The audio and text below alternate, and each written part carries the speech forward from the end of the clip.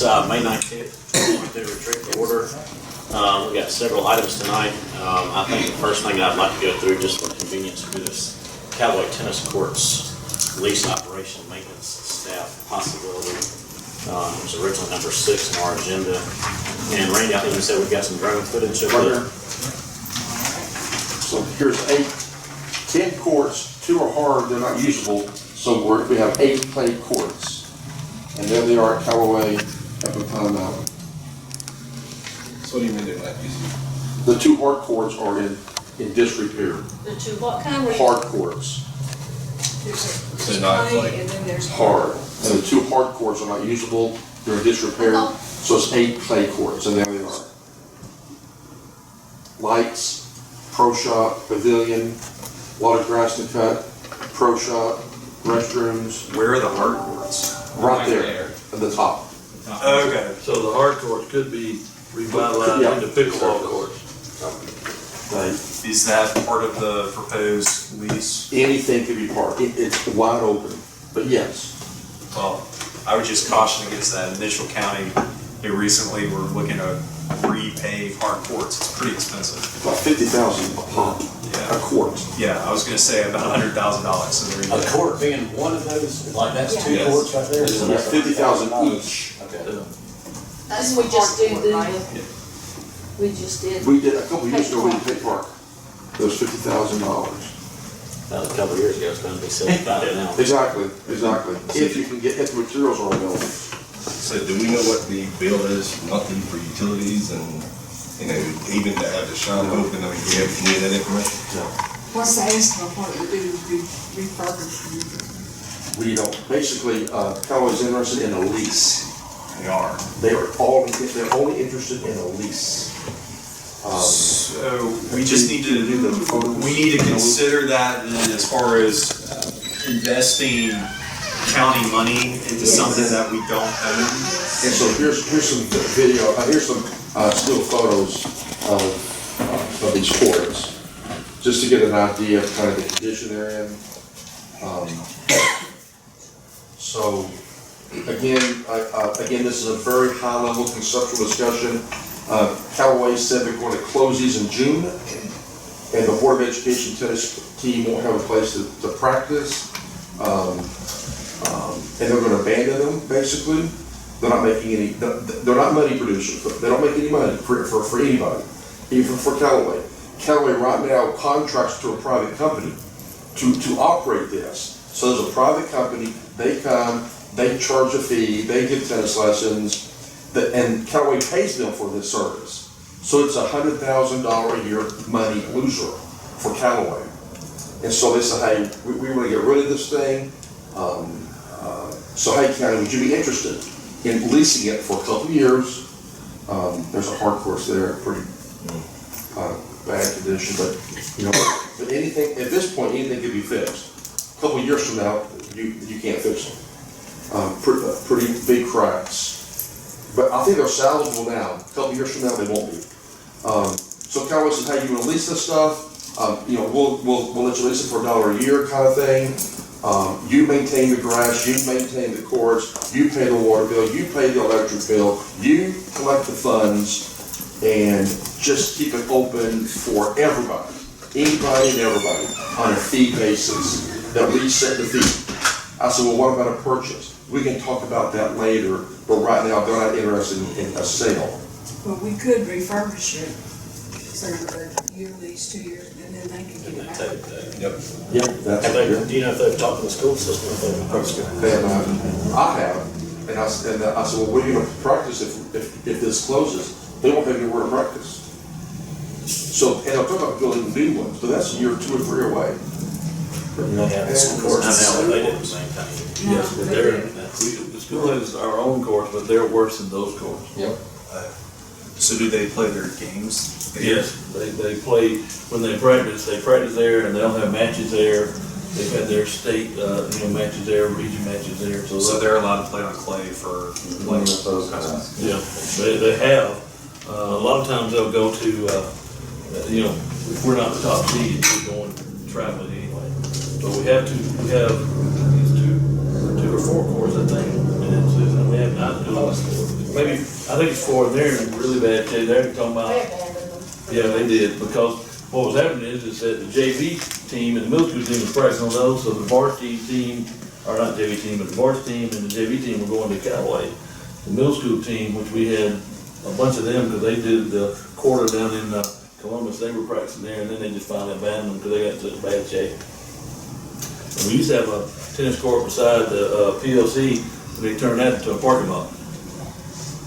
So basically what I'm hearing is if we don't consider this, or the county doesn't do something to intervene, then there's no place for the high school to go practice at all. Or fun. Unless they go Columbus or LaGrange, or West Point. That's Harris County teams, going to Scotty County, another county to go to practice their internal sports. So it sounds like You it's know, cool. I mean, and we could certainly say that's a school problem, and it is. But I think that it would be an asset to the community, including the schools, if we could do something. But again, I think we ought to go back to them and say, if we're gonna lease it, we're gonna bring them up to standard, and we can't do that on a 2-year lease. We gotta have at least a 10-year lease, 20-year lease, whatever. Because we can't accept, we can't expect people to play like that. Well, the clay courts are, I think they're in pretty decent condition. But I don't play tennis, I don't I would know what a good clay court is versus a bad court. We don't have an inspection on that yet. I assume we would do an inspection on the status of the clay courts as well as what it would take to maintain them. I mean, they're being played on right now Yeah. by visitors of Callaway. Well, in high school, practicing them, I don't think clay courts are in bad shape, and I haven't been out there, it's been a while since I've been out And there. I think they need constant maintenance, just like anything else. Yeah, it's like a dirt road, right? You gotta make sure that you keep it That's right. scraped, right? So that's one thing. I would be okay with that from a gratuity clause issue, but it'd be another thing to go out there and repay. I'm not saying y'all are even thinking about doing this, but I would caution against spending money on a capital improvement that stays there. So Commissioner Andrews' niece Michelle is here. Do you have any more information about these courts? Do you know any more about them, or maybe you could share with us a little bit about Corta? Yeah, Michelle is the president of Corta. So I'm president of Corta, Columbus Regional Association. And I'm also secretary of USDA Georgia. And I just came back from a meeting with USDA Southern and USDA Foundation, just celebrating our junior program in Columbus. I actually played on these courts in January. So I played on, I think, court 2. They're in pretty good shape. They're not terrible. They could use some maintenance. I've never played on the hard court there. We actually have a company that helps us with resurfacing and giving us advice on how to maintain the courts. And we did ask them to go look at those courts to see what it would take to bring them up to par. We have not heard back from our representative yet, but as soon as I have that information, I can pass that along to you. As well as, an estimate of what it would take to keep them in good condition moving forward. Maintaining clay courts is a little different. You do have to have them on a regular schedule, but it's something that would be, as long as it's just like a house. As long as you're maintaining it and not letting it go, then you're good. As far as bringing them into good condition, if it's part of your Parks and Rec department, which I assume it would be as part of the county, there are grants that you can apply for through USDA Foundation, through USDA Southern, to help you in the financing part. So a lot of times those grants are 50-50. So the county puts in 50%, and the USDA Foundation, USDA Southern would put in 50%. And it depends on what level of maintenance they need and upgrades, whether it's just nets and windscreens or whether it's completely refurbishing the courts, resurfacing the courts. So there are limits based on what the level of maintenance is needed. There's also grants that can be available if you decide to invest in these courts and you want to run a juniors program out of there. So One of the big things that I just went to was NJTL, this National Junior Tennis and Learning. And so it's a tennis component and an educational component that is for underserved children. And so there's scholarships and grant money that can be used towards implementing those programs too, that would serve all of the people in the county. Something else to consider, I actually have numbers. We had at Corda, we had several teams that played out of Callaway. Callaway was their home court. From January 21 through this season in 22, we had a total of 46 teams that had Callaway as their home base. That was 667 players. 69 of those players were Harris residents. So what that's saying is, and I know this because I play some of those teams, there's players from LaGrange, because our bylaws do not allow us to have teams that have home courts in LaGrange, but LaGrange teams can have home courts at Callaway. And so there's people that are from LaGrange that drive down to Callaway to play in our leagues. So as Corda member and president, we would really like for those courts to remain so that we do still have those teams that can play there and have that as their home base.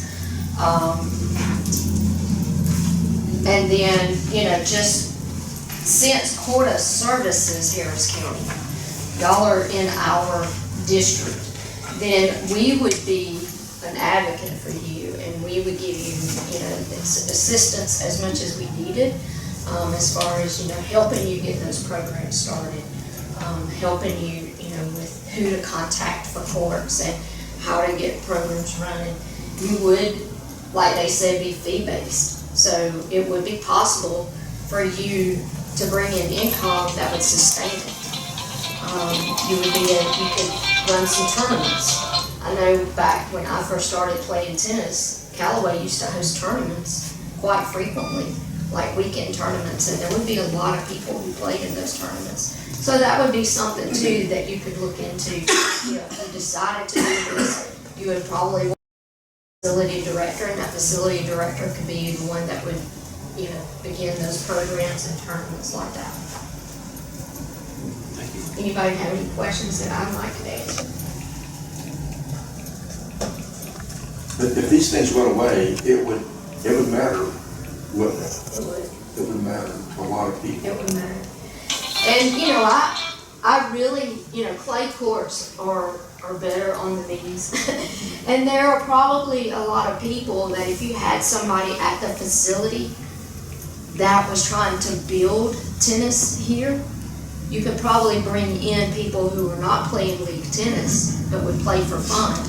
You would also have visitors that are coming to Callaway, people who are playing golf. If the tennis courts were in great condition and you've got somebody that's offering clinics and things like that for tourists, you could bring in some revenue that way as well.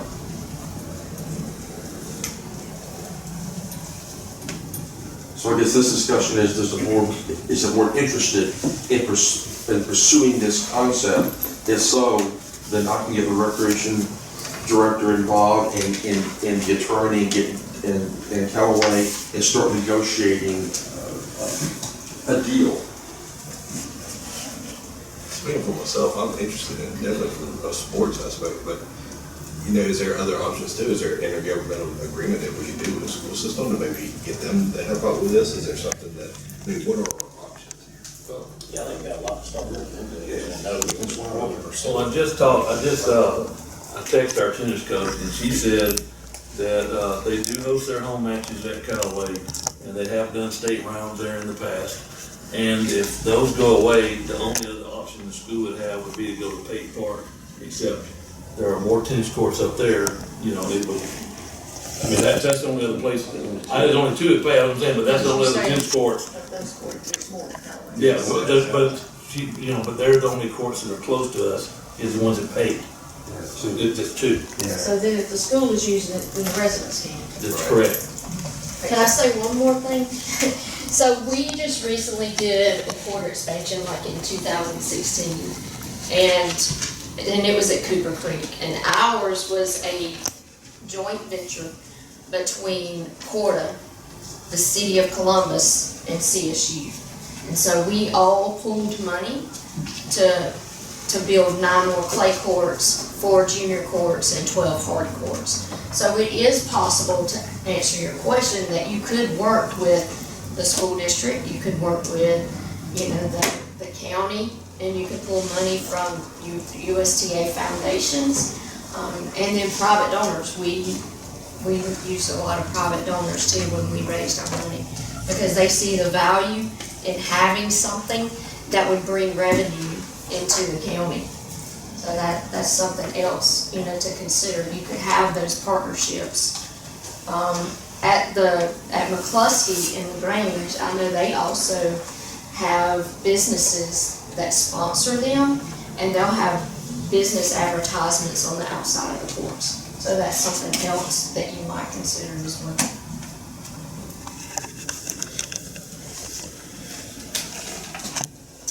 And I wouldn't mind exploring just our options and see if the school system's interested in doing things and get some numbers and figure out what the cost would be to repair things. We need to go back to Callaway and tell them we don't Time frame. we don't want 2 years, we want 10. Yeah. I mean, I would think we gotta have at least 10 if we're gonna do anything with it. Because I agree with what Becky said. We got it for 2 years to do something, then they take it back. Well, then we hadn't helped anybody. And what did Callaway mention now, if they're just gonna do away with them? If the county does not get involved, they're gonna do away with them? Why would they do away with them? It's because they're not money. They're not money maker. They're not money. And they've been bought out by a company that wants to make some money, and this is not part of your equation. Another thing I would be interested in is, instead of leasing that property, look at buying it. Right. And then, if they're just getting rid of it, Well, even doing a 10-year lease, and then maybe look at something like first right of refusal, or look at something that we have the first option to buy, right? I was gonna say, I was gonna suggest an option contract in connection with a lease, if that's all they're willing to do. I mean, that's a point of negotiating, we wanna buy it, okay, well then we need a long-term lease with a option versus we need a long-term lease versus we'll accept anything less than that, but.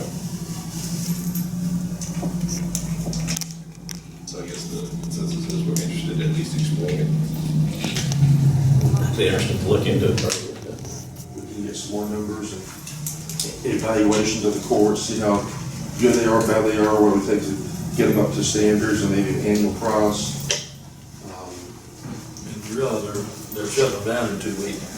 Yeah. I mean, so, we're not gonna have all the information we need to make a decision in 2 weeks, but they're going to be shut down. But they're not tearing anything up, they're just putting locks on. They're just closing it down, I understand, but, They're gonna close the gates. Yeah. so, I mean, we're not gonna be able to do anything for a couple of months. Sorry, is there any terms or is there any leads that are open out that are, that are utilizing the facilities now? So if they close it down now, There's a sign on the one of the store that says it's not going to be.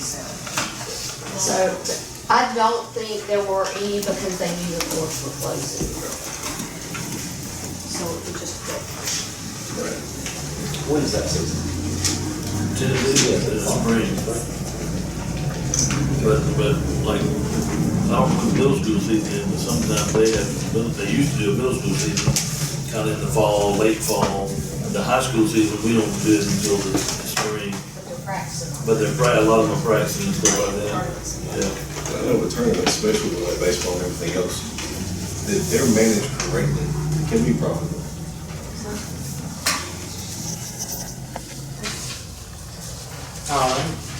It looks like last year, so 2021, there were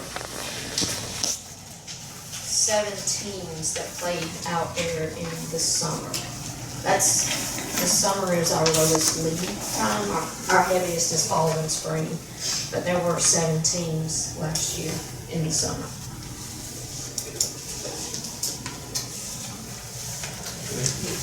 You want some more information, we'll get back to you. Sound. Thank you, Michelle.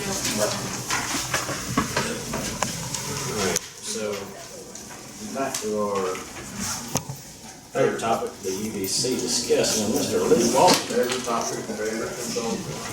You got it. Lawyers excluded, of course. Thank you. Does everyone have a copy of our hymnal for the evening? May 19th, 2022. Memo. As requested, keeping the subject matter to one page.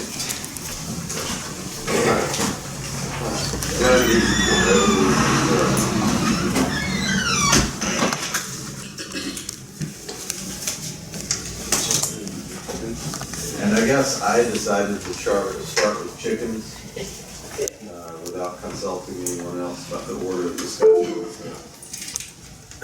We open with chickens. Hens, to be more precise, because roosters are a different thing entirely. Okay, so the 5 items for discussion listed on this page are essentially those that came out of the last UDC discussion at commission meeting in April.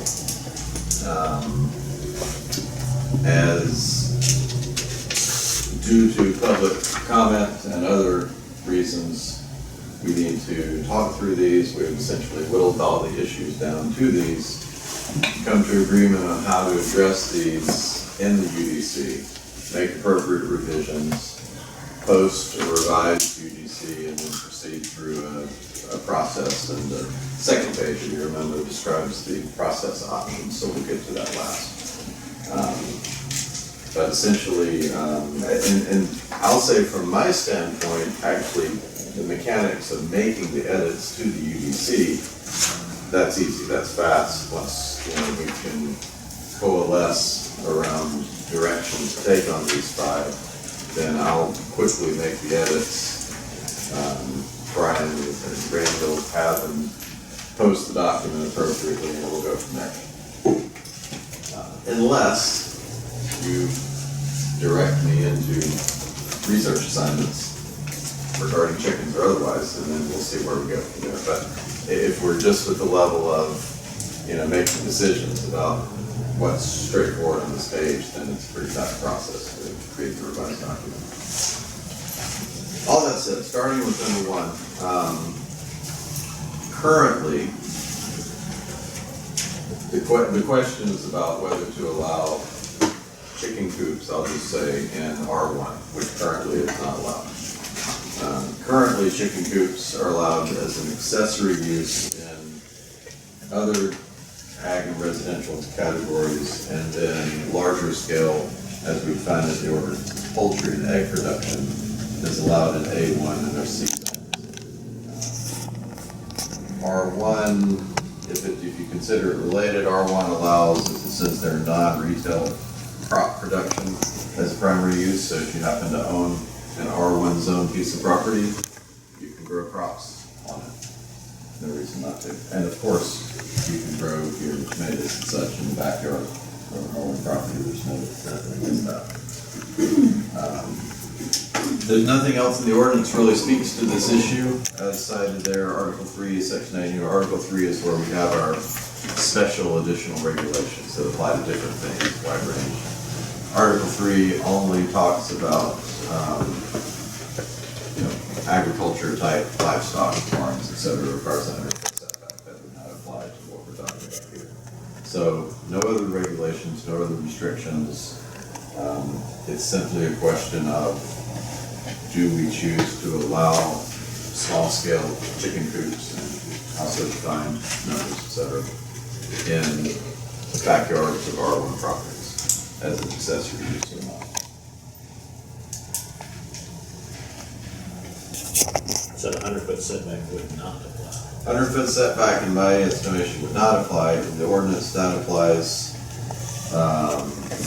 to, as it says, buildings holding animals or livestock in A1 zone. So your big barn, or your cattle, or your horses, whatever, technically a 100-foot setback to the property line requirement applies. Chicken house, if you've got poultry farm, properly speaking, et cetera, for setbacks. Plus all compliance with State Department of Agriculture.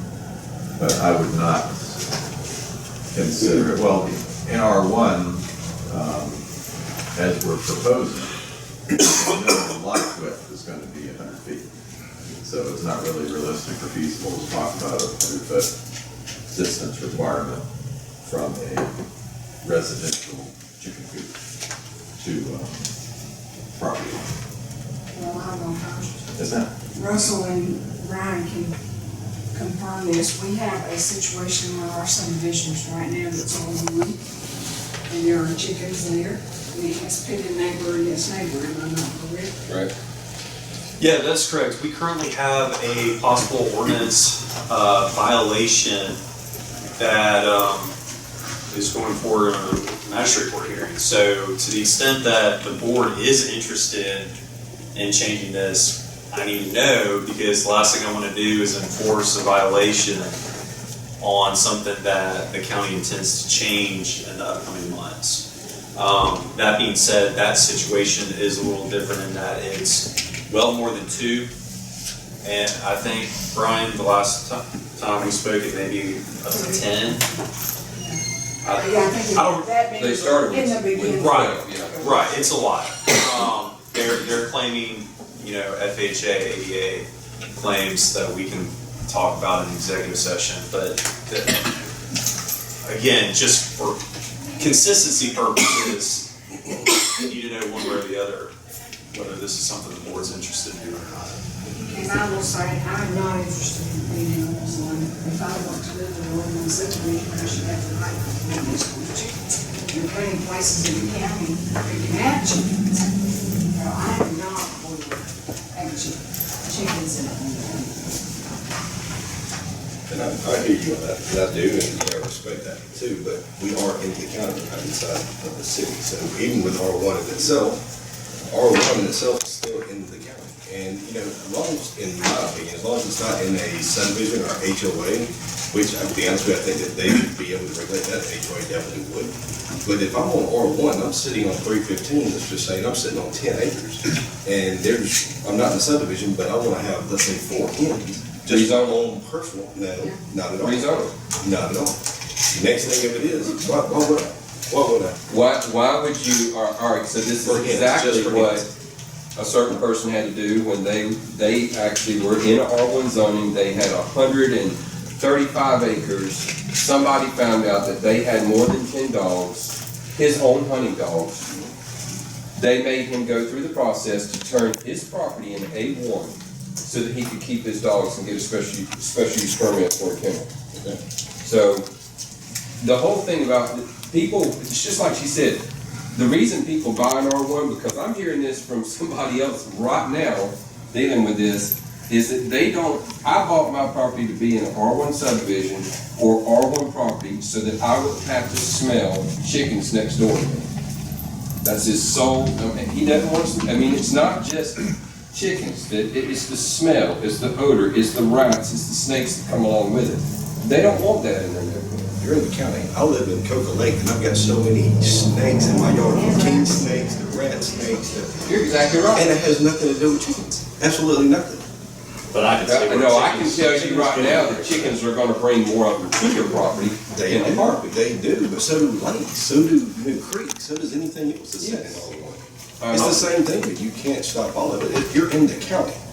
And I just want to make one point real quick, this goes off a little bit, but I think Commissioner Irons touched on something that's important to understand, because oftentimes citizens confuse state law or local ordinances with private covenants.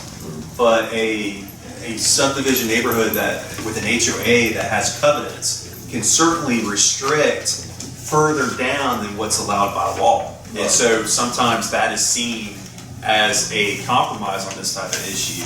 I live in Marietta. I believe the city of Marietta does allow, I think, up to 2 hens maybe. But if you're in an HOA that doesn't allow it, then you can't do it. Right. And most of our HOAs go default.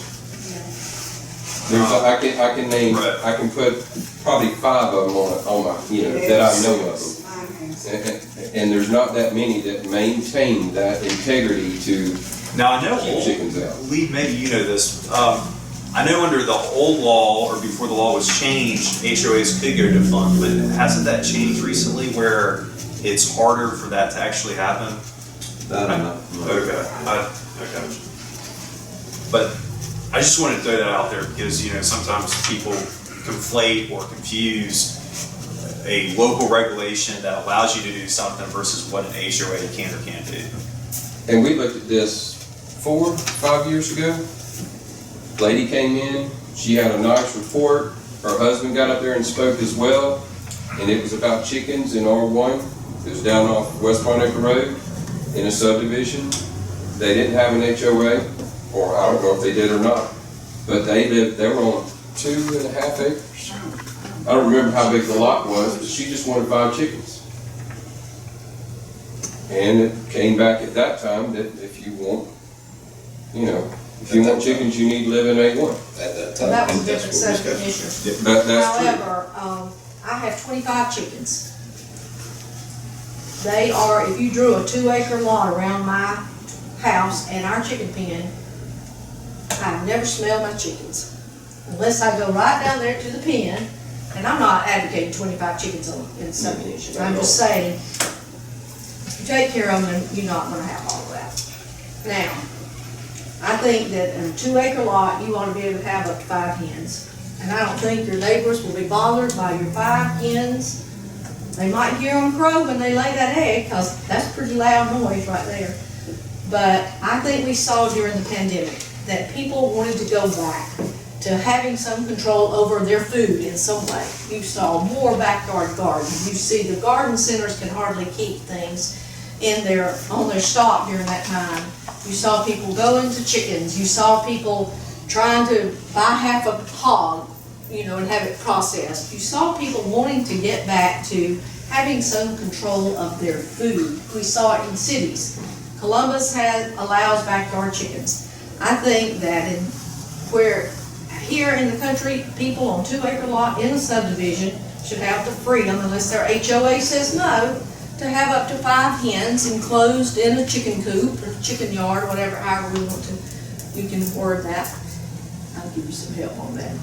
But, as far as 5 chickens and having a smell on a 2-acre lot, on a really muggy day with the wind, you might get a whiff or 2, but your neighbors are not going to be that bothered by 5 chickens. So it would be at least a 2-acre lot. Yeah. Because right now, the very one I'm talking about, it's a 1-acre lot next to a 1-acre lot, and that's the issue. So then we're not And, making and it he R1. said, huh? Then we're not making it R1. We got plenty of R1 that's 1 That's not- acre, that's so 1 we acre. can't just. You got A1 that's a 1/10 of an acre. Right. Yeah, I would not want chickens on But a we've been, 10 like I acre said, lot we or originally even on started an talking acre about lot. R1, and we've gone from R1 to now Yeah. 2 acres, so we're Well, not I was- talking about R1. Well, we talk about 2-acre lots being our minimum, and so that's. We where have a I'm lot of coming from. existing that are Yeah. 1 acre. We could, as is the case with many uses, there is the basic use allowance, what it is and what districts it's allowed in. And then there are additional stipulations, which you shift over to Article 3 to see what those are. So it would be possible within the zoning scheme to allow the use within the district in compliance with additional stipulations, lot size, setbacks, et cetera, et cetera. Who's gonna enforce that they only have 5? Only when there's a complaint, like we enforce everything With else. anything else. I know, but, You got you're gonna chickens have, that are you're gonna have more one. complaints. But, You so got what- chickens in R1, I promise you. Oh, I know Oh, you yeah, do. they're all over the place. well, okay. And if they have chickens in Columbus, but they moved out here for the rural field, they wanted chickens, why didn't they stay in Columbus? Well, that's just one. I'm just saying. I'm just saying that cities now, apartment complexes are allowing 2 hens in Midtown Atlanta. But we don't want apartment I know, complexes what out I'm here either. just saying is, We got one. you can have some control over the food sources these days, and I think that's a good way to do it. Well, that's kind of leads into people want control over their lot size too, which we were talking about the 10-acre minimum. Yeah, we're talking about chicken runs. Yeah, but you want some control. Control is some control. Yep, and you're also in the county. And it's Harris County. Yeah, well, it's also Muskogee County with Columbus in it, so It every is. county is a county. There's 159 of them It in is, but Georgia. there's a difference between rural. and- Oh, right, that's right, we're rural, they want chickens in R1, stay in Columbus. You tell them that. I just did, he just filmed it. I'll let you get the email on I already did them. Well, my opinion is if they have a 2 acre lot, they can have up to 5 hens, that's my opinion. So Becky said her opinion is none. So that's, yeah. Could you do it as a conditional use? That may be another option. I would not want to do You that. could, you get into a lot of I guess- process there. Yeah, you do. And the but- reality, as stated, the compliance factor is gonna be complaint-based. That's just the reality of the circumstance. I think,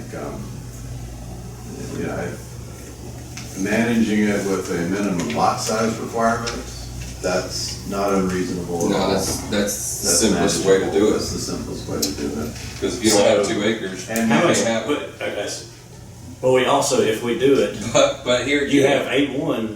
and that's the less than problem, 2 it's acres. less than 2 So acres. now we're not gonna let people have chickens on A1 property? Well, 2 acres in an R. So you would do 2 acres in R1 only, that could be done. that could be done. Because we were just talking about R1, Mm. our allowance for chickens. I don't on like R1. it, but it can be done. In A1, You can have much chickens. more, in A1, the state agriculture requirements and the 100-foot setback comes into play. Actually, Larger scale. Or larger scale, For larger yes. scale, yeah, arguably. So the subdivisions that don't have HOAs, but are in lot sizes that are half acre or less, they still couldn't have chickens. correct. So we're just talking about 2 acres. Yes. That's what I'm talking about. And I know if you got an acre, or you got less than an I acre, mean, you can have chickens on that then too. you could have chickens on that, but I think you might smell them on a Right. 1 acre lot, and you might, be aggravated with them, Right. with their cackling on a 1 acre Depends lot. on how good of a pet owner people are too. That's Seems fine. like setbacks would be another factor. You know, you've got a yard, you can put something just adjacent to the property line, or you can put it in the middle distance from property line, so that makes a difference to the neighbors. So I think if we're gonna go the route of a condition on minimum lot size, you would also setbacks associated with We allow accessory structures to get 10 feet from the property line, but I think this should it. be This would be different. different than an Very much accessory so, structure. yes. Arguably. And chickens are loud. I mean, I'll give you that. When they lay an egg, they cackle. They're celebrating. Just like when you have a baby. Every day. So what I'm hearing so far is allow as special, as accessory use in R1 with a minimum 2 acre lot size and with setback requirements that maximize the distance from adjacent properties. That's a lot. But What would that setback be? I would say at least 30. Yeah, I'd say at least 30. Well, if you've got 100, if we're establishing a 100-foot lot width, then, 30 is not hard to meet. but we don't know if we have a consensus of that. No, that's just kind of feeding back, this is what I'm hearing as an alternative to the status quo is not allowed. Yeah. So alternative status quo is what we just talked about. I just stand 130-foot setback with 2 acre minimum R1. And limit it to 4 or 5. Again, only no roosters. So, and these people who don't know anything about roosters or chickens show up and they have roosters, who goes and enforces that? Animal control, it's not going to be me. I can tell you right now, I'm not doing that no more. And it's- you can go to Tractor Supply and you can say, I want 5 hens. Now, And that- when you that get home, happened to you don't me. have a rooster. Oh, yeah. That's I what have a I'm rooster. getting at. You don't have a rooster. And once you find out it's a rooster, then you got 2 options. Chicken salad. I'm just saying. Go French. It's food, yeah. How many dogs do we allow? 3 right now. The- Your new ordinance will allow 5. So 5 chickens, 5 dogs. I'm good Lord, I can go. Just hope they're not bird dogs. Not either or. Or either or. Was five? You could have 5 dogs and 5 chickens. You could have 5 dogs and So 5. then you got 10 animals in R1. But the On chickens 2 in a cage. Well, your And dog, your you dog hope they're in a cage, I because, said, do they have to be in a cage? and you hope they're in a cage, because a lot of them we found are free range. They just go where they want to, and they're roaming neighborhoods. Yeah, that's gonna be an issue. So cage requirement as well. Could the verbiage be that they can't, travel outside of Europe? No, they need to be in a cage, Cage requirement. period. It shouldn't be, It's gonna be a coop. and you- let it come out of your property, no, I won't Yeah, even. you gotta put it out as coop. Yes. You gotta put a verbiage of We coop. had that problem in my district 7 years ago too.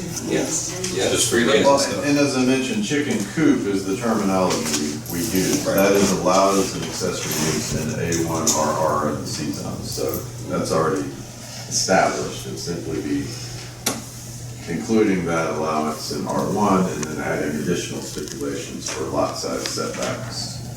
Number, with 5 thrown out as the number. 5 and 30, right? 30-foot step back and 5.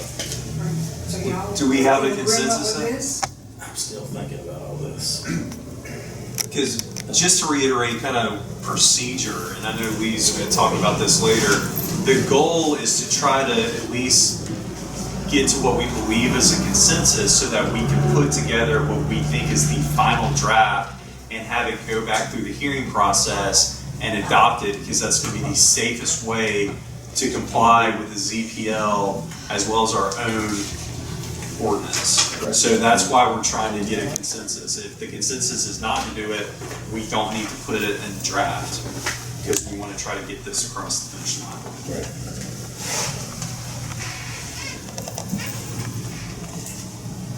Shaw's decision. Okay, so I don't know. I mean, we already had a gentleman come to us about roosters, which I know is different than hens. And he's talking about lot size too. Yeah, but, you know, I'm just saying, we've already having that. You know, well, what's to say that we do this, that all of a sudden now we're gonna have even more? You are gonna have more. So why are we setting ourselves up to have more? Well, it's not gonna But just because you think it's the right thing to do, it might not be. I said, that's my opinion. I mean, it might not be anybody else's. I That's mean, I my don't know. opinion. It doesn't have to be your opinion, it's my opinion. And I would be satisfied with 3 hens. But I just think 3 eggs a day, that's 15, 3 times 7, 21 eggs in a week. That's plenty for a family of 4.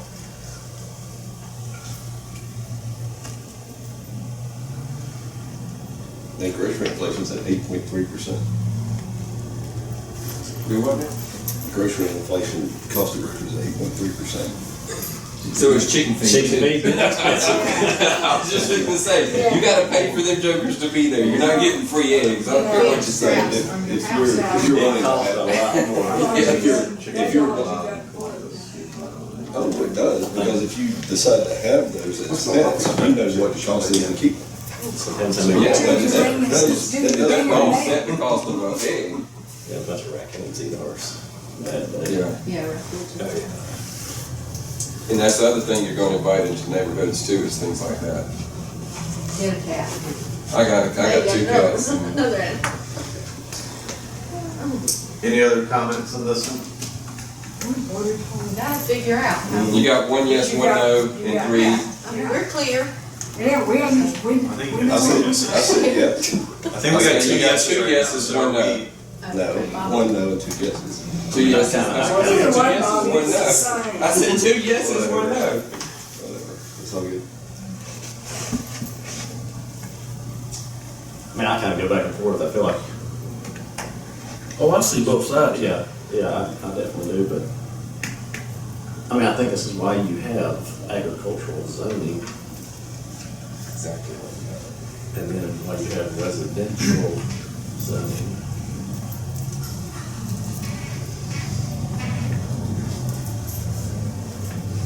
From a planner's standpoint, I would argue that at that point, that your residential zoning has extremely large lot sizes typically. Typical residential zoning in the majority of the developed subdivisions in America are quarter acre lots, half acre lots, 1 acre lots. A 2 acre lot is an anomaly as a typical norm for a subdivision lot. See, I'd be more apt to agree with it if we did it, or you had it on 2 acres, but it's not in a subdivision, but, cause we have plenty of 2 acre R1 that are not in subdivisions. I just have a problem that we're gonna sit there and say, hey, you can do this in a subdivision, when those people may have moved that subdivision to get away from somebody else having livestock around them. Yeah, I mean, cause there are plenty of R1 2 acre lots in this county that aren't in subdivisions. yeah, exactly. What does that do? And I don't have a problem with that. I can understand that more so than in a subdivision. That's the reason. So what I just said was put the that other it's like a caveat in there that subdivision says not in an established subdivision.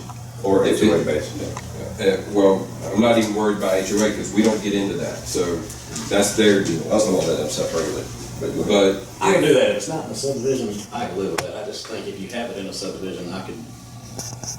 so if Really it's a affect somebody name, trying to buy or sell a house, in my If- opinion, inside a subdivision. if it's a named subdivision. Yeah. Okay. Name subdivision. That's from our Brussels, From our office, well, that was Well, I mean, There's a it bunch seemed. of, well, we just wrote them off, because there's not a whole lot of places out there that aren't subdivisions, so we're not worried about it. That aren't a name. Name subdivision. If it's a named subdivision, there's old stuff out there that's been there for years. Yeah, that's that legal If it definition. came in as a, Well, you'd have to trace back. Was You'd it have a to mi- trace back, was it a minor or subdivision? major? That's pretty just that. or you could just say major, if it's a major. Yeah, if it's a major subdivision, that's 4 lots or more. But how far back? Yeah, would we're you starting to track get that? more traction. I mean, but yeah, So don't go named, go major. Still 2 acres. 2 acres. Well, let me ask this question. What was the first major subdivision in Harris County? Gosh. Can we track back that far? Do we have records? You wanna really know? I know. Probably Melody That's what I Lake. just said. No, Melody Lakes, That was the 70s. that was in the Maybe sixties. Coca Lake. No, Coca Lake wasn't that early. Late, yeah. It was 98, late 80s. Probably whatever major subdivision we may have had, were probably within the cities first. Yeah, sure. But you know what I'm saying? Yeah, So they're- out in the county, I would think Melody Lakes, you got Piedmont, Cocoa Lakes, those are, I mean, you know, they're still kind of early. Pine Lake. Pine Lake may have been. I guess, Russell, we need to build a list. There need to be an official list that has a basis in records. These are the named subdivisions. We have a subdivision list, but I wouldn't do that. You just say major. Just say major. And if it's 4 lots or more, then no, you're done. At the point it was created, At the point it was created. going Because back. that's a lot to tango. I mean, I just don't think I'll do it, period, but that's just me. I think we're crossing the line. That's the one. I think we're crossing rights for the people who want to live in R1. Yeah. I mean, because I live in an R1 subdivision, I got covenants, and I still have problems getting the HOA to enforce those. And so when you turn to the county for help, you can't get any because we don't enforce that kind of stuff. And it's just like, I'm gonna use this, I mean, the one that Edgar just bought to us on Mountain Hill Road, he didn't have to rezone that. The reason he did was so he wouldn't have to worry about people putting chickens, and he's got 21 acre lots in there. He didn't want to have to worry about poultry and farm animals being in his subdivision because he wants it to be a nice residential subdivision. That's the reason he did it. So where do you draw the line? That's what y'all have to decide. We know we have 1, we have 2. I was more than happy for him to develop it while he wants to change it all and stuff. Well, no, you wouldn't have been. In the long run, you wouldn't have been. That's your opinion. I know.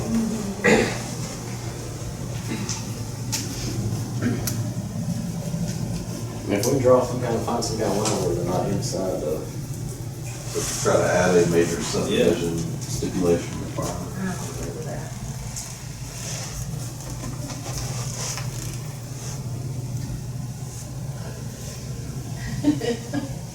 Hey, like I said, we know. Next door to you. We're not living it. In the HOA. I know, so it doesn't affect you. That's right, it doesn't affect. Right. doesn't affect me, but it affects a lot of folks that talk to me about wanting chickens. Yes. And I live in one of the places that has one of the highest density of that besides, Miss Becky, so. People online. In your subdivision or in your No, it's district? just a In silent your district. district? No, I'm a subdivision. Because your Everybody knows subdivision's you can. one Everybody acre. knows you can. But it's Nobody bigger in lots. your We got a subdivision state lots in it. We got a state lots in it. And nobody can HOA it.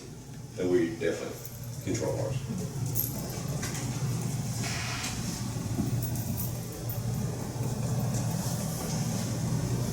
I've never lived in a subdivision, but I did, I want a chicken.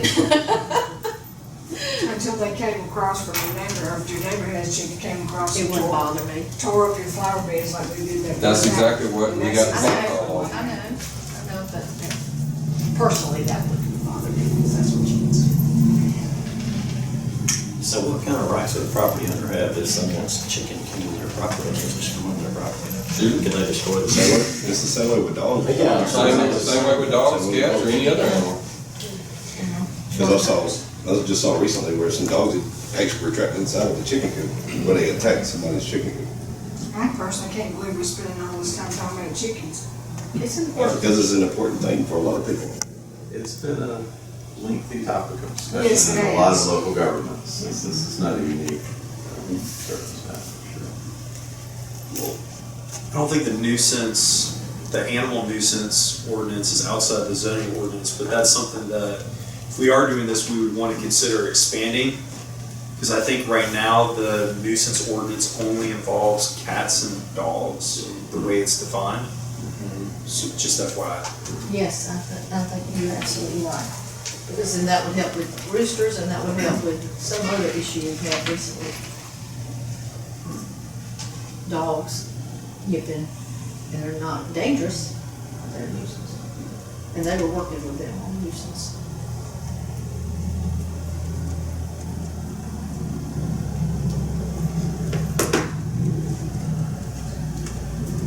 I just don't like the idea of opening in major subdivisions. The more I think about it, if somebody doesn't want chickens, they can move to a major subdivision in R1 and they can have that option not to have chickens. Right. But if somebody wants to have chickens and they have more options to move elsewhere, and if somebody still wants to own a few acres and not have chickens, here's where they can escape it from R1.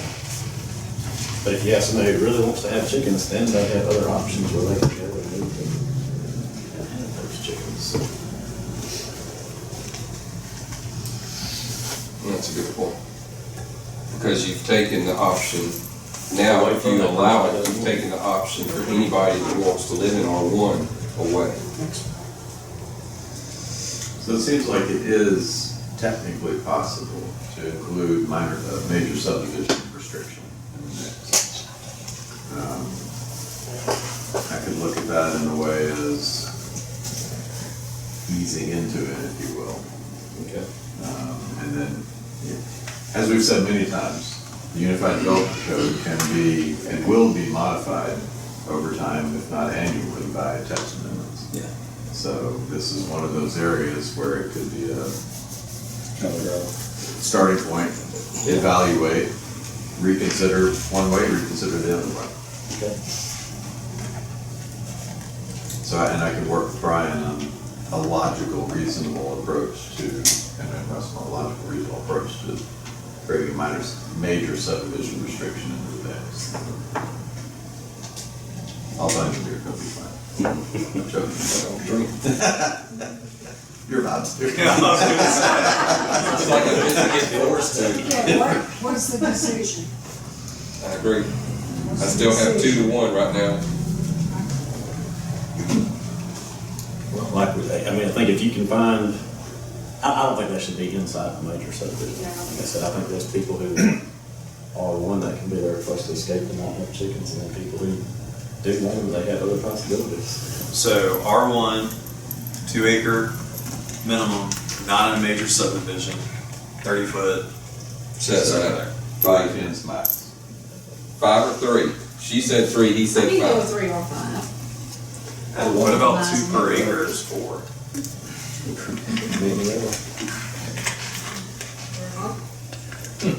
I don't know. But I mean, that's a good compromise. Yeah, if you did 2 per acre, if you do the major subdivisions, I mean, So and I understand, you know, because I'll be the first to tell you, I grew up with chickens, I have chickens, we have eggs, we have chickens now, but I don't have them inside the subdivision, I have them on my agricultural land that I go to.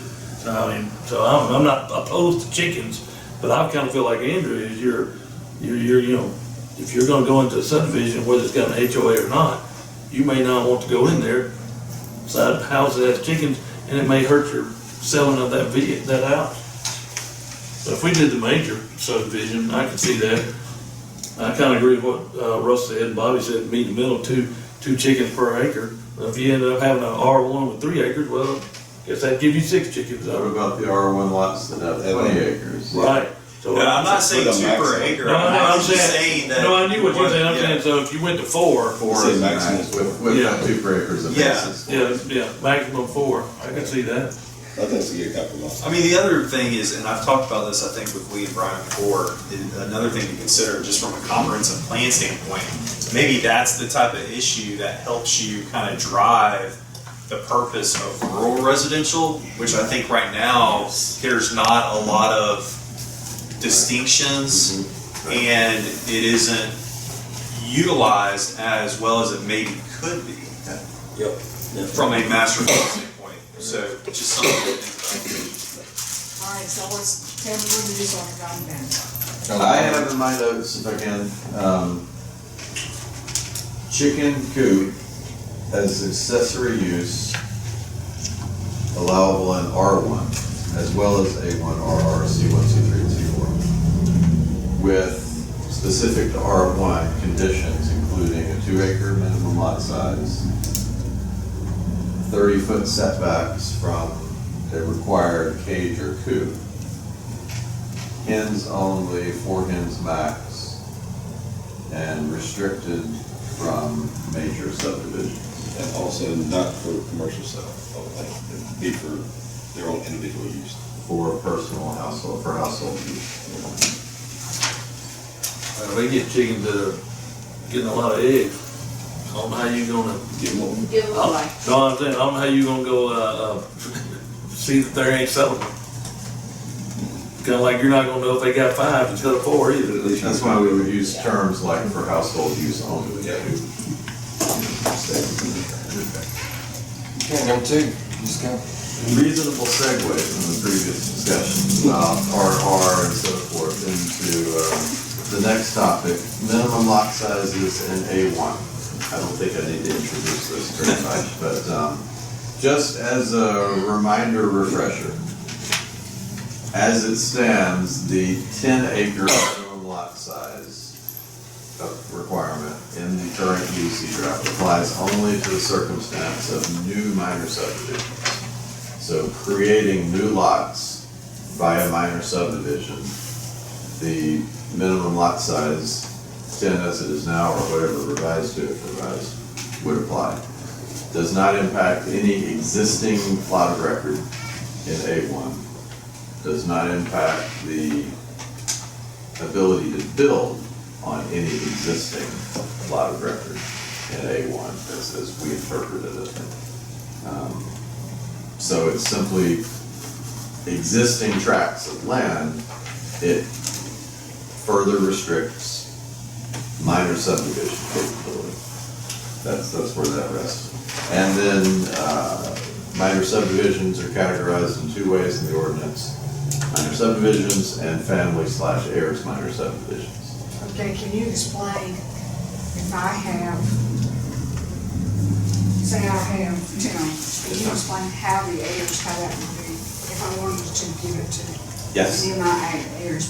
Because I think there's some people in the room that might. Understand, okay, all right. So by ordinance, now I'll ask Brian to speak to the process exactly how it works, but by ordinance, draft UDC, the minimum lot size applicable in that family heir situation would be 3 acres.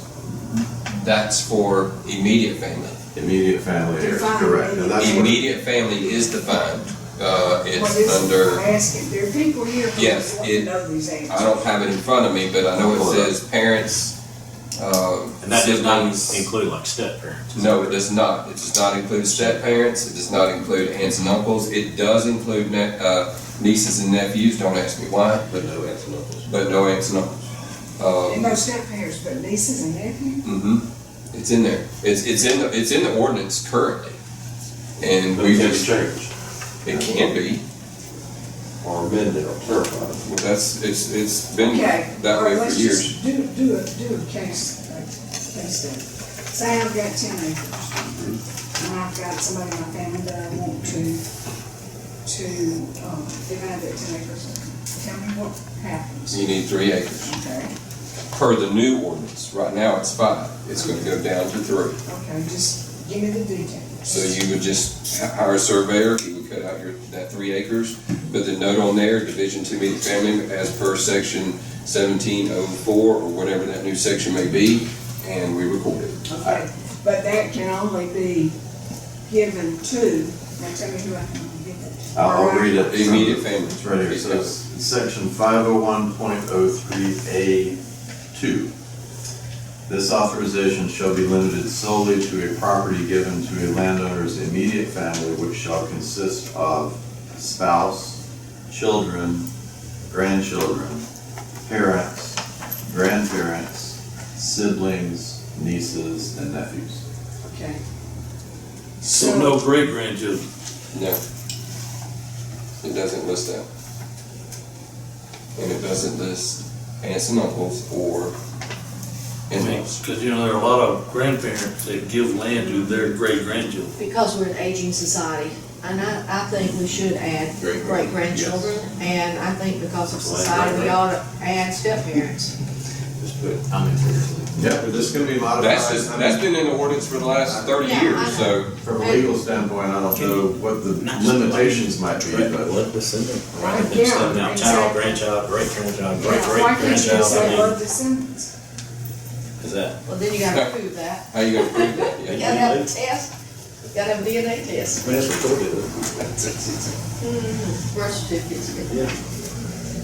Just like they've got to prove they're a grandchild. Yeah. Now, the other thing is the heir clause, which is different than immediate family. Because the heir clause is done solely by a probated will. If I have written up a will Or trust. or trust, Doesn't have to go to probate. well, no, it has to be a probated will. It says to be a probated will. If I read that and they bring me a copy of the will, I see it, I'm good. It says it divides the property. If I had 10 acres, I got 10 kids. If my will says that all 10 of my kids get an acre apiece, that rules. yes, Period. The wheels on it. that's section B1. Correct. Okay, say I have now 5 acres and this were passed. 10 years down the road, what can we do? Well, let's say I have, we'll do 5. So what, if I have to give, what do you do then? You'll have to have 6 in order to do it to immediate family.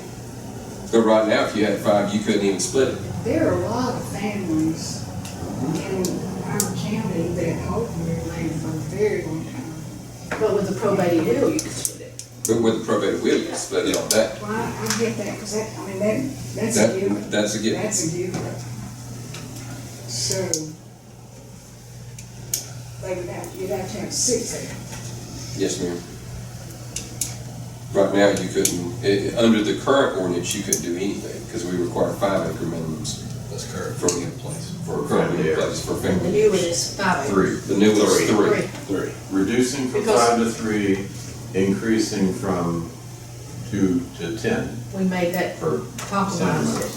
So it reduces That's from right. 5 to 3. Yeah, that was our compromise on that. Yes. So you could divide that 5 into a 3 and a 2. No, you can't do 2. Each one You has to gotta have at have least 3. So basically, you You just have to give them all 5. You basically have to give them all 5 or Or put it- put it in a will. There are additional stipulations on family heirs, and lots can't be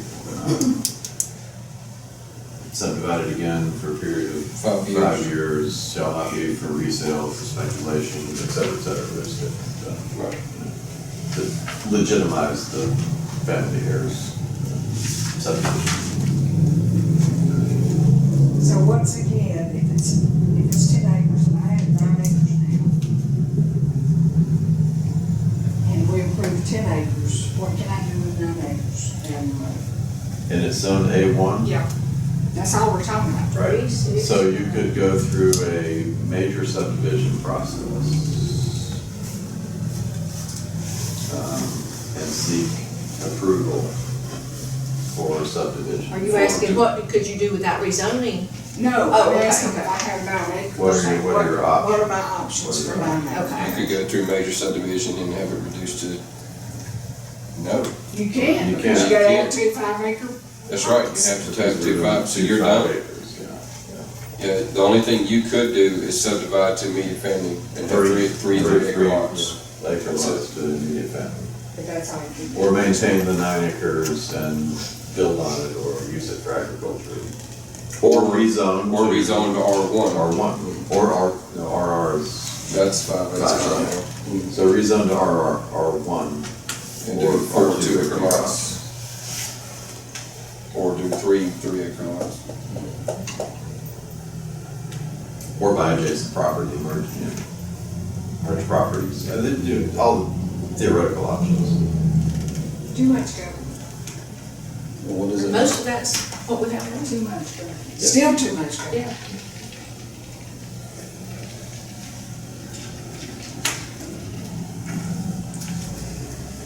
What if you So- got 10 acres, well, let me do that, what if you got 12 acres, Brian? And you're not doing anything with family? All right, family's different, wills are different. I just got 12 acres, I'll even say I got 13 acres. And I wanna sell off 2, because I need to, still gives me 11, I can still keep it in conservation. Because something happened and I've got to get some money for whatever reason it may be.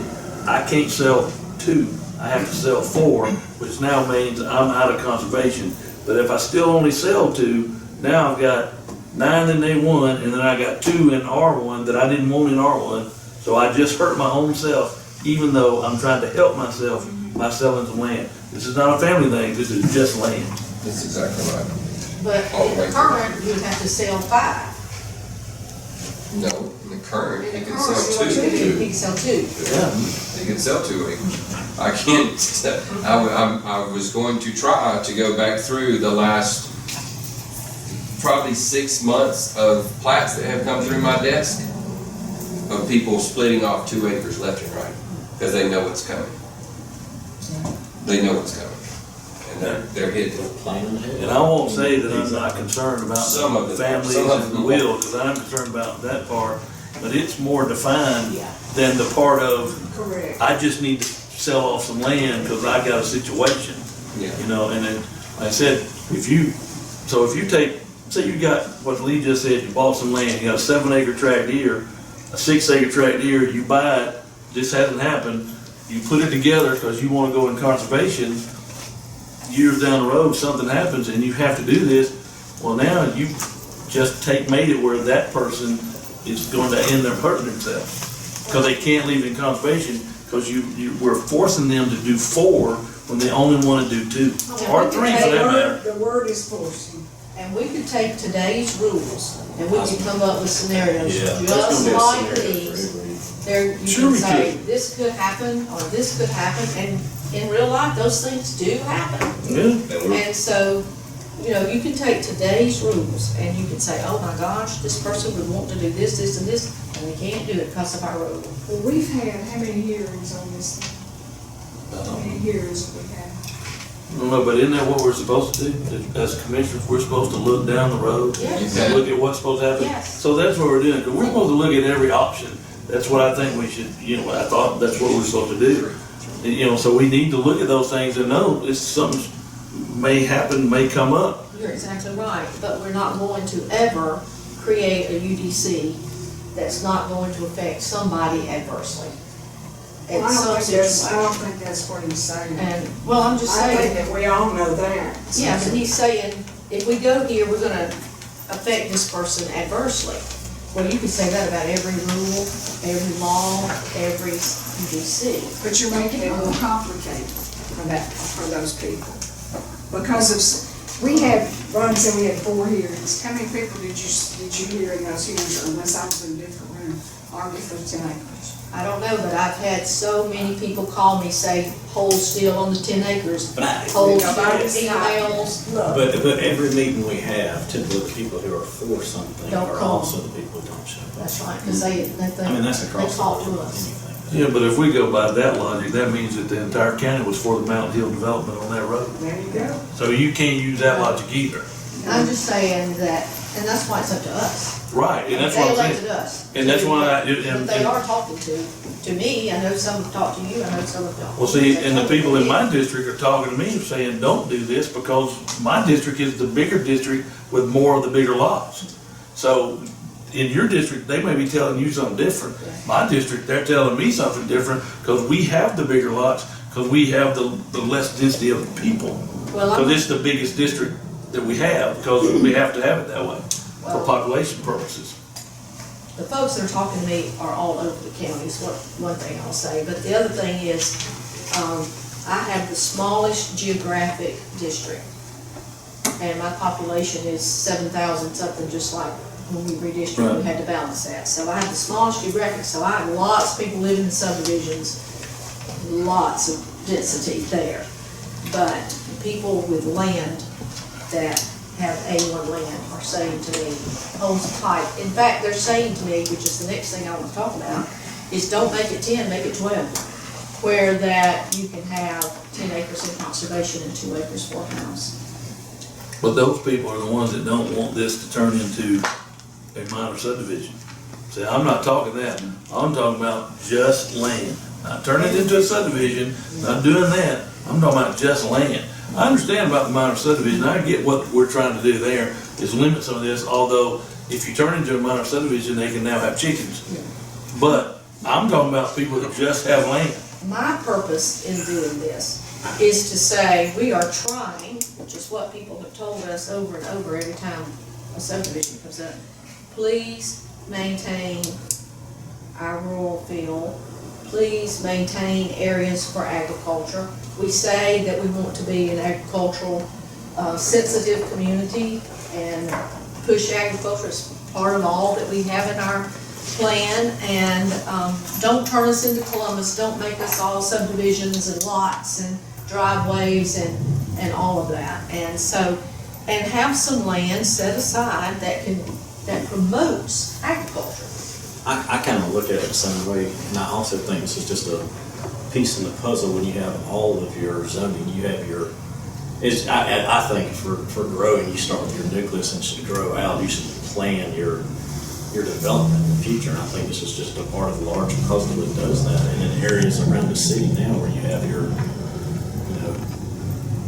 higher density, as you grow out, your density lessens and lessens and lessens. And I think it's just part of the big puzzle. And it's controlled growth. I think it helps prevent urban sprawl. I think it If you look at Waverly Hall at the Pecan Grove little subdivision that's in the city, that's the nicest little subdivision, a small lot, but, it has a rural feel to it. That's a nice subdivision in a city, in Waverly Hall, but you wouldn't want that in the middle of where you've got large farms, or even small farms. It wouldn't fit there, that's what I'm saying. It fits perfectly where it is. It's not that you're against development, like Andrew said, it's planning, okay, here we're gonna have green space, as much green space and use of agriculture as we can. And here we're gonna have subdivisions. And if they want to Valley was rezone, first developed this way, or that's right. smaller lots in the center and larger. The best planners in the country. Man, I lost my thought. But, no, that's okay. It'll come back anyway. It'll come back, maybe midnight, but it'll come back. But it's funny to me is how on this, we're saying we have people saying we don't want to be like Columbus, but on the first one, we have people saying, hey, I want to be like Columbus because they can have chickens. Not saying It we're is. not, so we're saying that even It's the same cities thing. allow, no, we're not saying we're gonna be like Columbus because they have chickens, it's even cities allow chickens, meaning that you can live densely and happily with chickens. What what it cities, says. well, what cities in our rural county allow chickens? I know there's a lot of people in our cities that have chickens. Oh, I- Whether they allow them. I know. But I would like to see that 10 to be 12. This might be interesting, because we haven't really looked back at this, but every zoning district has an intent statement, intent and purpose statement, which, when things get contested, you refer back to the intent and purpose of the district. And we have not changed those intent and purpose statements for A1R and R1. They're still in the UDC as they are in your current adopted code. For A1, I'll read some of it. The objective of the district is to preserve land areas suitable for eventual rezoning when the need and availability of community facilities warrant its development. So you've got there already an implication that you recognize A1 may be rezoned at some point in time, and when infrastructure trends, et cetera, support that. And then the types of uses, area, and intensity of development permitted in the district are designed to protect agricultural uses until rezoning is warranted and appropriate changes in districts can be made. So it's sort of like, for now, this is about agriculture, but you recognize that it may change in the future through a rezoning process. And of course, by using the term rezoning, it implies all the processes involved. And there again, and this is what I was gonna say, okay, if you want to take these large lands and make them into subdivisions, there's a process to do that. But, and I know you say, well, they don't get approved. Well, I don't remember any that we haven't approved, except for the Graylock one. But that gives the planning commission an opportunity to look at that carefully to see if that is a place presentable and suitable within our comprehensive plan for a subdivision, and comes to the commission for us to review it again, rather than just assuming that every 100 acres out there can be made to a subdivision. Well, rural residential is part of the equation as well, so the simple purpose for that. The objective of this district is to preserve the natural resources and environmentally sensitive areas of the county while providing for low-density residential use. So it's kind of that in between. And then R1, objective of R1 is to preserve land areas for single dwelling unit structures and to promote residential areas with low densities. These areas intended to be geographically defined and protected from the encroachment of uses not performing a function necessary to a residential environment. Environmentally sensitive resources should be protected, and integration of such resources into residential development design is encouraged. So, stratification basically from A1 to RR to R1. And I guess I wonder, so we worry, we throw out the term spot zoning, and we worry about going in the middle of a vast agricultural area and suddenly rezoning something R1, which, can happen, it does happen. All the time. All the time. But I almost feel like, for major subdivisions, for relatively larger scale development typically, and I think we all would want to discourage, anything that would start to look like that. But RR feels like it sits in the middle. And RR, typically applies to, or I think has applied in the case of a few large lot subdivisions that have been built.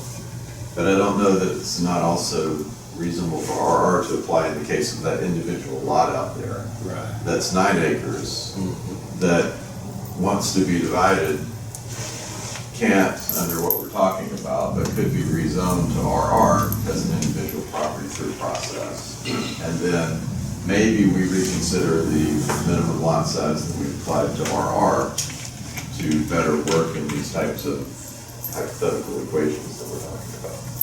RR currently is 5. In the current code or in the UDC? Current. Both, so we haven't changed it. I thought we had changed RR. There's 2, 5, and 10 is what was proposed, and 5 has stayed the same from the previous. So in the current ordinance, I'm just struggling with think it could. A1 allows 2 acres, but our minimum 5 acres. Sounds a little backwards. We don't deal with RR very often. No, and maybe that's why. And that was the point that I was making earlier with the chickens. I think Lee's point is very valid. Like trying to think big picture, how do you kind of promote, and like the chairman said, promote that future growth? And so maybe that's how you do it. You look more at the categories, because otherwise, do we have a lot of, and this is for y'all to decide, do we have a lot of ag zone property that really doesn't serve the intended purpose of an ag zone? I think yes. I think we've got a lot of ag zone properties that is purely residential. Yes. And they're Right. relatively small lots for ag, Right. 2 acres, 1 acre. So definitely, there's there's Anomalies. It's crazy. Yeah. They were created a long time ago, and they've just always been A1 for some reason. They should have been something else. Well, probably this because when would they get got you away from divided doing out, we didn't have this process. Oh, no, we didn't have that. That's what I'm saying, you know, they We probably, didn't have that's what I'm that. saying, they probably got divided out. And there are lots of They weren't. records, and we don't mess with those. Right, Because we don't they've mess been with lots. established, it's precedent, and you allow, we don't treat lots of record that are non-conforming in the In my same way as we opinion. do non-conforming uses or structures or what have you. We're more flexible with lots of record typically, until you get into issues of setbacks and things, the ability to meet those. I think by doing larger A1 in the future, it got you to get the right zoning on a piece of property that you have. Your A1, which is intended for agricultural purposes, you have larger tracts. And residential, it's designed to live on, then you have, and no farming, then you have your smaller RR or R1. Less jumble in the future. And it strikes me that the public comments that we've heard, for the most part, have been describing the desire for rural residential. That's right. I agree with that. I would agree with that.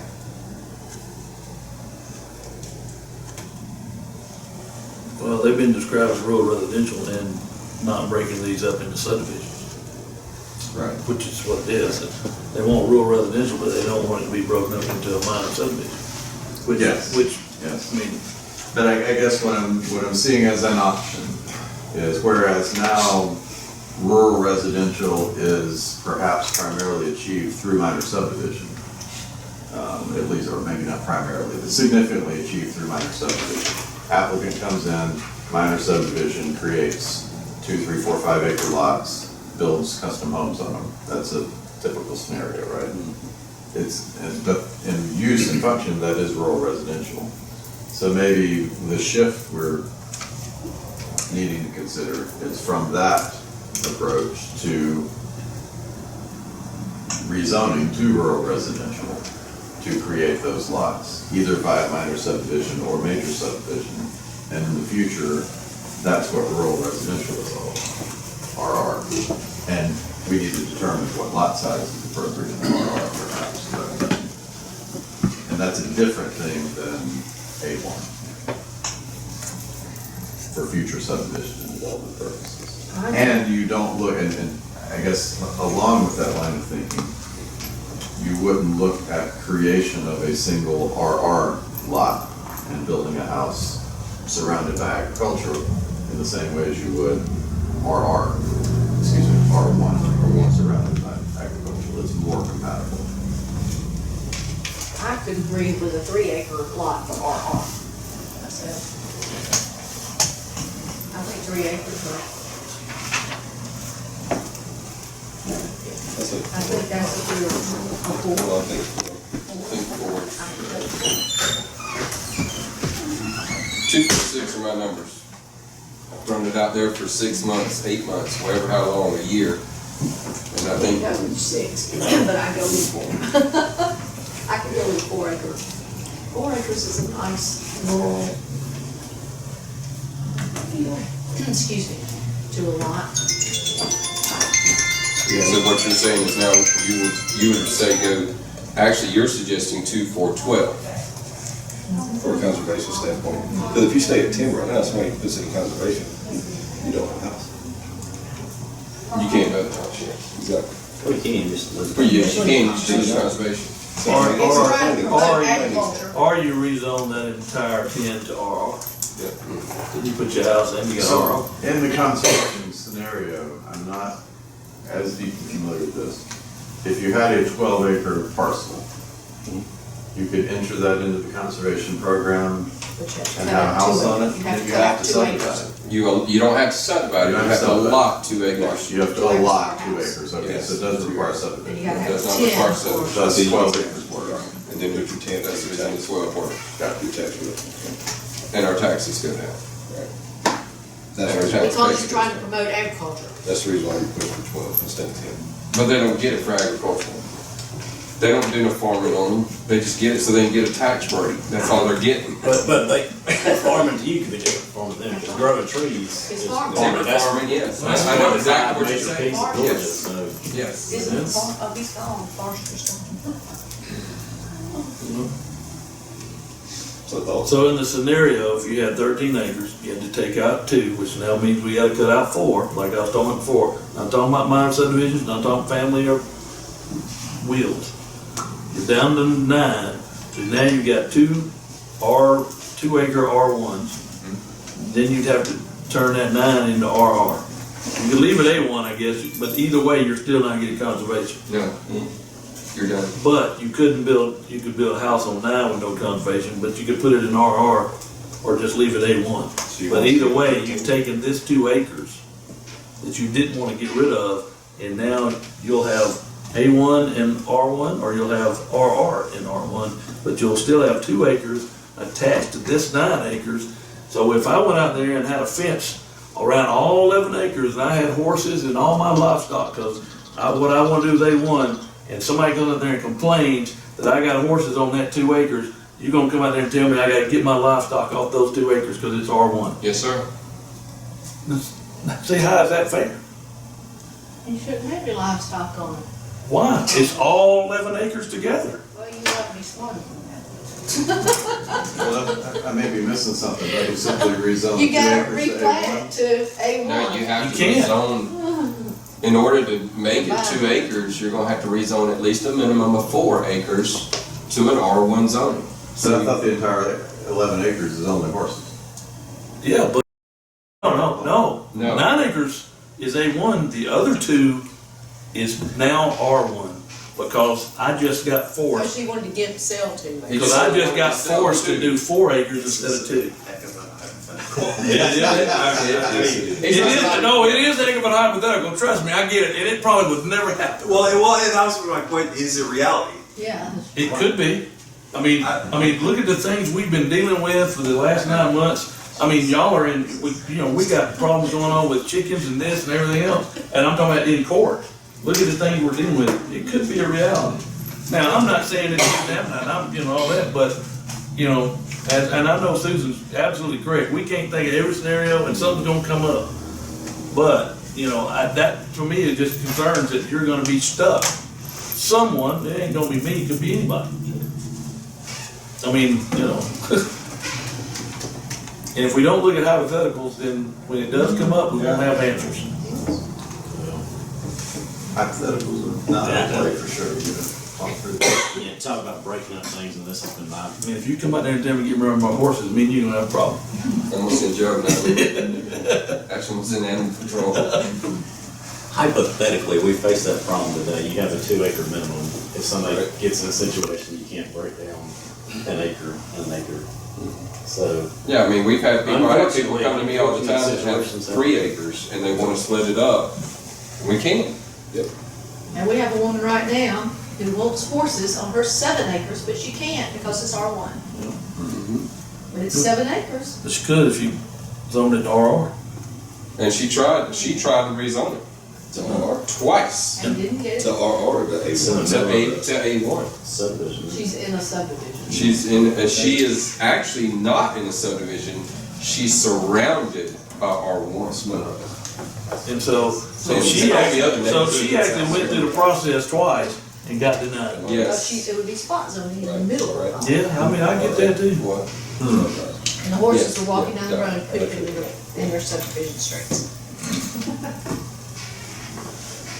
It's like, okay, but it rains in Washington. So what's the plan? Yeah. I promise the I'm next point three- two. I promise the next three are gonna go fast. That should. Make that promise. I think that would be it. That's being optimistic. We know You two, know, I we like- know two's gonna be R1. Our dilemma is RR. I think 4 needs to be. I think RR would be good with 4.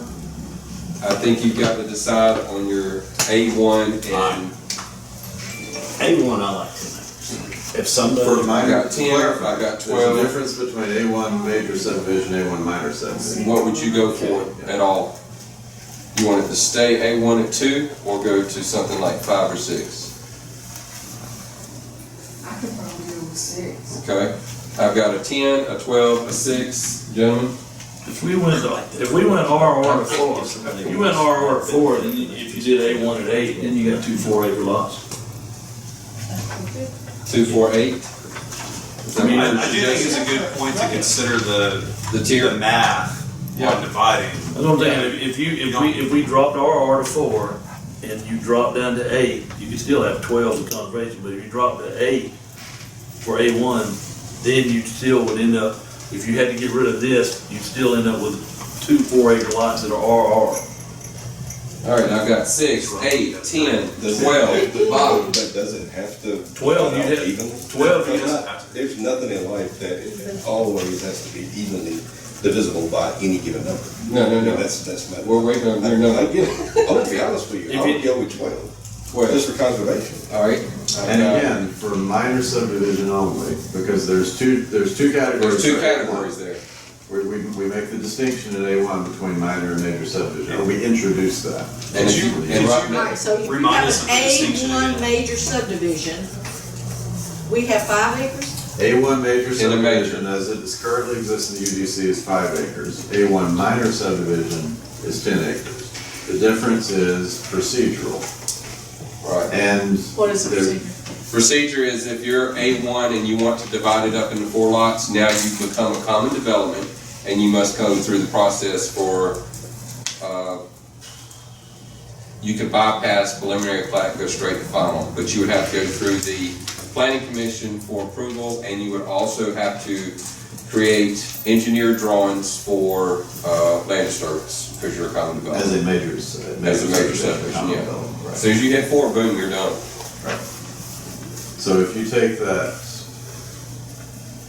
for easy math, 36 acre parcel, you could divide it into, using our 12 acre parcels by a minor subdivision with the greatest lot size that we've talked about so far. You could also take that 36 acre parcel and turn it into 7 5-acre lots.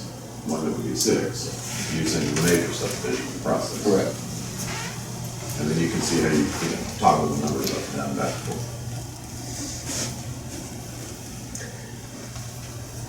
You know, I do like the larger lots. I know it becomes more expensive for people. I think there's still a need for the larger lots. I'm not a huge fan of 12. I like the idea of 10. I know 12 gives people the possibility to apply for conservation, but I also feel like that should be on the individual. If I agree. they want conservation, then they need to find a larger piece that they can get that conservation. I don't think we need to set it up so we're giving everybody conservation if they apply for it. I think that's on the individual. Adding another 2 acres on top of 10 adds, an extra cost to that property as well. And I think it's on the individual to figure out where they're wanting to move, and if they've got to associate this cost before they decide, hey, I want to move to Harris County in A1. If it's 10 acre minimums, you gotta buy, or 8 or 6, or whatever it is. So, and I think it's due diligence regardless of any situation. 10 or 12? I can do 10. I'm new 10. 10, 10, 10, 8, 6. Again, minor subdivision, minimum lot size. But you still got this 5 for A1 major, and I don't Well, want that's that. up for just, again, how do we work that out? I guess there's a Can I be notion 10 if for a minor major is and 10, 10 then for- major is Three, I can 5, do there's 10. multiple there. I think it ought to be 10 and 10. On a minor? I mean, on a major. A major. Alright. Where you gonna have all these driveways going down on that 36 acres? What was our, did we have some verbiage that limit driveways on any? That's what we're gonna That's talk about next. next. Number 3. Maybe we should look at that in discussion. And that's only gonna apply to major subdivisions, of course, Yeah, because well, minor this is subdivision, five. by definition, you have to have road frontage. So if I had 4 lots, now I would have to put in and I think this is appropriate, not for 3 lots, because that's a minor, but if I want to go and do a major subdivision in A1 and put in, I've got 20 acres, I'm gonna divide it up into 5, 5, and 5, or I'm gonna have to have more than 20, because I'm gonna use up at least a couple acres in road. I'm gonna put a little cul-de-sac in order to make that happen. Is that what y'all really want to make these guys do? No, I think that if you're gonna take ag and make a major subdivision, and you want 5 acre lots, you ought to do RR. I don't think you ought to do A1. Because, again, But in either circumstance. either circumstance, you're going to these roads is what we're fixing to hit. Right. Tell me your thought on I that. don't care what the developer has to do to meet our rules. I don't mean to say. I know what you're saying, I But, got you you, know, yeah. we don't need to plan our zoning about what a developer has to do, is what I'm trying to say. What we had was 4 lots would be 4 lots. allowed, and then we went to 0 for some reason. I don't know why. Well, and the reality, Then so those are we're, the fire departments. I guess we're skipping down to 3 and then we'll come back to 2, but the reality is that with minor if you take the, again, hypothetical, so the hypothetical 100 acre tract, it's gonna become a major subdivision. But with the minor subdivision scenario, that could first be subdivided into 3 lots, 2 minimum size, and then the remainder. And those 2 minimum size lots could have frontage on existing road, and then the remainder of it subdivided. So despite setting it at 0, there's effectively a loophole that sets the minimum at 2 regardless. So I guess I'd say artificially or realistically, 2 is the minimum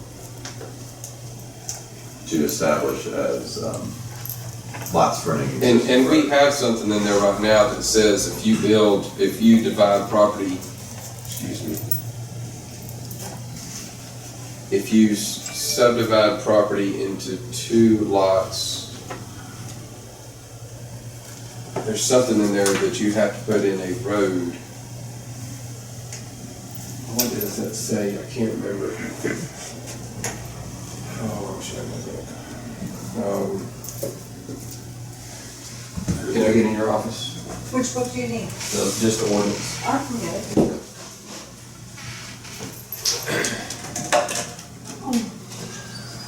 And I know we jumped down to number 3, It's But- kind of mixed but- together. but like number 2, and I'm probably looking at it completely I may be looking at it completely wrong. Cause we keep talking about minor subdivisions and all that, and I'm just not looking at it from a subdivision standpoint or a builder standpoint. I'm just looking at it from a landowner standpoint that has no desire to ever turn it into a subdivision. And I might just be getting hung up on, we're doing subdivisions, not subdivisions, but like I said, I just keep looking at it from a landowner standpoint, whereas we keep talking minor subdivision, and, my only concern is that landowner that has no desire to turn this into a subdivision or anything.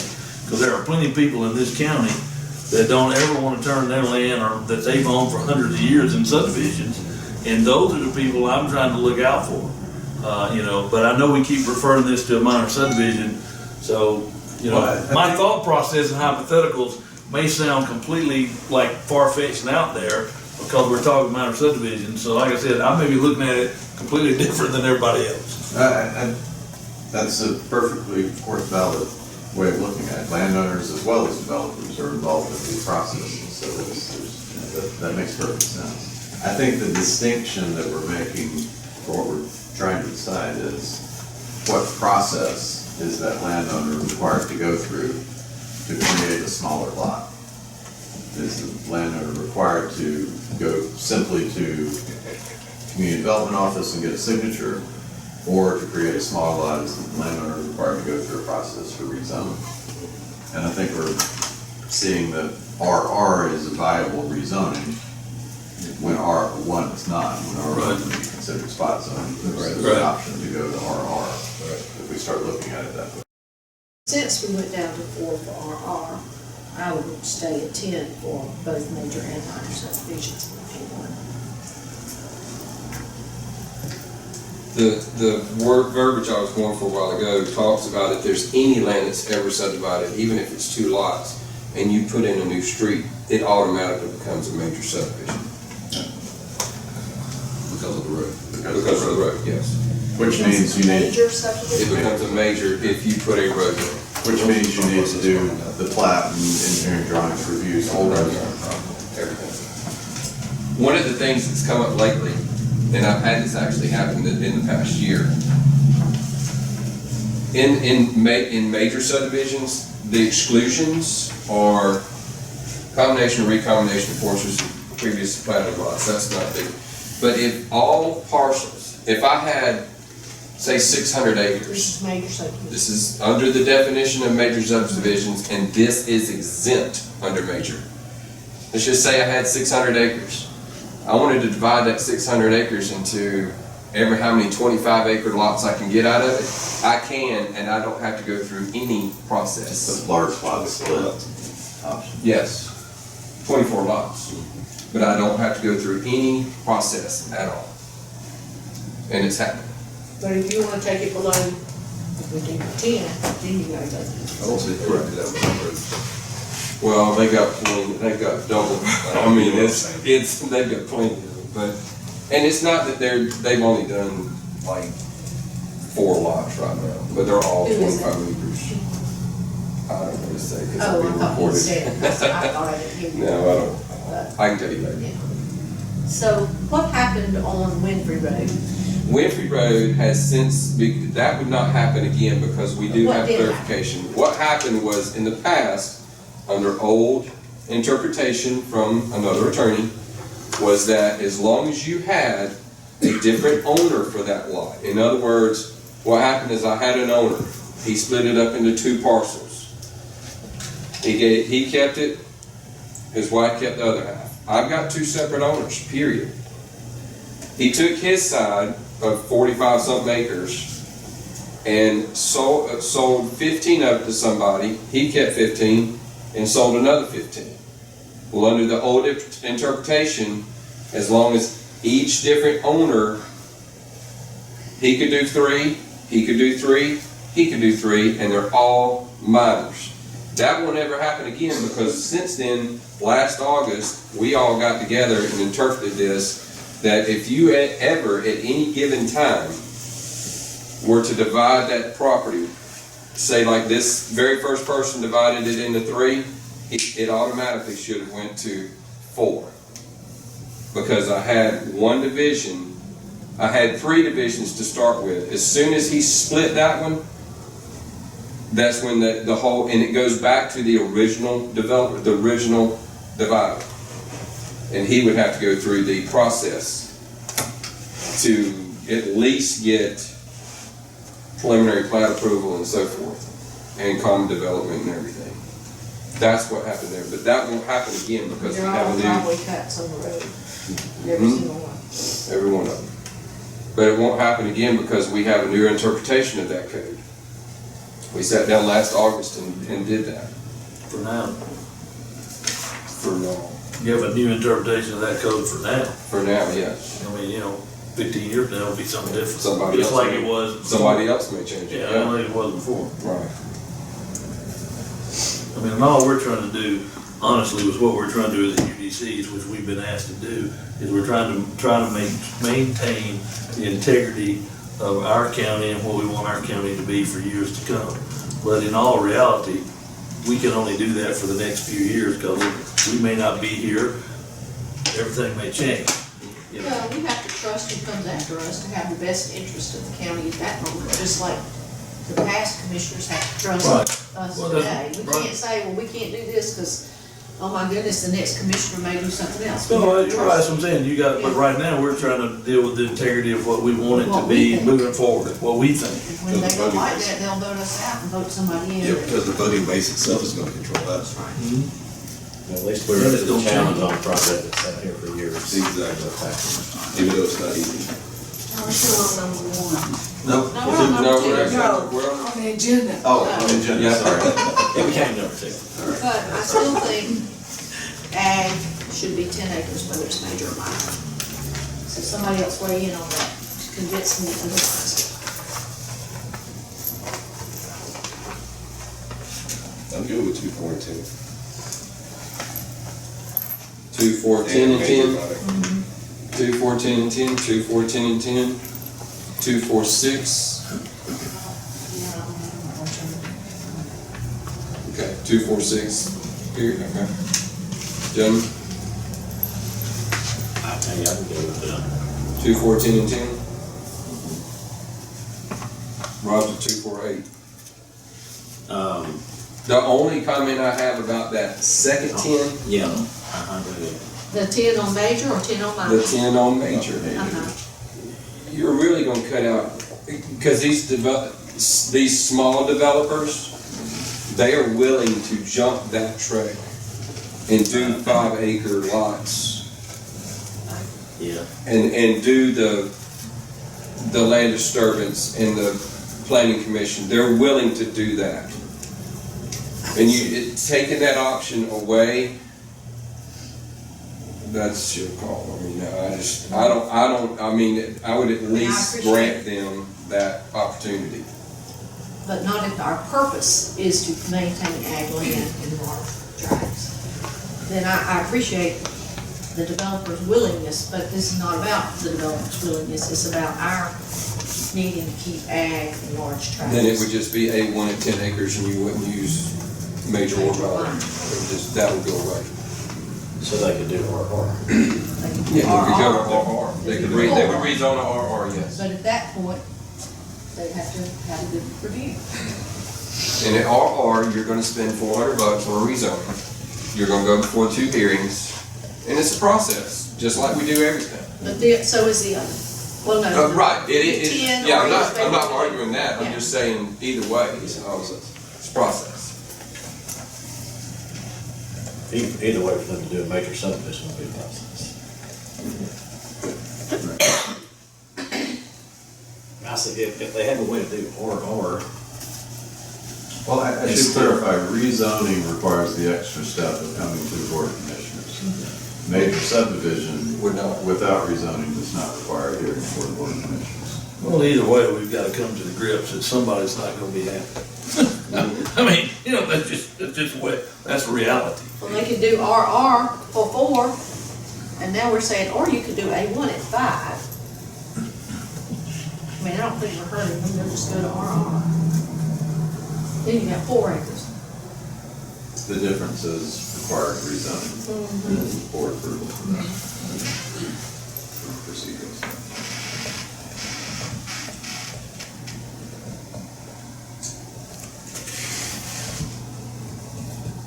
If you're gonna have 5 for RR and, like we had originally, and 5 for A1, what's the difference? That's true. Well, that's why I was saying, if you went 2, 4, and 8. I mean, I know it's math, it really doesn't matter, but And that 8 would be for any new lot created in A1 or minor subdivision only? Not put you on the spot. Like, put you on the spot. it'd be, But that would be a compromise if you went 8 acres and just made everything 8 acres in A1. yeah. When I go to 8, I'm gonna have to go back to 5 to RR. There is the logic I though don't with really 8. wanna go to 8. If you have 8 and you want to subdivide it, you have to rezone to RR.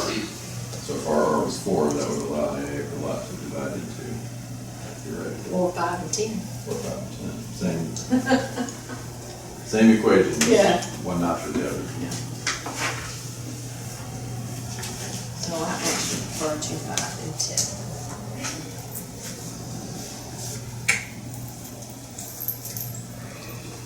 Two, 5, 10, 2, 4, 6, On 2, 5, 2, 5, 10, 2 by 10. Ron. 2, 4, 8. Sounds like we got a consensus. 2, 5, 10 really amounts to no change from current UDC. Just to confirm. Unless we take out the major. Yeah, take out the major. Oh, okay. So you drop 2, 5, it. 10, 10. So that's, so what we've changed is we've increased the minimum lot size for major subdivision, A1 to 10 acres. You would just take out, No other you change. would just take out major altogether and just say A1 would be Correct. 10. Right. 10, period. Minimum lot size in A1, 10, period, ready to lot period. Okay. So if you want to go less than 10, you go RR. Well, you can if you got A1 right now and you got 7 acres. No, Can't do it. I mean, you can. too bad. That's what all Too zoning bad. about. Every zoning rule is a too bad if you have a situation that doesn't fit it. It's not being mean, it's just like, that's what we say right now. We don't say it quite that ugly, but we say, you can't do that. Brian tells people all the time, you can't do that under the current UDC. So under the new UDC, we say, you can't do that. That's what zoning is. If I wanted to do something different with my land and it didn't fit, it would be too bad. These are the rules. And you might can do it in Marion County or Muskogee or Troop or Meriwether, but here, these are the rules.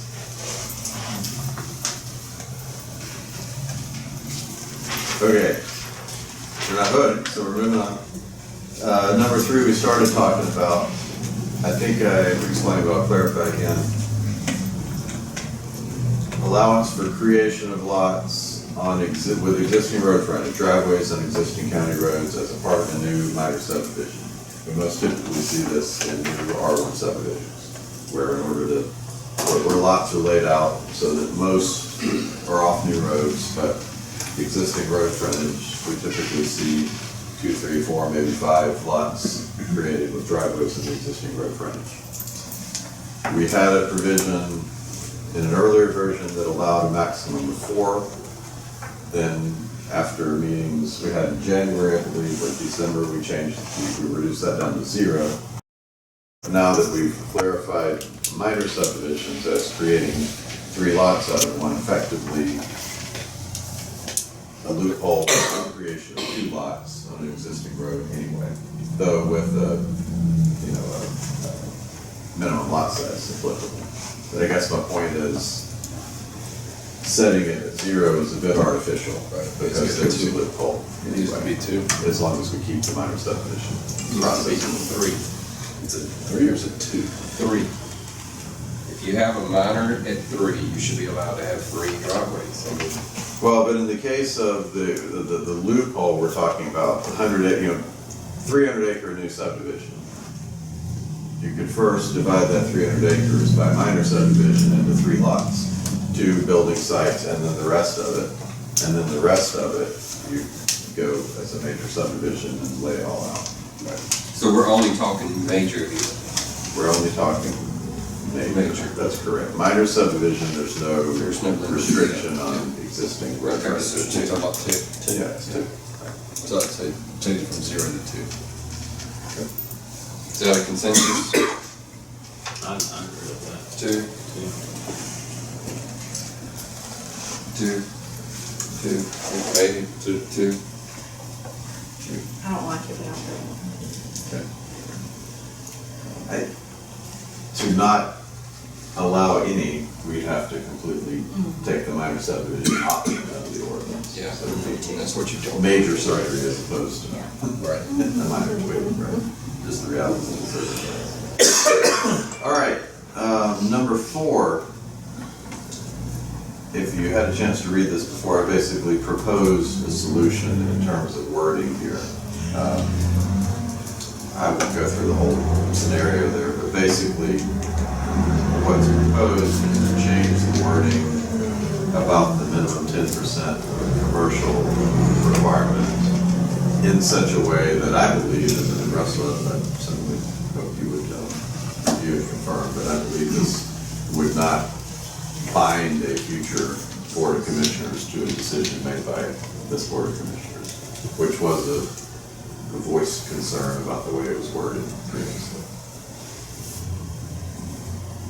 Right, and I think whenever I was discussing this as well, when we take the verbiage out, say for instance, take out the minimum requirement for, let's say, what was it, 20% of the single-family homes we built before commercial had to be. And then we just, I think or what the comment was to bring this to where the verbiage itself said that land that was set up for commercial couldn't be rezoned to something else.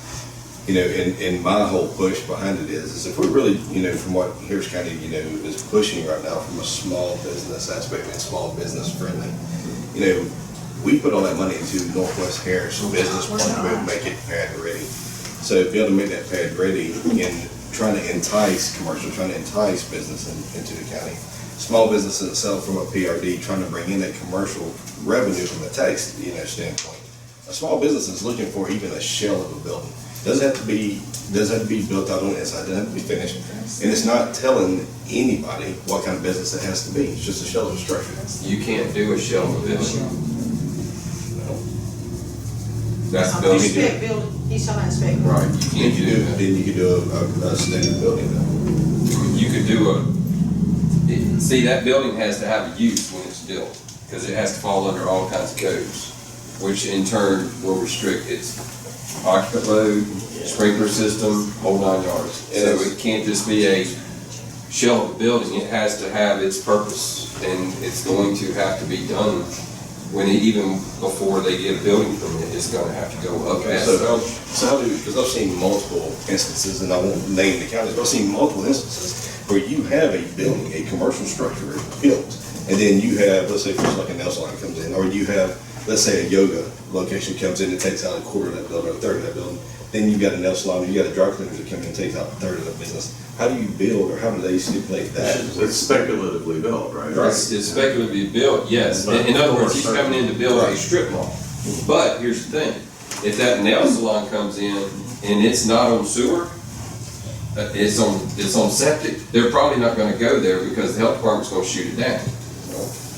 Simply because, and that's the thing, just like this strip mall right up here. But PRD in itself, domain basis, correct me if I'm wrong, is meant to be around the infrastructure that can support it, which would be sewer. PRD will require sewer. It's not meant to be inside, areas that have septic, so that's really not a concern. And it's still a concern as far as life safety goes. It doesn't matter, it's not gonna be on septic, but you still got classifications of occupant loads of what it's gonna be used for. So if they set up a strip mall, and I can use this one right up here at 27. They went in and did that retail store and repair shop for it was the Harris County Appliance place. Right. And then at one time, there was a small church in there. We had to make sure, one, that GDOT was good with it because of the access to that place, and two, to make sure it met code and it didn't need to be sprinkled. Thank goodness they only had about 15 people in there. Had they wanted 100 people in there, it would have been a whole different ballgame. So that will dictate on what can go in it. Right. But yes, you can build a shopping center, but it's going to be labeled a shopping center. Now, what can go in it is going to be determined by the building code. Right. So That's what You it could is. build an office park. Yes. Yes. in a PRD scenario, then, am I hearing that the desire would be, regardless of how it happens, the desire would be for commercial structure to be built that is inviting, open, ready for commercial business? For small business. Small business in itself, yes. I think the correct me if I'm wrong, I think the mechanism to get there would be through a development agreement associated with zoning master plan approval for a specific PRD development, as opposed to writing that into the zoning code. I think that would be a matter of a condition/development agreement that would be specific to a development as opposed to blanket applied countywide. So before, the way it's written now says that commercial has to be built. No. Before any other city limit. Oh, yes, yeah. It does say. It does. So we're arguing Well, the same. now that's what we talked about. That's not in the code at present. But that's what we added in a draft last summer. And then From we. PRD. In the new one, For PRDs. and what we've been doing. I thought the existing PRD said that there actually has to be, they can only do a percentage of the single-family homes before commercial. No, that's what we put in. That's what we. The original one did not say that, That's right. which is what ended up getting, Gray Rock, you know. But this one, that's why this went in there, is because of that situation. Well, I And the think you rezone. can't really force the developer, That they had to have commercial. because commercial's gonna come where people It's can market, make and it's market business. driven. That's right. It's market. So you gotta wait till you get your houses in there and they see the people there, and then I believe if you have 10% set aside in a PRD, that the commercial will come. I think we will see that, at the Grove. I think once those apartments are built and all those people are there, somebody's gonna put up a restaurant, and somebody's gonna put up a service station. And that's what you want, that's what you do. I don't know that you could force the developer to do it, because he's not bringing it. No. The commercial is a magnet for the commercial. But I think we need some way of saying, this will be commercial, and I think that's why we put in there, you can't do anything else with this land but commercial. Yeah. So the developer is gonna lose the financial piece of that if he's not out shopping that. Yeah, and encourage them to shop. That's right, it encourages him to shop. And so But then the- came the question that, well, are y'all binding the hands Right, of future right. boards? And So I so don't know how to do that. what we're doing as an alternative to take this language and simplify it is requiring 10% commercial within the master plan. So that's you have to prepare, PRD is master plan approval based zoning. We require 10% of the development to be commercial. It has to be shown in the master plan is approved, and when the master plan is approved, it is the zoning. Development has to be built according to the master plan. But there's allowance for master plan revisions with board approval. So this basically says that, just that, 10% must be in the master plan, but it can be revised in the future.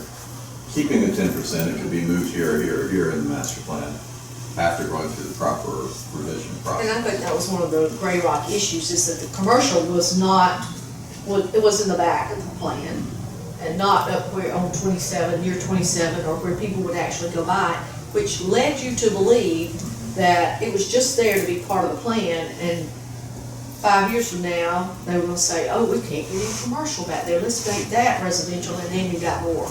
And that's where I would say, at least based on my experience, it's the board's prerogative to not approve a master plan that you feel does not meet the purpose and intent of the zoning, So we could say, citing. don't put circumstance your like that. commercial back there, you need to put it up near the, where it's visible. Accessible.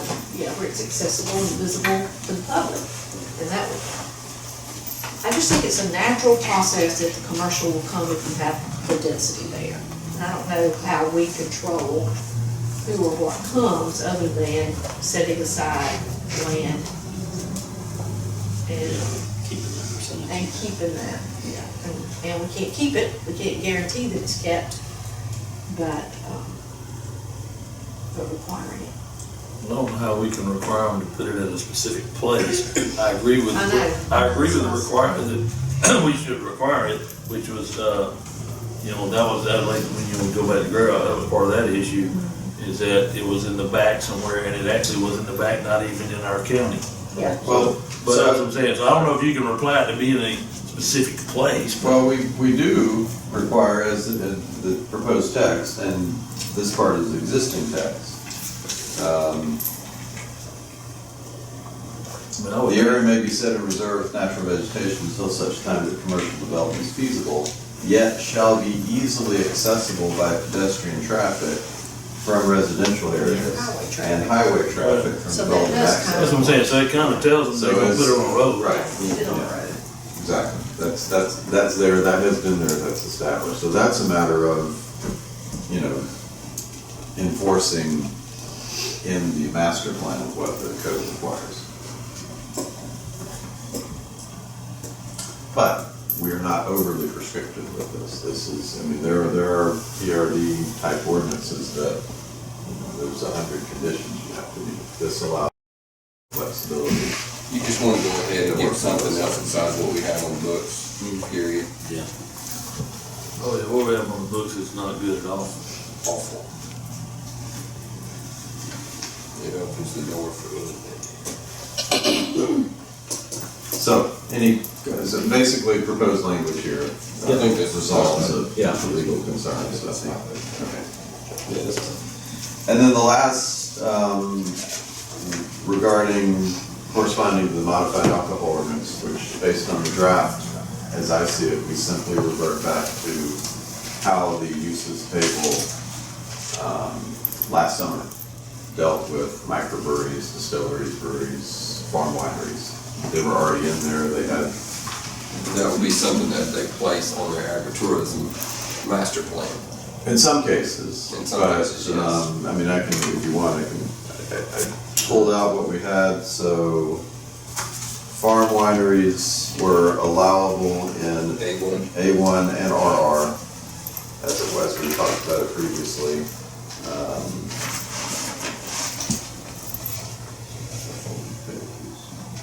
Right now, it's only allowed in A1, if I don't know. Brew pubs were allowed in C1, C3, and C4. Breweries allowed in C4, M1, and M2. And microbreweries in C1, C4, and M1. And we had distilleries as well.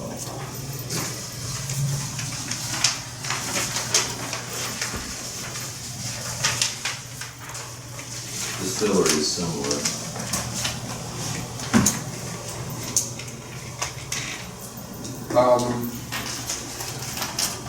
Hold on. Distilleries allowable in M1 and M2. That's how we had, Same to the microbrewery again. microbrewery, C1,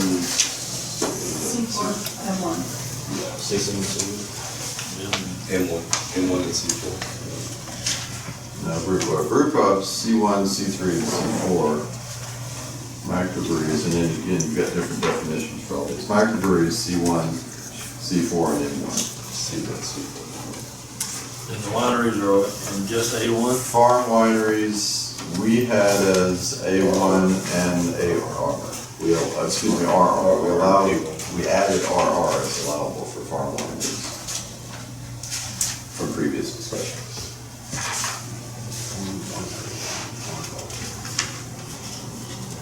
So, basically, to comply with the expected to be approved alcohol ordinance, or to correspond to, we would return those uses to the table, and we would put consistent definitions in the UDC to match or reference the definitions in the alcohol ordinance.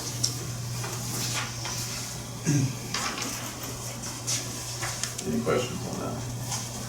Yeah, I'm working on one right now. Did we decide to change RR to 4 acres? No. No, we didn't, we left it at 5, Five. okay. And we should be all right then. Because there's something that talks under the winery, that you must have a minimum of 5 acres. 5 acres. So if we're going RR, just wanna make sure we didn't change it. Okay. Good catch. Last thing I had was process, next steps going forward. We had two options. Russell and I talked about this a good bit. Option A, well, regardless, we strongly advise another public hearing about, after posting the revised final UDC. So option A is to hold another, is for the Board of Commissioners to hold another public hearing and then an adoption vote. Option B is to return UDC to the planning commission, which would entail the typical process of planning commission, public hearing, recommendation, then board, public hearing, and vote. I think, Added details under there, but those are the bottom line. I think A, just bring it to us, I don't think it just go back to the planning commission. Yeah, I think it's good. Okay. Under A, if that is the way we. What's that? Public. Okay, one more public hearing, You're saying no, you're No, I'm saying saying a bring it public to hearing, us. Yes. and we And not must, go. Board of Commissioners holds public hearing, Board of Commissioners votes. We must advertise that according to zoning procedures law requirements, minimum 14, maximum 45 days. So options for that meeting would be July 19th or August 2nd. August 2nd is your typical zoning meeting. But July 19th, we could advertise this agenda item and public hearing for July 19th, for giving them time in advance to post. If it's only one meeting, time, that we're not reading another. Back up to farm wineries one more time. We're backing up. 6-59 farm wineries. Farm wineries as defined which are qualified and licensed by the state of Georgia may only be permitted in an agriculturally zoned district provided compliance with the following additional conditions. So it has to be A1. So it can't be RR as well. Okay. I don't recall the discussion around adding that to RR, so I don't either. I think there's anything compelling. No, just take it out of RR and we'll be fine. That way you don't have to change anything else.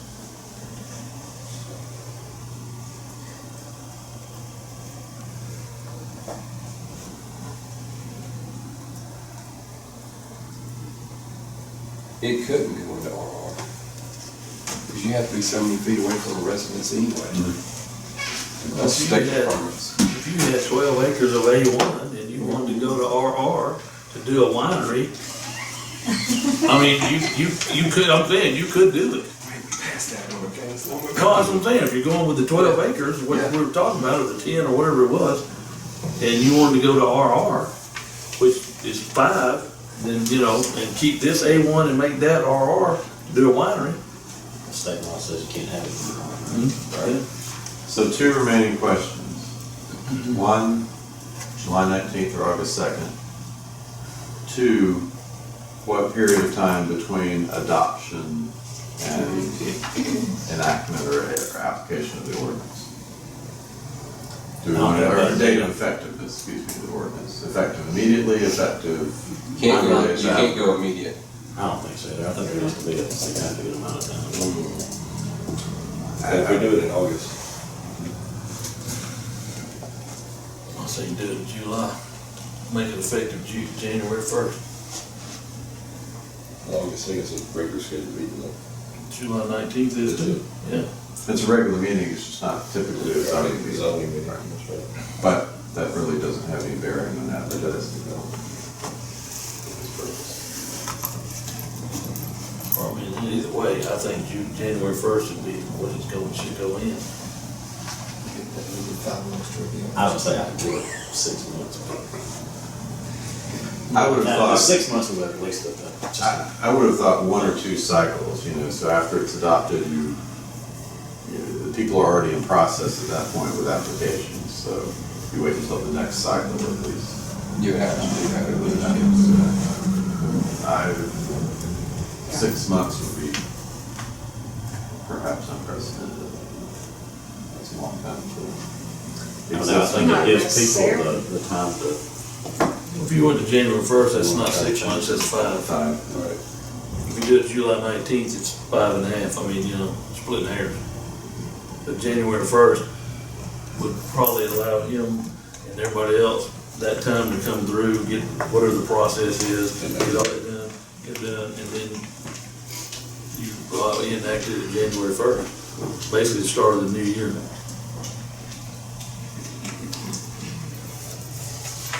So July 19 and January 1. I would think it, you know. I'm saying you vote on it July 19th, you enact it January 1st. Because you gotta let all these things cycle through. That gives everybody, that gives that time to cycle through, gives them time to make sure that we're geared up to do it right. How much work does it create? Are you trying to? It's still the same process. I've already been doing it. I've been working off both anyway.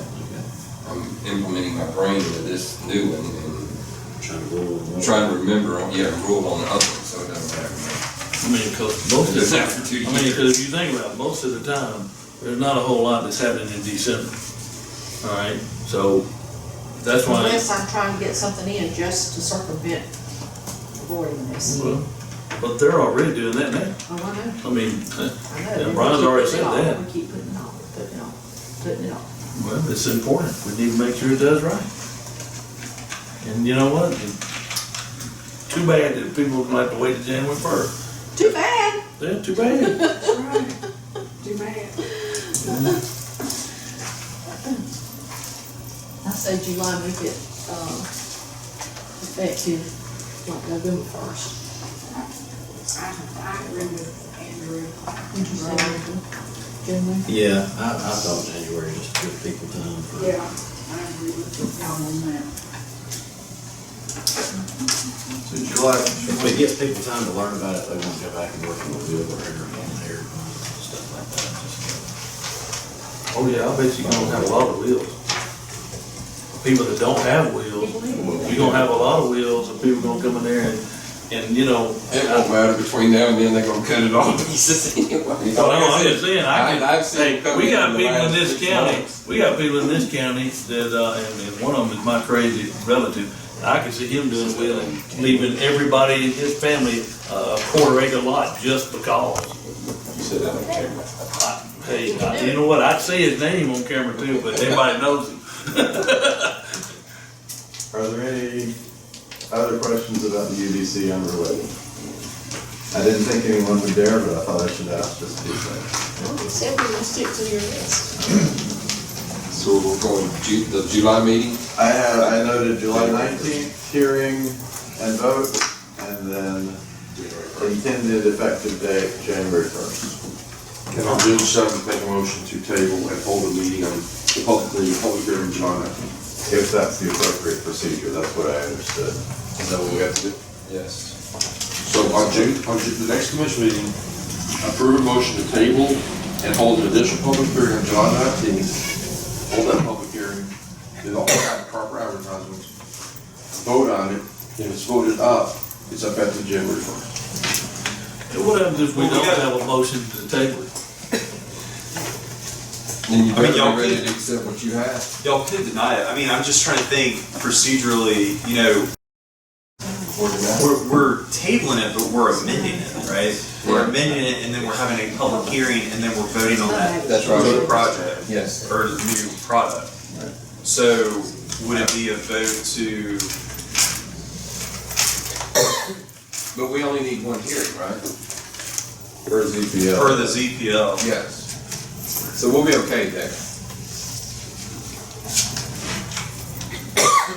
I just thought the more conservative approach would be to just go ahead and reject and then go through the entire process again. That way you also cover the language under the zoning ordinance that says that any amendment must go through a hearing of the planning commission and the board of commissioners, separate and apart of the ZPL.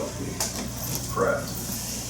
Which you have an argument that, well, it did go through because the application was to adopt a new UDC.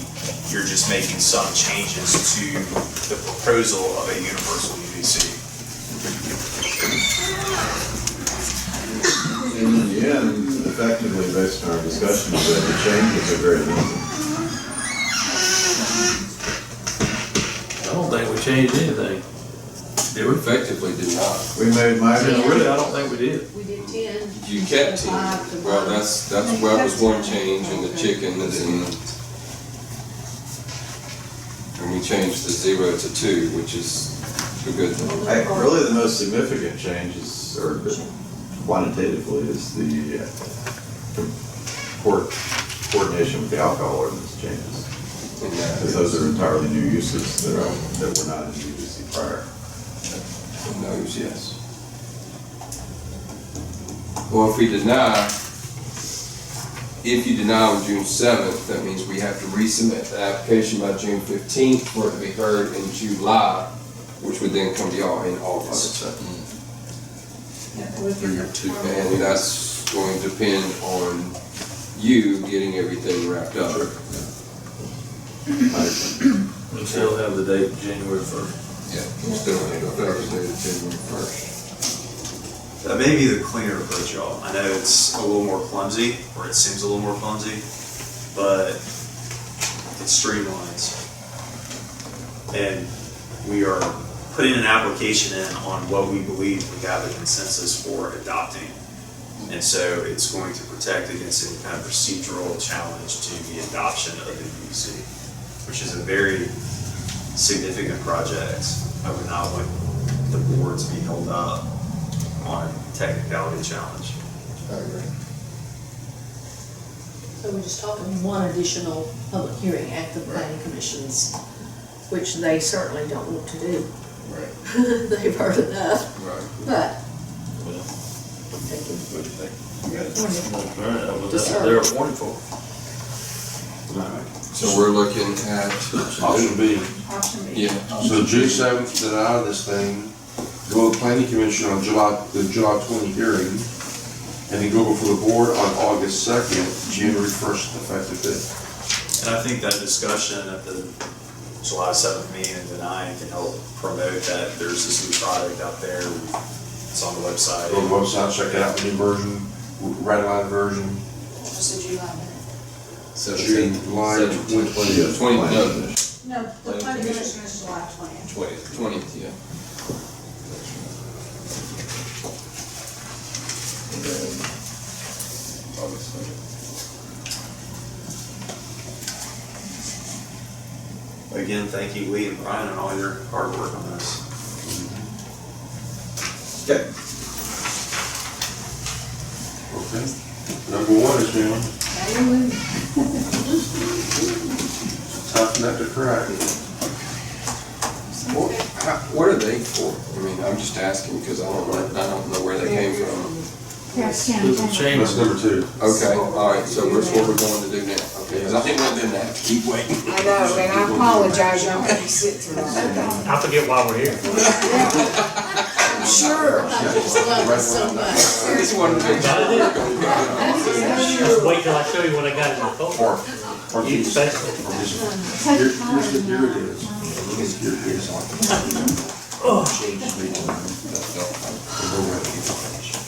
Clean and turn on the changes. That's good. Clean. Here's the final one.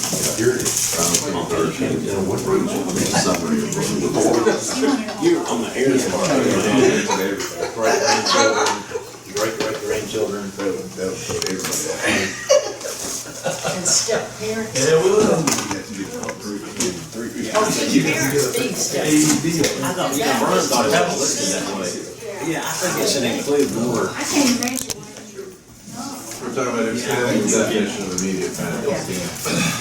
We need to change that now if we're going to change it. Well, I thought we could reach a consensus on Yeah, I don't adding No, I think we should, I thought we'd already, great grands or whatever you I said think we about said blood. blood descendant, and then I think you ought to add step parents. I mean, I thought we. Now, wait a minute, blood Don't do blood descendant. descendant. Well, that's when we were talking about kids, Because what grandkids. if I'm adopted?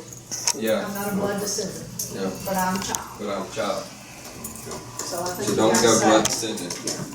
We're just gonna expand the categories of immediate family. We just needed 23 and me. Yeah, I get that a lot because with the step parent thing, Yeah, if like a lot of times when usually the one person's on the tax record or on the property for tax purposes, if both names are not on there, you can't, it has to only go to that person's parents, it can't go to the other person, so you have to be really careful with that. Okay, all right. Oh, right. Yeah. It's ridiculous. On the hotel agreement. Gladly I'm not relinquish my starting until seat. Bob gets back. Alright. But I will say this, well, I gotta say this with him, so before he gets back here, Y'all probably recognize Connor Oles, who's been at the chamber for a couple of years, actually. Connor's a rising sophomore at Columbus State, maybe? Point University. Oh, Point University, Point sorry. in West Point. Point University, yeah.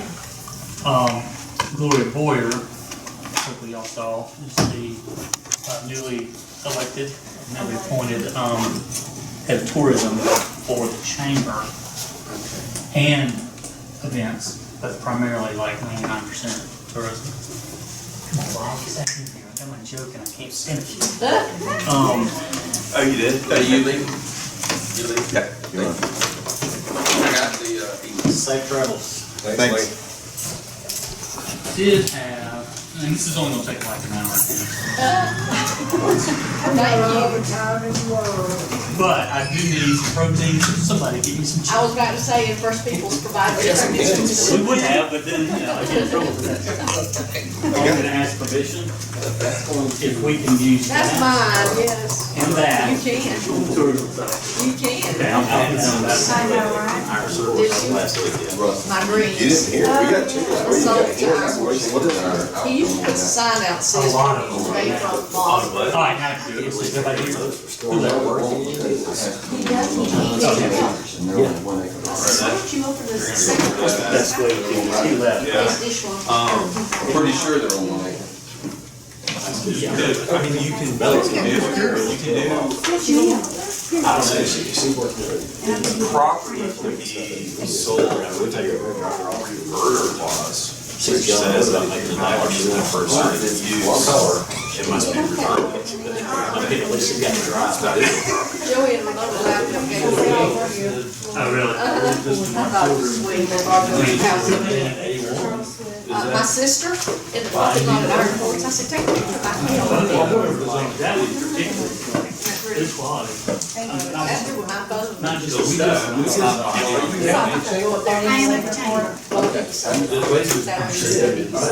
Everybody's always got business ideas and stuff like that. We get all right down here. I mean, you need to get this at some point. He uses. Oh, will. Now that you're probably down there, 17 gallons. I mean, So that's what I'm saying, is I know. leave the will, and I'll leave. Because he said, people I will do. start drinking it with the Oh, gosh, we got Kim. After I Renee, know. I'll be We south. work together and getting her to. I leave you both fine. Whatever. And I said that after Renee won, counties have to do that when. They have to do like calls on the deed or something, I think. Yeah. Sold some property. Oh, of course, that's right, that's what he just said, you had to go by what the will was. I was Is that gonna like ask if division you or did is this it by- ad, this big Will double use? page ad, we did that. I divided it, 10%, I divided it, and get This one's the y'all come by the lobby, it had to be A1. You didn't put any stipulation, you wouldn't, couldn't sell it. Andy. Andy Priestley, No, oh, I I changed it probably would be. That is a But I good. can bring it You're hypothetical, you gotta. No, I'm telling you, I guarantee you, somebody Very can get it. high. And all the stuff on it, don't think that, You force how something is used, and all it is, Alright, let's kick off the whole, hotel. That's gonna be. Discussion, rejuvenation. I'm gonna stand and run. I would change it to. Randy, you wanna present us what you've got together here? I have not had time to look at that. Okay, the next one is hotel motel agreement.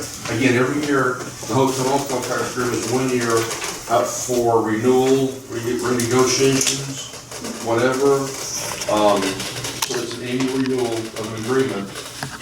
You can see, we're talking about $180,000 in hotel motel tax proceeds in next year's budget. To be used for to promote local tourism, of Thursday park and other purposes. This hotel motel tax is governed by state law, very specific on how you use it. It helps us out with enforcing the rules, doing all the required quarterly reports to make sure we're in compliance. Basically, a consensus is needed on any proposed changes, if any, to the agreement for subsequent approval. The chamber is here to answer questions, give a presentation, and maybe to make a pitch. Sure. So I was gonna say, once Rob got back in the room, the three best things that came out of the previous, number one on the agenda item, was that these two got to see government in action. That's one good thing. Second thing is, I confirm my decision to never run for public office, so you're safe, Rob. From me. No. And the third thing is, Well, that's the thank you for longest, that yeah, right. That's the longest I've ever gone not hearing Randy's voice. So thank you for that. I know my place. We tested, and hopefully we'll have a technology that's great. Presentation for you, this PowerPoint.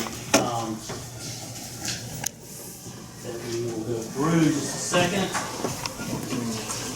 I think would everyone have a copy of the we submitted? Maybe or have received it? It's in their budget. Okay, all right. Okay, but you got a copy of it. We can make copies if need be. Yeah. We don't have this with us. Okay, we but have you've seen it.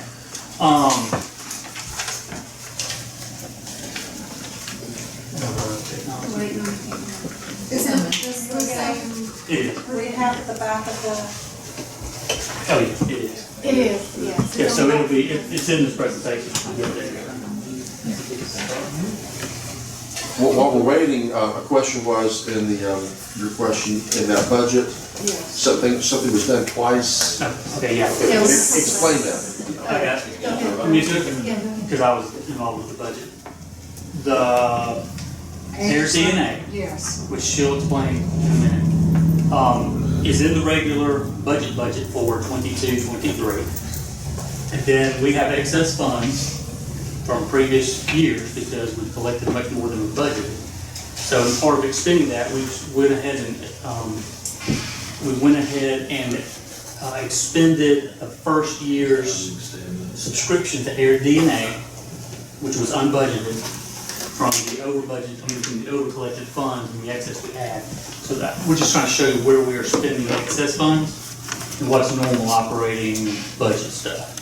So there's two different things. The first page is the budget. The second page is simply coming, Okay. how we're gonna spend, All right, quote I got unquote, you. the excess I funds. So, good question.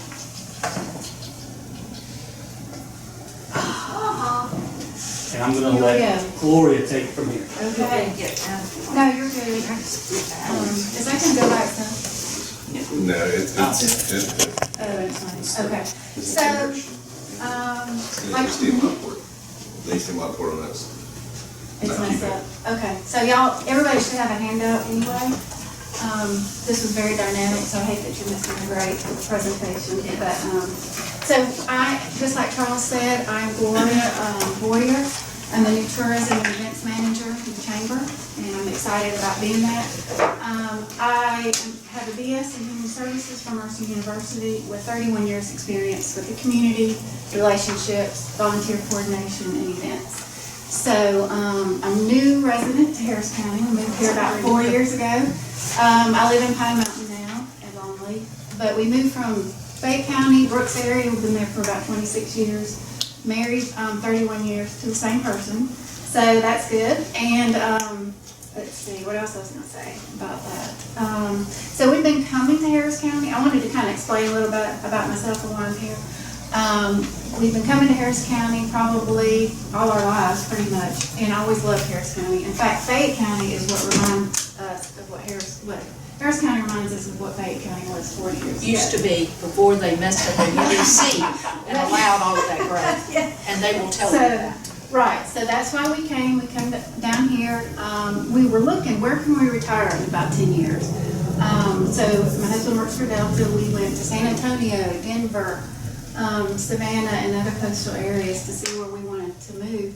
We happened to come down to Callaway again one weekend, and that felt like home to us. So within 60 days, we sold our house, bought a house, and ever since we loved being here in Harris County. So we engulfed ourselves in the community. My husband, in fact, is on the town council, Pine Mountain.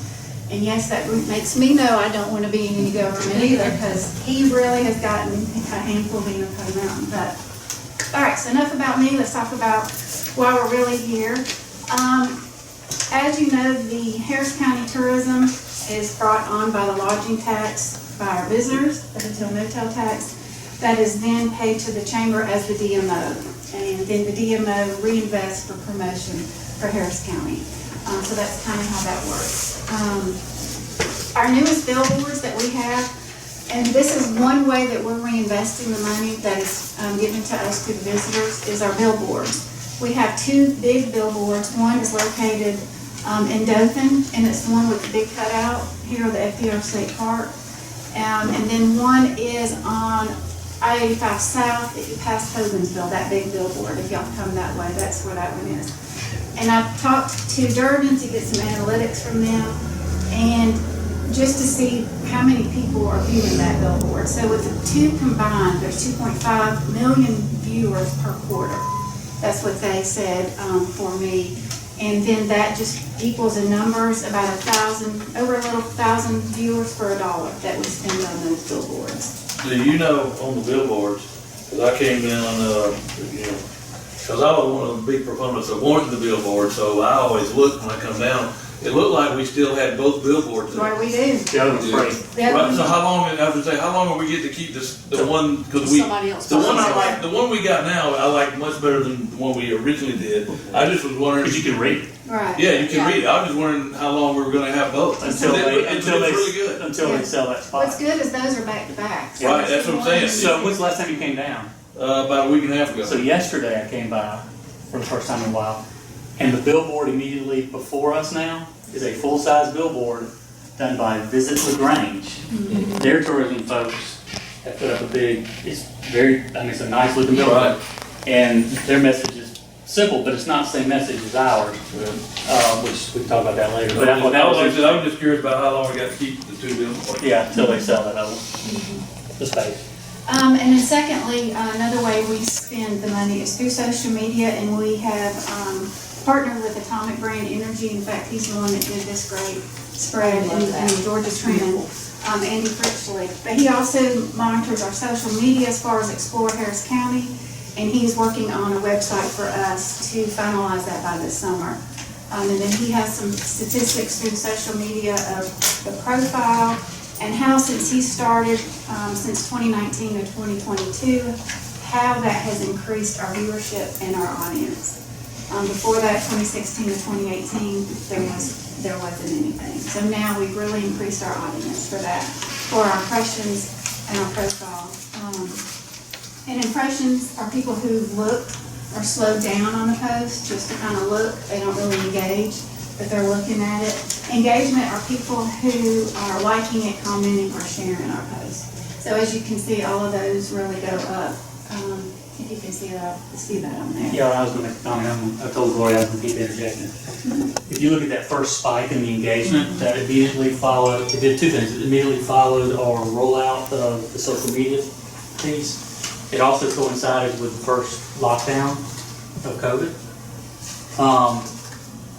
What you'll see in a little bit is what that meant in third quarter collections, particularly of the bed tax, following that high engagement on the social media. And also, as the audience gets closer together and people become more loyal to our brand, you'll see that continues to go up. And then our messages have gone up. People wanting to know where to hike, where to bike, where to stay, those kind of things. And then how we respond back to them. So that's great that Andy's even given us those statistics to see how he's using the dollars. And then Charles is gonna talk, he can do the more comparison of the SPLOST versus the bed tax comparison and how that's gone up since 2018. You know that I'm a numbers nerd, so I couldn't make it along so well. You can see we basically draw a parallel or a correlation between the increase in the bed tax collection, which means visitors to the community who do not live here, to the increase over time of the SPLOST collections as well. And I made a few notes about some things that occurred during that time. So if you see that graph, you'll see ups and downs and spikes. Two of the spikes in the bed tax have to do with collecting past due bed taxes from a couple of folks, primarily that big one. But because of those big spikes in that, I felt like the linear explanation of it made more sense. So you could see that instead of being a roller coaster over time, the average has grown. In fact, the average has grown at a quicker pace than SPOS collection growth as well, which I thought was kind of interesting. Couple of key dates there on first quarter of 2019 is when online sales tax started, which helped with SPOS. At that time, the DMO budget was about 20 grand, and it was 3%. We were collecting 3% at that time. Third quarter 2020, if you look at that one, you'll see SPOS dollars exceeded pre-pandemic money dollars for the first time. And it was a 22% increase over second quarter of, I can't remember, 18. The bed tax during that time increased 47% during the same period.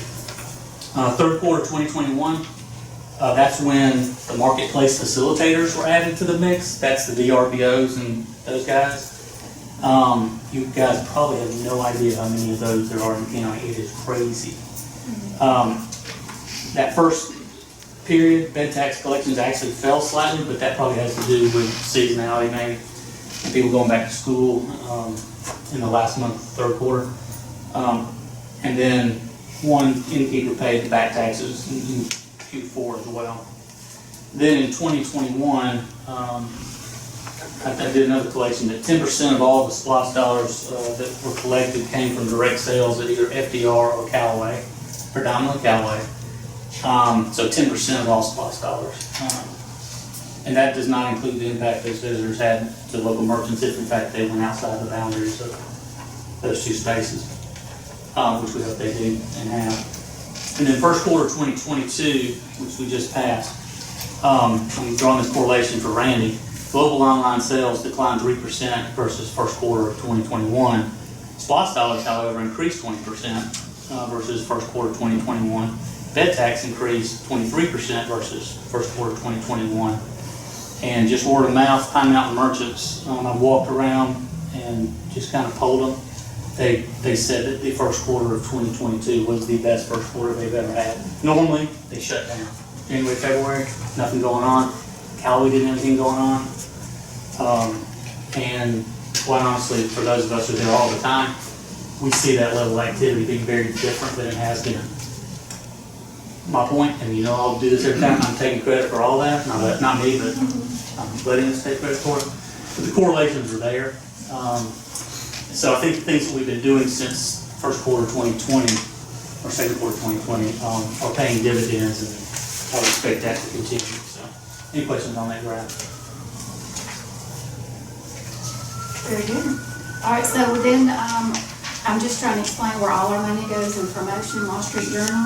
We had a large article in that as well, with a viewership of over 67 million people. So we're gonna have a lot of visitors.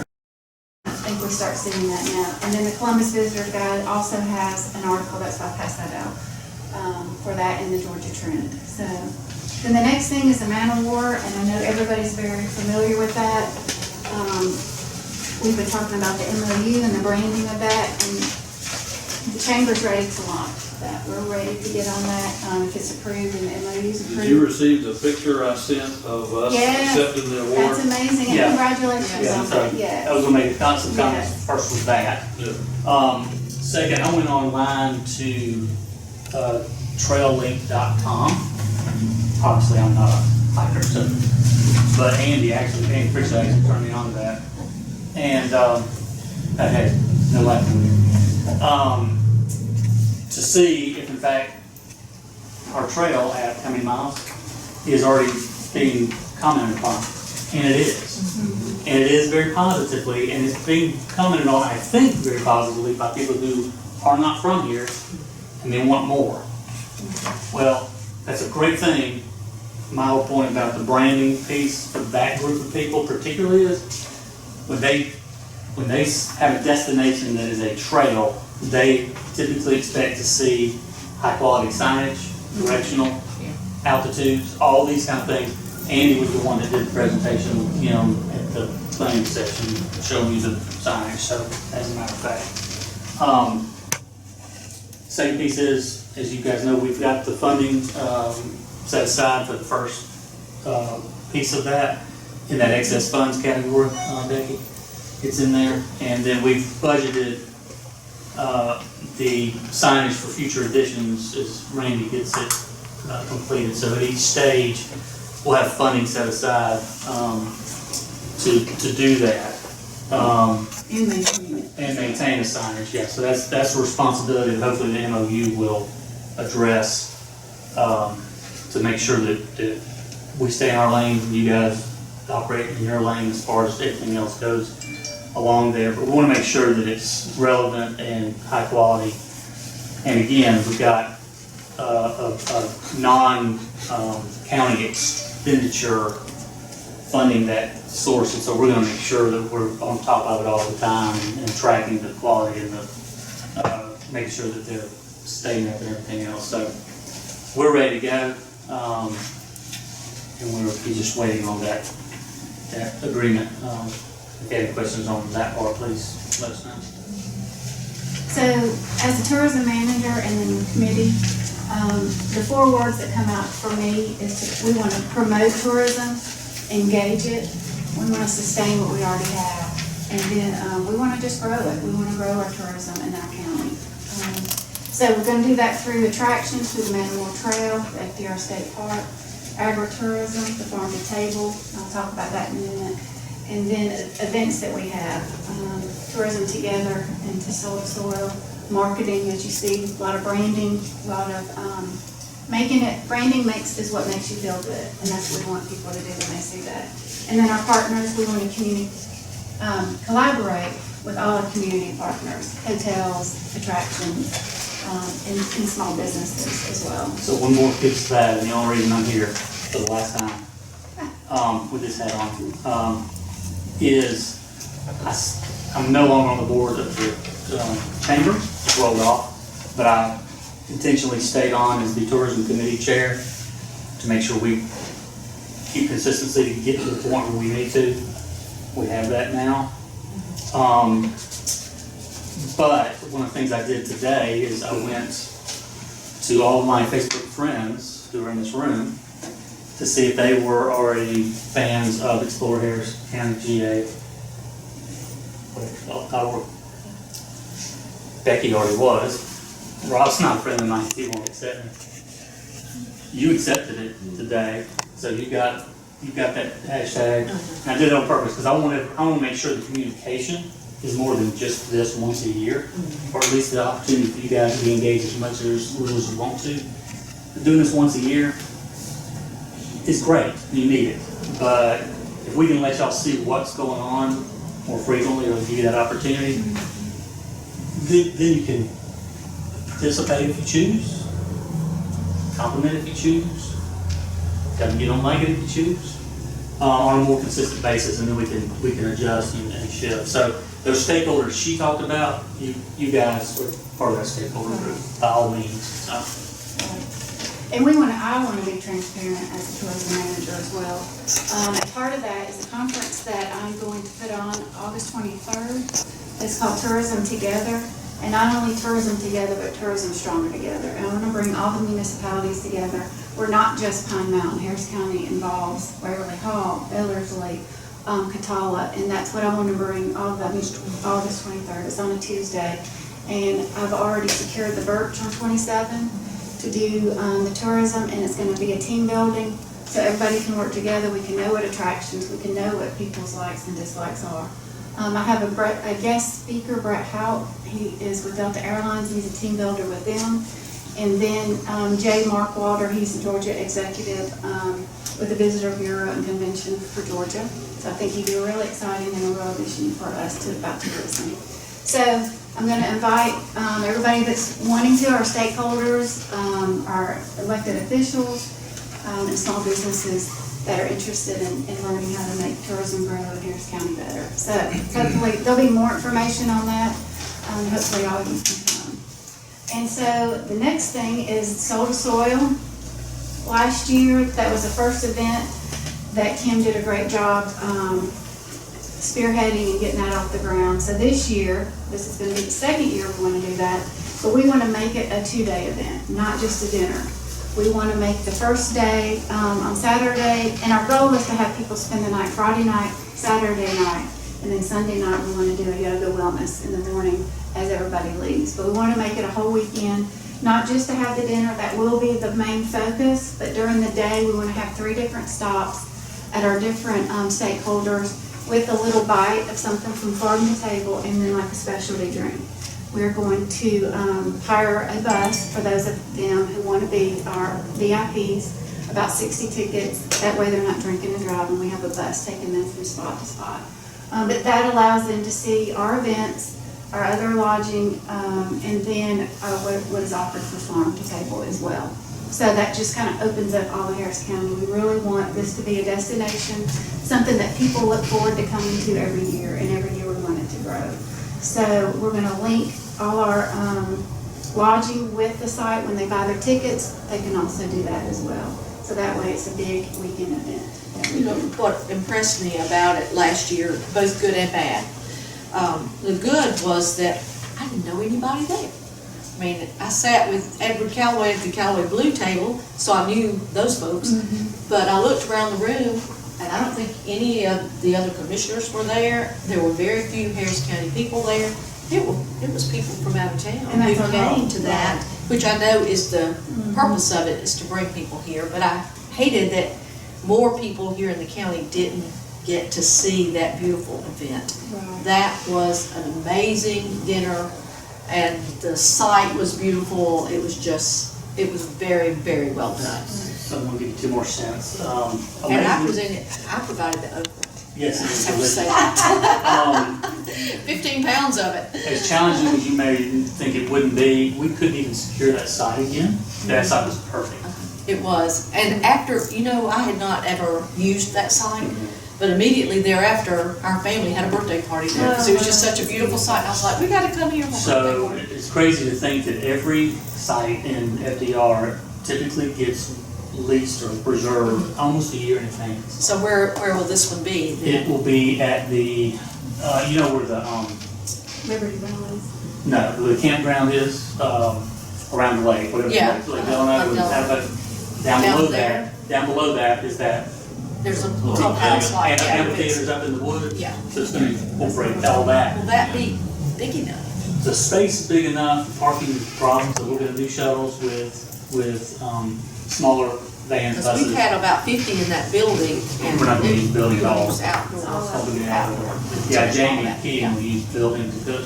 Yeah, okay. So we really would prefer to go back to the other space, Oh, so we've already so told them, don't let them, yeah. So One other thing I was gonna mention to you too is the date. That's a great date, but from a tourism standpoint, it conflicts with pumpkins at Callaway. Just so you guys know, we've made a conscious effort and it's been received very well by Callaway, is to start coordinating things a little bit and them be engaged more in what goes on. Sonny and I have really bonded with that kind of thought process. And what we're gonna try to do the next year is to put it back into September, before the end of September, so it doesn't complete, and so they get some of the benefit of the tourists as well, because we do not have enough innkeeper facilities to support a big group of people. Between the three primary ones that we have, because FDR's only got 20 cabins, and so those go real quick. In fact, they're leased out for the next year again. So that's one of the other things we're going to try to work on a little bit more, is to tag along. And one of the things I did not say about targeted marketing online, Callaway, let me rephrase this, the Pine Mountain Tourism Association specifically targets Atlanta hard because it's only a drive away. We do a little bit in Atlanta with the target marketing. We do much more in the Panhandle of Florida, Alabama, North Carolina, South Carolina, a little bit in Mississippi, because we want those people that don't have mountains south of us to come to the first mountain they get to, coming north, and then we'll go all the way to North Carolina. So, quite honestly, we see a lot of folks now from North and South Carolina. I do. I kind of pay attention to tags these days. But I want you guys to be aware that there's never really been any coordination whatsoever. I haven't lived here all my life, so I don't know or care about a lot of things. Sometimes I think people look at Callaway and just go, well, it's nice that they're there, but they're there, and we get a little bit of, There was a time when we had a lot more, when Bo served on the chamber board, and that would do it. and, So- when Edgar served on the chamber. So Sonny is on the chamber board, and he's on my tourism committee now, so just FYI. And then Air DNA, I know you saw those two big budget items in the money items in the budget. So Air DNA, it provides, us information and accurately tracks our lodging. And in fact, he wanted 6 zip codes that he can track. And we're going off of Hamilton, Pine Mountain, Catawba, Shiloh, Ellerslie, and Waverly Hall. And the first, report he's gonna do in it, just so we can see the difference, but then the reports after that. He didn't quite have the report ready for us today, because we just started on this. But it gives us data of the number of places, the amounts, who's visiting, the time of year, and it just gives us some measurable growth through the Airbnb. Occupancy. So, and after we get the first report, Andy, who does all this marketing for us, is gonna handpick some of the best markets and advertise and feature those on his website as well. So I think it's gonna be a great tool. We're just getting started, just getting learning about it, and that has more information than we're able to grasp right now. So we're excited to see that. Yeah, so, in all communities, the DMOs typically only promoted the innkeepers who contributed, because Airbnb and those guys did not get taxed. Well, once that started, we don't know the exact number, you may know, Clint, what's coming percentage-wise from that group now.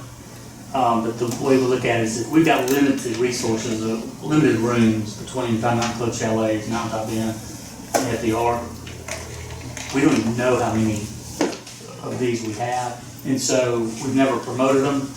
We're gonna communicate with some other DMOs around the state to see how they are tackling that, because now they are contributing to the bed tax, so they have the right to be promoted. We just gotta know who they are, and I've got a few in my mind of ones, including the folks that are now in the Callaway Blue Springs Lodge, and again, been out there. It's fantastic stuff. So that kind of gives you an overview of what we've done, what we are doing, and then our future plans. We really want to increase the overnight tourists through our marketing. And all the events that we do, which is a lot, Tom and I've really done, Take to Pine Mountain Days, Old Chipley Days, the golf tournament that we always have, Wheels of Fire, and Soul to Soul. We really want, when we market and advertise these, to link those so there's lodging involved. So when they don't want to just come for the day, they want to come the night before or the night after, we really want to link that to increase our tourism. And then lastly, as the Man of War Trail continues to grow and comes down into Hamilton, it goes right in front of our chamber office. We really want to change that chamber into a visitor center and make that an interactive place, have the green space out back, have it a rest stop for the bikers or hikers or whoever, and just have it really another part of destination on the trail with branding. We'll give them water, we'll have merchandise to sell, and just give them more information and have it more of an interactive place for people to be. So that's our goal, hopefully by the end of the year, to work on that as well. So that's pretty much my thing as far as what we're doing, where we're going, and then you have the budget in front of you. Are there any questions? And also, like I said, I want to be transparent on the reporting, and if there's any way we can communicate with the board more, other than just once a year, that would be awesome. And we're not done yet. I got 28 more minutes, 30 more. Now comes the ask. Now comes the ask. So. Now you don't want to know this phrase.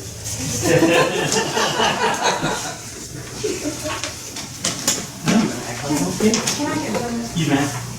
All right, so, as most of you know, the bed tax was at 3% for numbers of years, and not much was done with that 3%, I'll be honest. We moved to 5%. You see what the results have been so far. As most of you know, there are levels of taxation that we can go to, up to 8% bed tax. That's what the state allows. I'm going to read this to you, so you don't have to read it, you can keep it. Harris County currently collects hotel bed tax from all innkeepers located within the boundaries of Harris County, except for those located in the city limits of Pine Mountain, at a rate of 5%. This rate was increased in January of 2019 to provide additional funding for promotion of tourism in Harris County. As a result, the estimated annual revenue increased from approximately $30,000 to $55,000. The term innkeeper was then expanded by the Georgia legislature in July of 2021 to include all marketplace facilitators such as Airbnb, HomeAway, and VRBO. When combined with a strong online and billboard marketing presence since April 2020, the fiscal year 22-23 budgeted revenues have increased to $180,000 annually. And just so you know how that number comes about, Clint predominantly looks at what he thinks is going to happen in his crystal ball. We argue a little bit with him, and then not much, and then that number is established. And you've seen over the last couple of years, we've exceeded that number, the budgeted number, consistently. The Chamber, in its role as DMO, created a tourism brand, as you know, centered in outdoor recreation and adventure. The brand has been strategically marketed through heavy targeted social media activities throughout the southeastern United States. Additionally, 2 strategically located billboards have been in place and updated for the past 2 years. These activities, which corresponded with the initial COVID-19 shutdowns beginning in March 2020, have driven a strong growth in overnight stays by tourists throughout all seasons. The added benefit of this increased tourist activity is the SPLOST funds have continued to increase even after shutdowns and restrictions have been lifted and online sales have decreased back to more normal pre-pandemic levels. The Harris County Chamber, as DMO, is now requesting that the Harris County Board of Commissioners consider requesting a further increase of the hotel motel tax from the Georgia legislature from 5% to 8%. This request would enable the DMO to pass along 37.5% of collected funds, less the FDR funds, to Harris County for any legal general fund purpose. It would enable the DMO to fund and maintain a visitor center, which Lori mentioned at the Chamber, and it would match the surrounding municipalities' tax rates, including Pine Mountain, Columbus, LaGrange, and Newnan. The attached pages reflect a revised sample budget. This is only a sample for 22-23. We took the budget that we have submitted, and I just took it and put it on steroids at 8% to see what would happen. The example behind that shows what that would look like. I noticed that Clint and Randy probably looked into the same magic pool of water and did it themselves. However, I do have one independently also. I do have 2 corrections to their presentation on the board, but if you'll look at, and I'll explain that in a minute. If you'll look at it, basically we took the $288,000 that would be generated on 8%. We have to deduct what FDR contributes. We cannot include that in the percentages that are then broken out. We have to spend 100% of FDR's collected bed tax monies on FDR. Then the remaining portion, so that was $48,000. The remaining $240,000 can be split up to 3 ways, but it doesn't have to be split up 3 ways. And I'll explain that in just a second. Let's see, where was I? So at the bottom of the page, you'll see the unrestricted portion of that, which would go back to the county for use, whatever you want to use it for, would be about a $90,000 number, not $180,000. My request of you guys is if that happened, then ask you to utilize that in a way that supports the efforts we're doing if you can. Also to pay for Clint's extra time that he spends with me. Then the other portion can be 43.75% must be spent on what's called TCT, and I'll explain that in a minute, tourism, conventions, and trade shows. Basically what we're already doing now with the marketing and advertising. And then the other 18.75% may be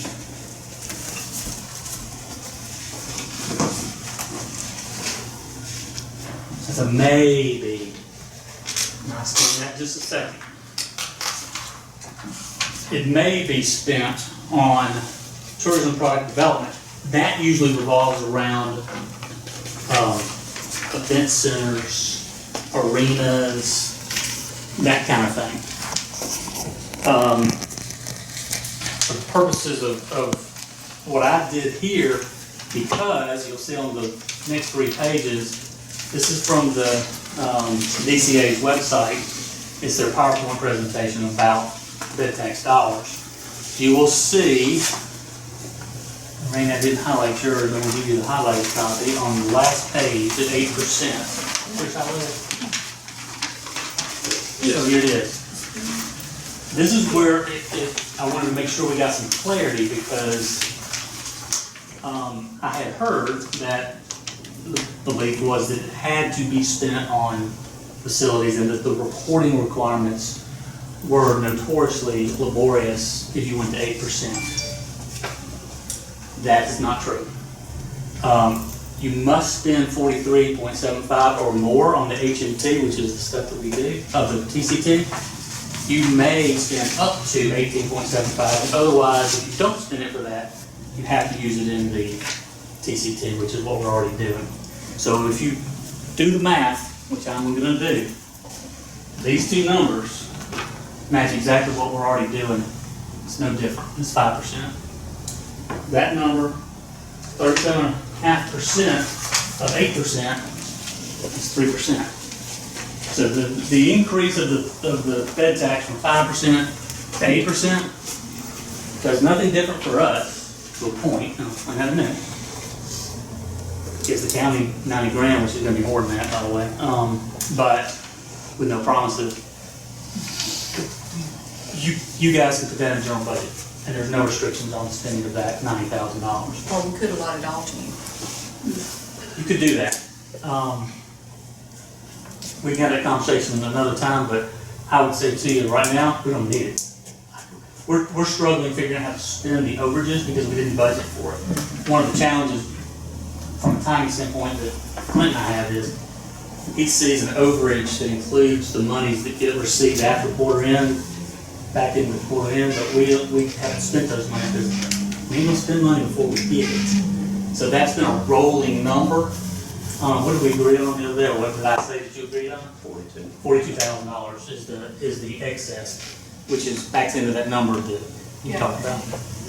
Remind me, when we talked about the percentage, there was some discussion about going from 5 to 8, and it would be more difficult, but I don't remember what the details were. We could go to 5 without going through local legislation. If we go to 8, we have to go local But there were legislation. some other, Let's talk about those Yeah. details. there were some other, There's some hurdles to jump Yeah, through. right. Are they insurmountable? Not at all. Oh, by the But way, there are extra things to do and to be cognizant of. I don't remember what they were, I just know there was First discussion. and foremost was required General Assembly action for anything over 5. And I think we decided we could just do it ourselves and go to 5. so I talked to Sonny because Pine Mountain raised theirs to 8% at Callaway's request, at Sonny's request. They engaged a lobbyist, if you will, to push that through. I will say to you that it's possible, and I haven't had this discussion because I had no input into this part of it, that our current interim chamber president might be able to provide that assistance to us without having to pay a lobbyist. FYI. So, yes, it does have to pass the legislature, but I will say this. I've got a list of all the counties in the state, and I've compared it like in the last 5 years. 5 years ago, the majority of people were at 5%. Now they're at 8%. And it's just a move that's been happening because it's, 1, legal, 2, obviously it does something very good in terms of dollars, and 3, most importantly, it's paid by people who don't live here, don't involve their chickens or the taxes on the houses. And when they spend it, they leave.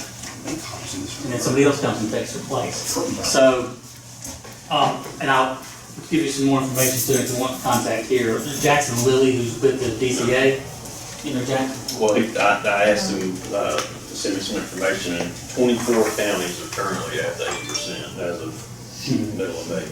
Okay. How many?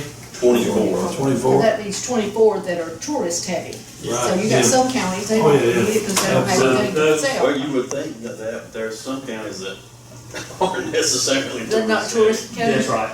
Yeah, so it's kind of weird though, because some of the dollars just don't matter. Yeah. If you look at those things, some of them kind of jump out. Ours jumps out to me on that list, so that's kind of unique.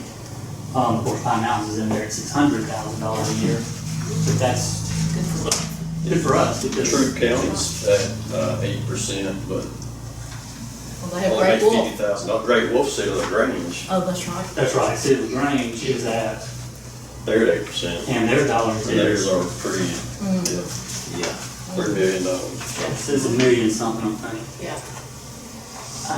By the way, I $3 talked. million fiscal year. Yeah, but they've got some weird thing, which I don't recommend, with Great Wolf related to that. So the 3 million actually turns into $1 million. If you hadn't seen the visitor center in LaGrange, it's fantastic.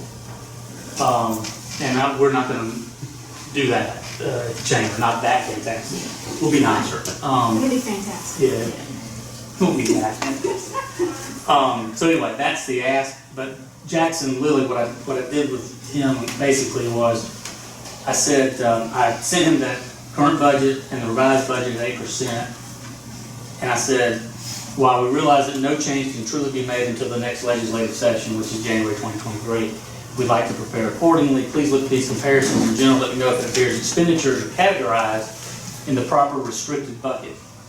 While we don't yet currently have a welcome center, plans are in the works to create one in the space of the chamber. Thus, the TPD expense, which on that budget was a relatively small amount of money, only 10 grand or something. His response, he said, I also said, please note that we also collect H&T for the FDR State Parking. We have to separate that out. His response to me, and I just want to read that, was, from what I can tell, the breakdown looks perfect. Generally would defer to local government on the appropriateness of certain expenditures, so I can't speak to the fit of the individual items in the statutory definition for TCP or TPD. But you have it divided up by purpose, which is correct, and the clear delineation of restricted funds between state park funds, TCP, and TPD is ideal. So y'all know I'm gonna do my homework before I come in here. I don't know all the answers, but But the TPD, where the reason we put county must, if we spend those dollars, DMO cannot spend TPD dollars. It must be the county that spends the TPD dollars per. okay, and that's the part I didn't do. So, but still, okay, Yeah. I mean, you know. that's not a problem. But there's a whole list of things on here that qualifies TPD. And I We're brought looking that at in here too. Arena. So I'll put that in here too. Parks and Rec. Parks, trails, trails and other facilities, rodeos, river rafting, 30 things on there. wayfinding signage. Okay. Welcome centers. So you could probably spend it We can inside spend the chamber and pay for the welcome center that way. So that's just, thank you for that clarification. That's the ask. It's in print form. By the way, the chamber board, it's funny, because I wasn't there Tuesday. Sonny made the motion to the chamber board that we request this. I was already working on this request and was gonna ask forgiveness later. So I got a call from Sonny Tuesday night and said, by the way, just wanted you to know, this is in the chamber, obviously unanimously supported the request, the board did, so, as information. I've been really pleased with what's been done in the last 2 or 3 years with the chamber and with the advertisement and the new push and all the new branding that's been done. It's been really good, and I appreciate that. And I want y'all to have as much of it as we can give you. That's what we're gonna do. And if we needed money, and we all need money, but you know what I'm saying, if we were struggling to balance our budget and to do the things we needed to do, then I would say, yes, let's pull all, money from every source, but we have a healthy reserve to don't need to raise taxes to meet our budget, I hope, this year or in the next several years, so. I'm for going to the 8%, and I'm also for giving as much of that percentage to the chamber as possible.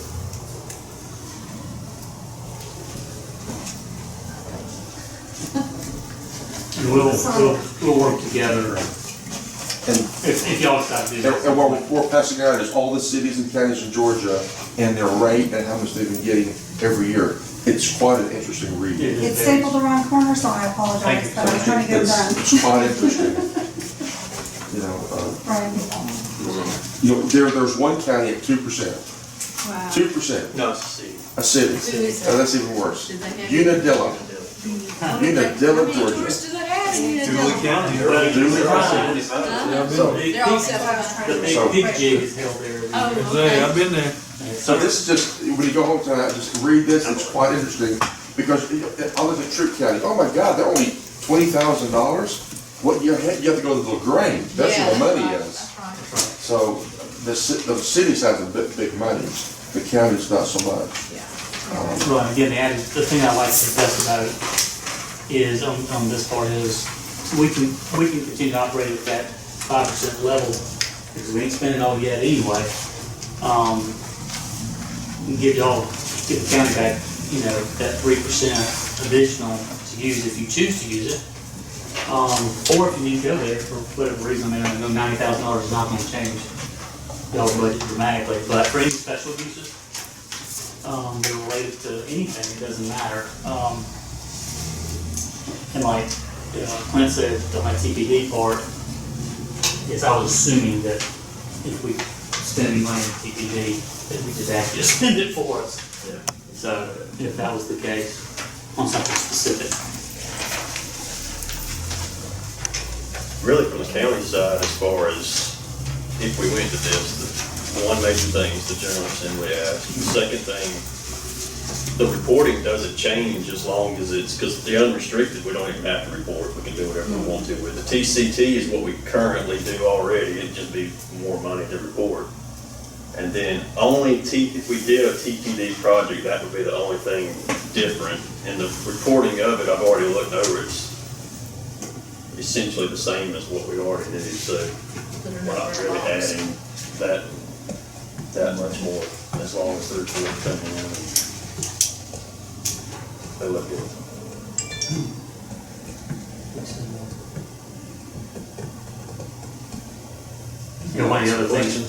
One of the other things for non-governmental people like me, I get it because I say it all the time, but the difference between fiscal year, y'all, and the rest of the world, tends to present challenges.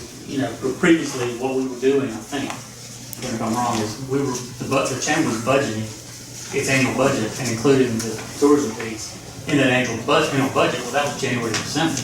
It didn't correspond. Now we've broken those out, so we've got a separate budget for that the chamber keeps up with, the DMO portion of the chamber. We keep it out of the books of the chamber on purpose, because it needs to be.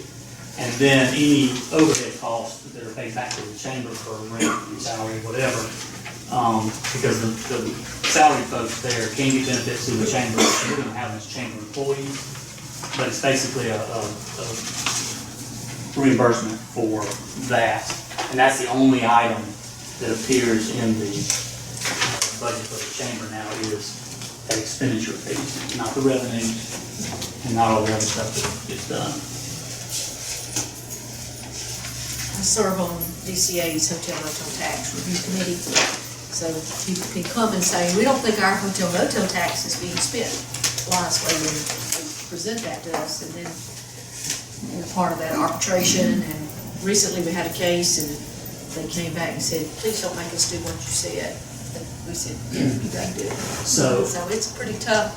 If you don't spend it the right way, it's pretty tough. So, y'all probably aware, Troop County had a big blow up a few years ago because of this. Well, because the numbers went through the roof. Greg Wolf showed up, and all of a sudden, what's the chamber doing? Well, in their case, the chamber wasn't doing anything wrong, they just weren't being transparent. And they did not separate out those funds as the DMO. So we've gotten to the point now, and Steve Wells, who's one of the loan officers in Hamilton, he is now the treasurer. Ben Brandon has been forever. But Steve understands that the DMO is a thing of itself. It operates that, it needs to operate that way. We just get the benefit of chamber people. So.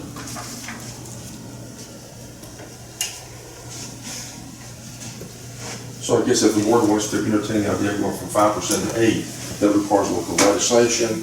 The attorney has to get involved, do a lot of paperwork, and the state reps always like us to do it well in advance of January and not do the last minute. And here it is, it's virtually June. It's time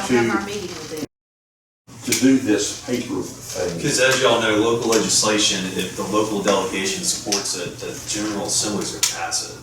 I mean, that's just the. And it requires all the members of the General Assembly delegation to agree. That's right. Once that says no, it's dead. So we need to get that dinner if we decide tonight to do this and what anything else. That's right. We need to do with it. Time, it's time, it's Yes, that it time. is. Any thoughts on it? I think I'm good with it.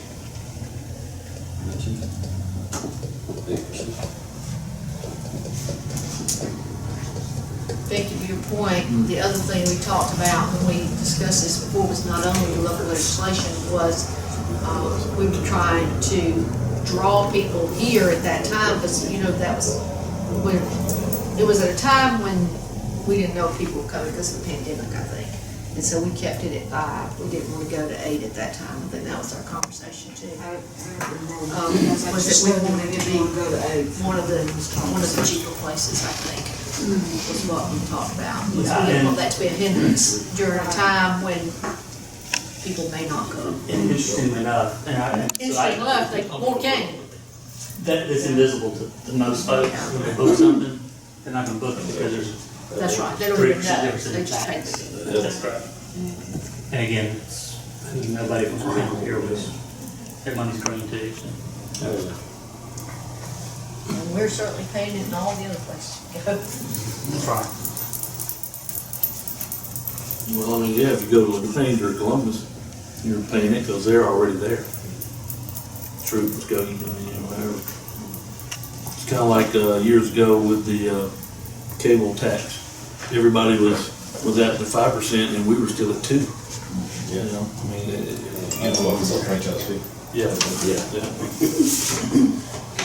What Randy and I discussed earlier, Rob, was this would be a negotiating point, but that unrestricted money could be spent on anything.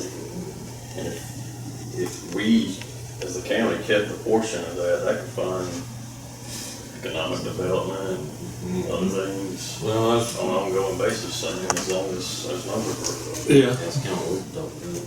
It's kind of funny you said that, because one of the things that I forgot to say, I was gonna say it about 10 times during the presentation, this is a reminder, tourism is the largest economic driver in the county. Yes. And it's not even close. I think we all want to see that grow too. Well, I mean, it's not that, I mean, we all want to see it grow, but it's going to grow, so that's what we are.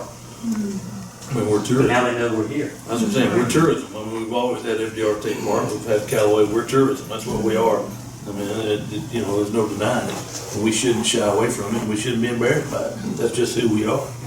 I mean, I'm happy of it. I mean, I've been there my whole life. I think it's great. That's right. I mean, It's better for them to come, sleep, spend, and go. That's right. Than to come and be the fastest growing residential. The only thing I hate about this whole beautiful ad, ranked one of the fastest growing residential communities in Georgia. That cost us money.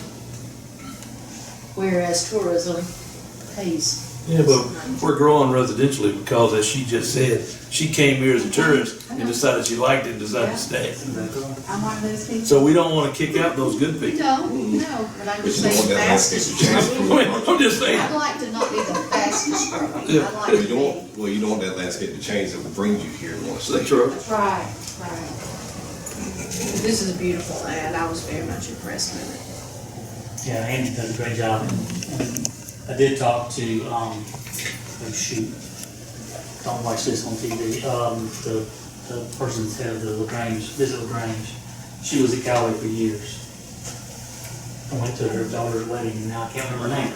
You know, I called her in relation to all this as well, and Yeah, that's, she made the comment, she said, it is too. yeah, she said, absolutely encourage you folks to go to 8%, because we get no kickback, get no, that's not the right word to use, we get no pushback, on that, and, yeah. I do love Try this. that. Try that. Number 11 for best places to buy a home in Georgia. Number 15 for best places to live in Georgia. And listen to this one, state recognized entrepreneur friendly. Now that's extremely positive. Well, it's helped, I mean, we already know. That's small that- businesses. Right, we already know that the Man of War Trail's already created a couple businesses because of it. Which, I mean, you know, Thriving equestrian and ag community, that's what we're trying to maintain with Yes. our 10 acres, if I may say so. Yeah, one of the things that strategically, I think, has been mentioned before is, what we'd like to help do, and we can do that through our dollars, those dollars, is we'd like to start coordinating with what the game plan for the trail is, that you guys envision it to be long-term, whether it connects to other trails, how that works. And I brought a map when we showed it to Randy, because our trail does this, and well, yeah, I've been looking at it for the last one- 6 months about how to Yeah. connect it. well, just condemn a bunch of property, I'm just kidding. Going to the Dragonfly. I mean, I've been, The Dragon.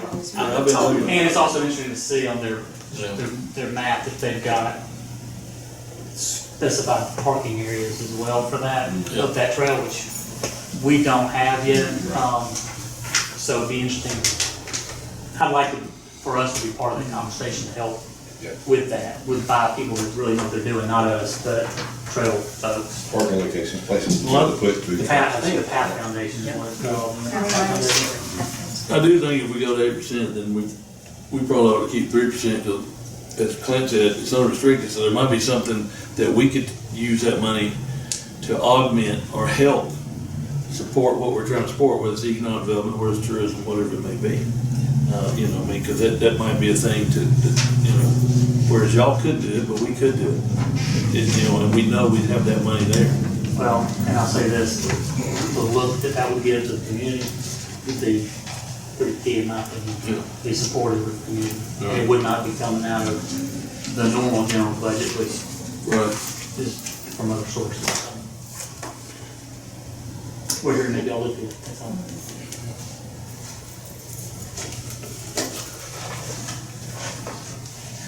So the I think we're getting our attorney, state representative. so the attorney will work on local legislation? Yeah. I understand. Okay. That's not good. And if it's, you know, introduced in January, then the governor signs it April or May, it's effective next June or July. Yeah, that's, So, well, I was kind of thinking about the fiscal year, July. 23. Yeah. Thank you, sir. Thank you. Can we do the noise ordinance next, so Brian can get out of here? Please. Oh, Miss Brian, but yes, we can do that.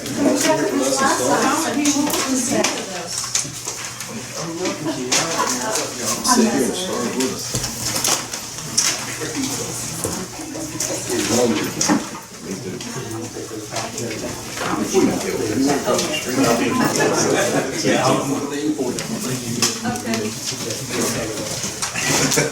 Oh, bigger crowd. Yeah, absolutely. I mean, I can be there. You know, I haven't either. Oh, there you go. You've already seen it, but I just doctored up.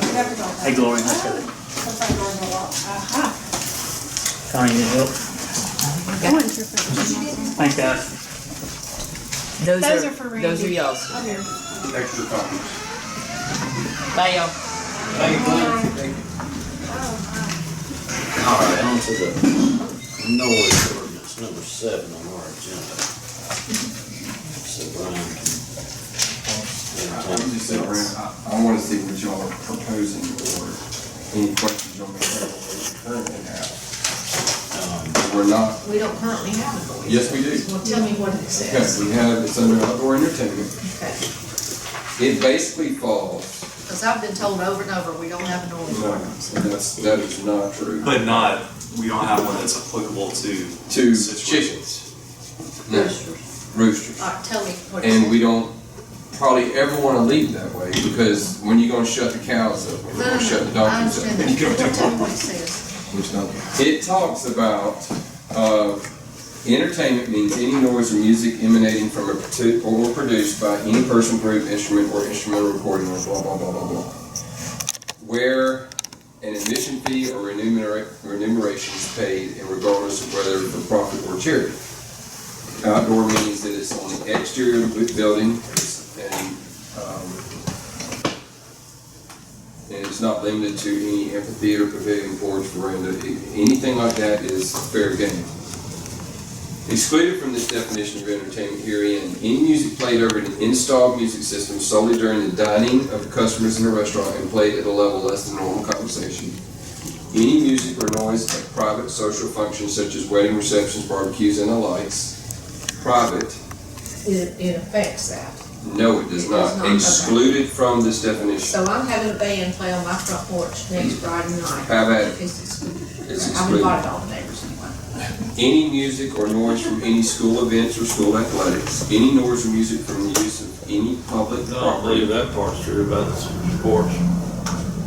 It's right. Because we've had people complain about the And they can noise, complain, but the they noise can about do the it. stadium and that. Oh, that's Hamilton though. They may have something. You're right, that could be, you're right. Oh, your tape thing's going on. I thought it was a weather bulletin. All right, I'll stop talking. Sound like a weather bulletin. Just replace the batteries. Can you plug it in to the wall? Yeah, but I was afraid someone would trip over it. Could be Russell. I didn't want Well, to. I'll keep reading because this is not that important. Any noise or music from any use of any public park, any noise or music from nonprofit, religious, or charitable organizations conducting annual events or occasional fundraising events, any noise from political rallies or meetings, any noise or music from occasional or periodic commercial sales promotions, around that one, any music or noise from a seasonal holiday-related events for which the main attraction or draw thereof is not musical related. This was added about 5 or 6 years ago we had a local business owner who liked having bands. We were getting complaints on it. We were having to go talk to him and tell him, look, you can't do it. He came and he proposed some new language. This is where this comes in. Amplified vocal and non-amplified acoustical music instruments which do not exceed 70 decibels when measured at a distance of 100 feet from the termination of any outdoor area included in the definition of outdoor. Such exclusion shall be valid until 9 p.m. Sunday through Thursday and until 11 p.m. Friday and Saturday, and no time will such an exclusion be effective prior to 10 a.m. For instance, we have, and not within the city limits. I'm just thinking, I'm on local eating establishment. They have bands that do come in. They play acoustically with mic'd voices.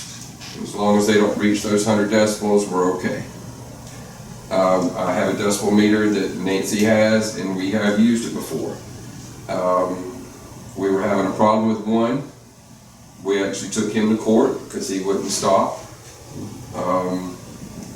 And shortly thereafter, he passed away. So we didn't have to worry about that establishment anymore. It's still there. But we don't get the same kind, again, we go off complaints.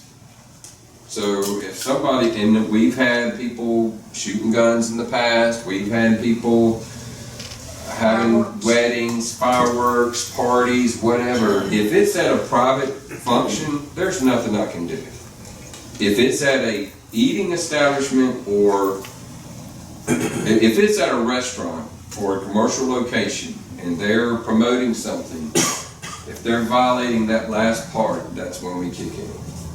We don't have that happen hardly anymore. So there are two situations that we've dealt with recently. One are the 100 roosters. They sell them ag land. So, and the legislature just passed freedom to farm. Correct. And so any noise ordinance that we would promote that dealt with any agriculture, that state law would preempt it anyway. Then we addressed the 10 acres of ag tonight, but it's not gonna be retro to those, Right. which it shouldn't be. Then we had another one that was a dog, a yapping dog in a subdivision, and Anna was working on that as a nuisance, and then Anna left, and I think that whole thing is just falling apart, and nobody has enforced that yet.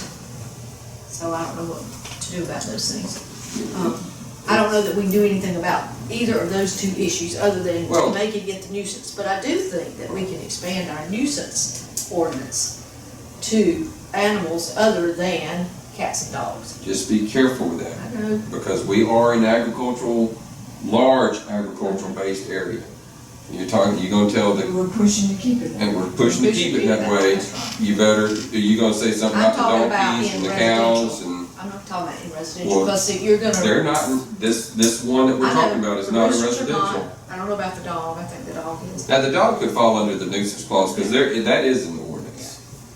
But I think the new freedom to farm would preempt It would. anything on agriculture. It would. Have you reviewed that, Russell? The new freedom to farm? I haven't legislation? reviewed what was adopted. I'm somewhat familiar with it. I can certainly do that. I'd rather you do something about these loud trucks. Well, I was reading in some of these samples, and, there's some complaints that I've received, even though it's in your neck of the woods, your district, is about the cables trucks with the brakes. Jake braking, Jake that's the brakes. same as that. We had a discussion on Jake that. brake, I mean, Yeah, when I see the board signs was go up like, all the time for that. Safety issue with people. Well, that's about as loud as the Yeah, exhaust on it some of these is. trucks. I heard an RV in front of the church the other day that hit Jake brake. It was in front of my dad's. He was coming down Harris Road and he Jake braked on an RV. And it was just as loud as a logging truck. So, I mean, there again, who's gonna enforce that? It'd have to be the sheriff's department. It would have to be. Well, these samples, it talks about the sheriff's department, of Yes. course, enforcement, the sheriff, the deputy sheriff, constable, some of the law enforcement shall be authorized to issue citations. I've seen signs here, I don't know if it's in. I saw no Jake braking, that's here in Hamilton. In As you go Hamilton, out yes. past the, out Yes. past the park. No as you're Jake braking. coming Well, down they the just hill. asked that sign be put in Pine Mountain Right. Valley. I mean, people that have been complaining have asked, can't we do that? And that would be a question to GDOT, because that is a state route, not us. Right. But we discussed that, probably been 2 years ago. I think some of these samples have merit, as far as having some kind of noise ordinance. Well, I mean, What is that called? Is it called noise ordinance? It's not called noise, outdoor it's listed under outdoor entertainment, yes ma'am. And it's specifically driven to prohibit these restaurants or, turning into nightclubs, basically. but only the restaurants in the county. Correct. Yes. So the city limits, they're different, and they do have the same thing in theirs. Pine Mountain does, I know. And even in Murray counties, it says this provision shall not apply to agricultural area, operation, facility, agricultural supported facilities. So, they're saying it doesn't, in some of these sample ones of others. And I will say, I was looking at a few of our other counties. I see y'all have Ware County, that's one of our counties here. I was looking at Tift as well, Tift too. They have a noise ordinance, but it doesn't apply to agriculture zones. Sounds caused by pigs, cattle, horses, sheep, goats, poultry, and similar in agricultural zoning districts. Yeah, they'll exempt that every time. Yeah, and it needs to be exempted, but you need to have enough land to have those kind of activities. And with that particular one that we're talking about, me and Anna got together as soon as it came through. We went to Department of Ag, we went to Sheriff's Department, no, the Roosters. The roosters. Department of Ag, Sheriff's Department, we went to any avenue that we could think of, and none of them would help us. Yes, sir. So I'm the victim of the rooster farm you guys are speaking of. Yes. Look at it like this, okay? And I don't know if anybody took me up on the offer to come out and visit, to see the noise that's going on out there. Forget that it's roosters. Let's say it's train whistles. Right. If somebody decided to set up 100 train whistles in their 4 acres bag, and just started to blow them from 5 o'clock in the morning till 9:30 at night, what would you guys do if you lived next door to it? I understand we're trying to protect agriculture. I get it. I'm not trying to be the, like I said, the city folk trying to come into the country and say it can't be like that. But common sense at some point has to play a role in what individuals do. He's on a 4-acre lot adjacent to my 4-acre lot. It's not like he has roosters in the middle of a 20-acre farm. He has decided to stockpile as many as he can on the little postage stamp that he purchased. And I was there first. He built next to me. He never consulted me, nor said, hey, this is what we're, is it okay? He basically has brought this noise to my backyard. And it's almost like everybody's like, sorry, because it's roosters and it's not train whistles, we can't help you. And what people don't seem to understand, and if you haven't visited, you can't appreciate, it's not normal country noise. It's obnoxious to a level that you couldn't understand unless you come out to my house at 6 o'clock in the morning and have coffee with me. And so, like I said, I sit here and everybody's saying, we don't want to impede on the agricultural side of this. It's a bad idea to start saying, because then it'll be the pigs, it'll be the horses. I have a horse farmer adjacent to my property. I have no problem with the noise that comes there. If he had 2 or 3 roosters or 20 chickens, I wouldn't have a problem with it. But this man has decided to make a living selling fighting roosters. Now, I don't know how this is a benefit to the ag of Harris County. I don't know if Harris County collects money from what he's commercially doing. But I'm in a situation right now, if I were to even try and sell my property, somebody would come out there and laugh at me to think that they'd want to move and inherit what I've inherited. And like I said, guys, I'm coming to you guys because I'm running out of options. I mean, besides raising coyotes to combat the roosters, like I said, I'm a good neighbor. And they're in pens. He protects them quite well. Yeah. But he also does things that normal neighbors do, like shooting in the middle of the night in the dark to try and kill birds of prey. Soliciting for deadly poisons from... Aren't there rules to where you can and cannot shoot a gun, and you have to be so far off of a road? 50 yards. 50 yards. That's it. It's a state law. But that would also, and even when that came up before, I would challenge that you should be talking to DNR about him shooting certain fowl. I am. Because that's definitely an avenue. And USDA and Fish and Game and Wildlife, we're pursuing every avenue we can. But ultimately, those wheels turn very, very slow.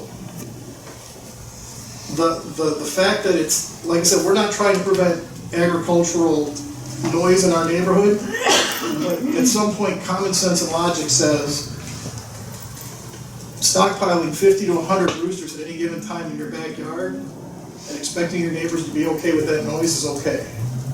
And it's not. And like I said, that's why I'm coming to you guys. I don't know, where to go from this. I moved, I've been in Harris County 10 years. I've lived in multiple locations throughout Harris County, Ellerslie. We've had different locations, never had problems like this before. I was moved into Waverly Hall in 2017, and until he moved and bought the property next to me, I have great neighbors. He is the only one that doesn't have the common sense to realize you shouldn't do something like this. But if we did this noise ordinance, we still couldn't do anything about those roosters I know, that's according what to I'm according to the state law. So even if we do something, it's not gonna help. You might have to reach out to. You may have to reach out to the state people, because that law says it won't affect them, right? Well, Bring the on. law says you have 1 year to file a nuisance complaint. But that is for new people coming to the farm. Right, He was there first. right. The law is for, if I'm farming and you move in and you don't like the smell of my cows, you have 1 year to file that complaint, and then Right. it goes through the process. But it wouldn't matter in this case, because he was there That's first. what I'm saying, that law, Yeah, the state is kinda handcuffing us on doing anything. so Russell, I was just looking at you, is there anything you know that might assist in this particular case? It's ag land. Right. Not off the top of my head, other than a property owner can seek private counsel to consider a private nuisance lawsuit. But with the rules that you're saying they're gonna enforce right now, do I have a leg to stand on? I am not his attorney, I can't give him advice, I'm here to talk to y'all. Yeah. And I'm gonna limit it to that. But, I just don't, I've thought about it, I've talked to people about it that I thought Mike could assist us, and I don't We really know thought any that, recourse. we really thought that Department of Ag would step in on how many per acre, that kind of thing. They didn't have nothing. Although we did on hens, Yes, but they won't on roosters. They won't on- Who raises 100 roosters? Yeah, but we did on hens on residential, they're not gonna do I know, anything on that's what I'm ag. saying, it's on ag land. I mean, you can have as many cows as you want out there. Or whatever livestock. I just don't know of any recourse that we have. And even if you did this noise ordinance, it's not gonna cover the, Well, if you put a noise ordinance and stop something on A1, you can stop any. That's right. In there, and it You'd goes be on stopping, forward. yeah, you'd have to be stopping probably everybody. So I guarantee you get challenged if you just did it for chickens or roosters or whatever. Oh, yeah. and when I read through the offenses that are listed in the noise ordinances, I know we have these things happen periodically, everywhere. But I don't think we have a sufficient number of cases of these kinds of things to have an ordinance. But I just was looking for something that might assist us. Because I do understand the craziness of this. Yeah, I can definitely understand. Here's, No, I was just gonna say, I definitely understand that. in Murray County, it says, the keeping of any animal or bird that will disturb the comfort or repose of any persons in the vicinity by making long, continual, or frequent noise shall be a violation of this article. So, they do have that, but I'm not sure, because it's a bird. I can review the Right to Farm Act that was adopted and give you a summary of what it does and doesn't do. If that would help your understanding of the parameters, there may be something that the county decides it wants to do within those parameters.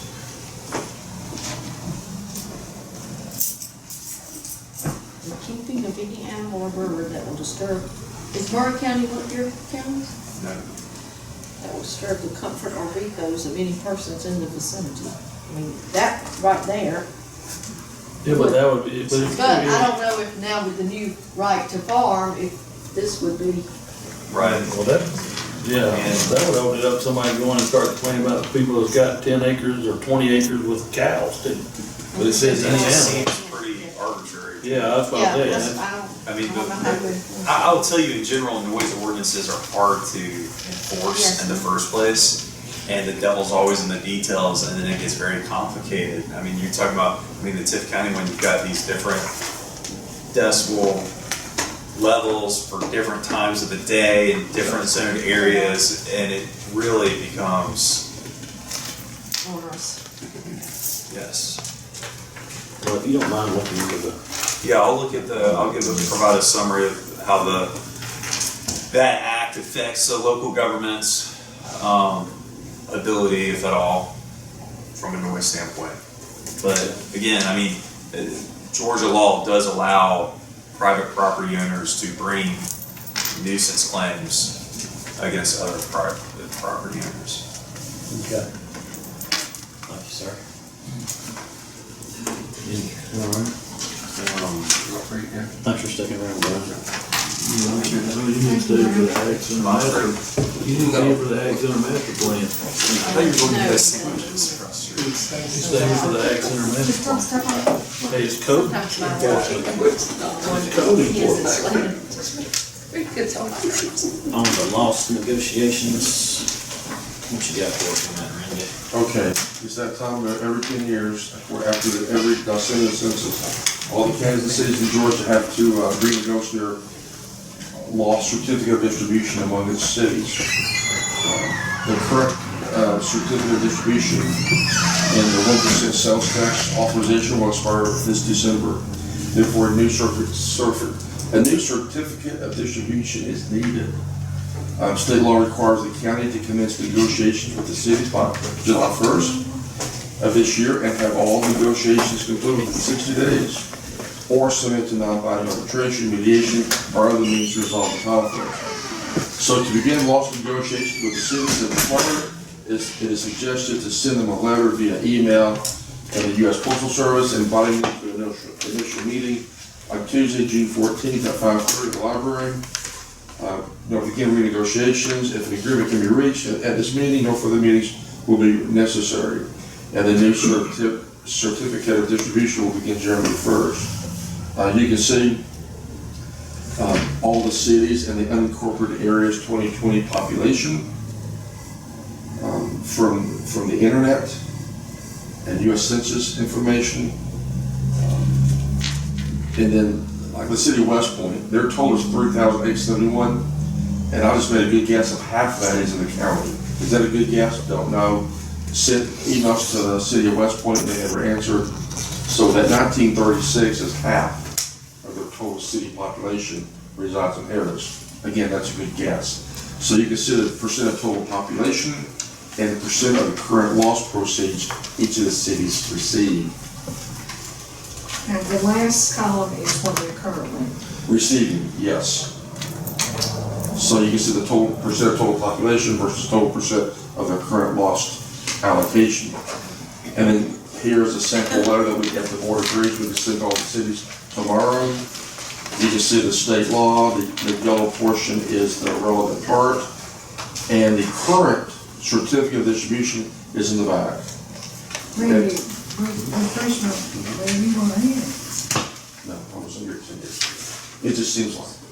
Yeah, well, the week's been 10 Yes, it years does. long. Tonight has been 10 years The long. last time we did this, did we do it by population? We didn't, did we? I don't know. I don't think we did, but I don't remember what we did. So you can see in Exhibit A in the very back, Yeah. and But it these was- numbers change through the years, which makes it even more confusing. So they started with some or at least West Point changed. West Point went up over the years a little bit, and the counties went down, and all the others stayed the same. I can't remember what the criteria was, but I swear I don't believe it. The criteria Was it could be- the same as like the regular SPOS, when they said, we have these projects we want to fund with It might have been And, project. Because Waverly Hall, wanted to build something, Yeah, and and so that they may got have been more. what it was, but I'm pretty sure it wasn't by population, but that may have been it. Right there. West Point went up because of that subdivision by the beach park. I think Edmund told me he wants a better shape because of the business park, and the city has to maintain that business park. Well, we pay them to do it. Right, but they do a lot of subsidies for water and sewer infrastructure, that kind of thing. So that's gonna be a negotiated tactic, a negotiated point. We're also about to get 200 and something more people in there. That's right. And that's new, in Bear their Creek. subdivision, yeah. But the negotiating can be on population, that's the easy thing. That Or, is the easy thing. easy thing, it's verifiable, easy to be done in 1 minute. Or point of sale. You know, the point of sale might be higher in Pine Mountain versus Hamilton versus Waverly Hall. Maybe Pine Mountain might need to get a little bit because there's more of a point of sale up there. That's where some of the revenues come from versus Waverly Hall versus Shiloh. And I think, if I remember correctly, municipalities were not happy with the way it changed. Or you could I look think at it you're the right. other way and say, Yeah. Portable Shallow needs more. That's true, They that's still true. need. That's true, but they were not happy with our change. I said, you know, they wanted the distribution to be by population. And you know, yeah. I'm sorry, I've heard Yeah, I that. think that's, So this is a negotiation, yes. and the most persuasive entity wins. So, but we all have to agree within 60 days once it commences. So once these letters go out tomorrow, if they go out tomorrow, and they have to go out by July 1st, inviting them to all to come to a meeting and start negotiating. I can tell You you mean they've all already, together? Huh? yeah, they were all there together, I think it's about to approach all together and negotiate together. but they've already been working on it. Sure. I think they're waiting for us to send this letter I think you're right. to commence. To go by population or not. No, well, that was determined at the time. At that time. But, and you can So if you see, don't go by population, Randy, what would you go by? Well, I think it's what Susan said, it was about Yeah. project Right. list. but now Lost is not project-based. No. It just but goes to the general fund. That was just their port of argument. Okay, Yeah. okay, that could be a good point, good point. And then we have these projects, So in that instance, it would be like the T-Splosh where we submitted a bunch of stuff in and stuff got struck out. So you'd have to sit there and say, well, you know, cause say, one town submits everything and they want that's right. this much That's and all right. that, you That's probably, right. then somebody would have to be the one to go, And if well, you I'm not- can't get all of it because if you do, they get nothing. And if I'm not mistaken, we were getting very close to having, mediation. We were getting very Right. close to it before, and then, yeah, I mean, it was like 2 or 3 days. Right. Sounds like. We were very close to mediation. And you know Pine Mountain's gonna say, we raised the money, we need to get more. They all They bring do, good arguments. Yeah, they all, yeah. But you can see based on population, as a starting point, you can see how it would line up. Yeah. As a very, as an entry level starting point. Yeah. But, But see, based on, if we do it based on population, they're getting more now than their percent. Shiloh's getting a lot more than their population. Yeah. Waverly Hall is getting Yeah, double they're than their all of population. them. Yeah, Pine Mountain's getting a lot more. Hamilton and West Point are kind of right where they need to be, based on population, which is, again, an easy way to do That's what leads me it. to think it was project. If you go I think it population, was project. you go population, you know, Waverly Hall and Shiloh especially are always gonna go down. But they, I mean, but they, yeah, they come in and they give you the whole, they were all there at once. And that, and the board, if I remember, the board got together and came up with the percentages based on the information that they'd given us. But we were very close to having to go to mediation. Which we don't want. With one city or We don't several? want, no, well, I. I'm not just curious. Yeah, the Probably whole maybe the whole- package, yeah. the whole package. All right. Been there once. Well, So is June 14th, that's an off Tuesday of a commission meeting? Is that convenient for Tuesday, June 14th at 5:30? It's just an off commission meeting day. At 5:30. Yeah. Or it could be 5, it could be 4:30, it could be 6. Yeah, 14 works for me.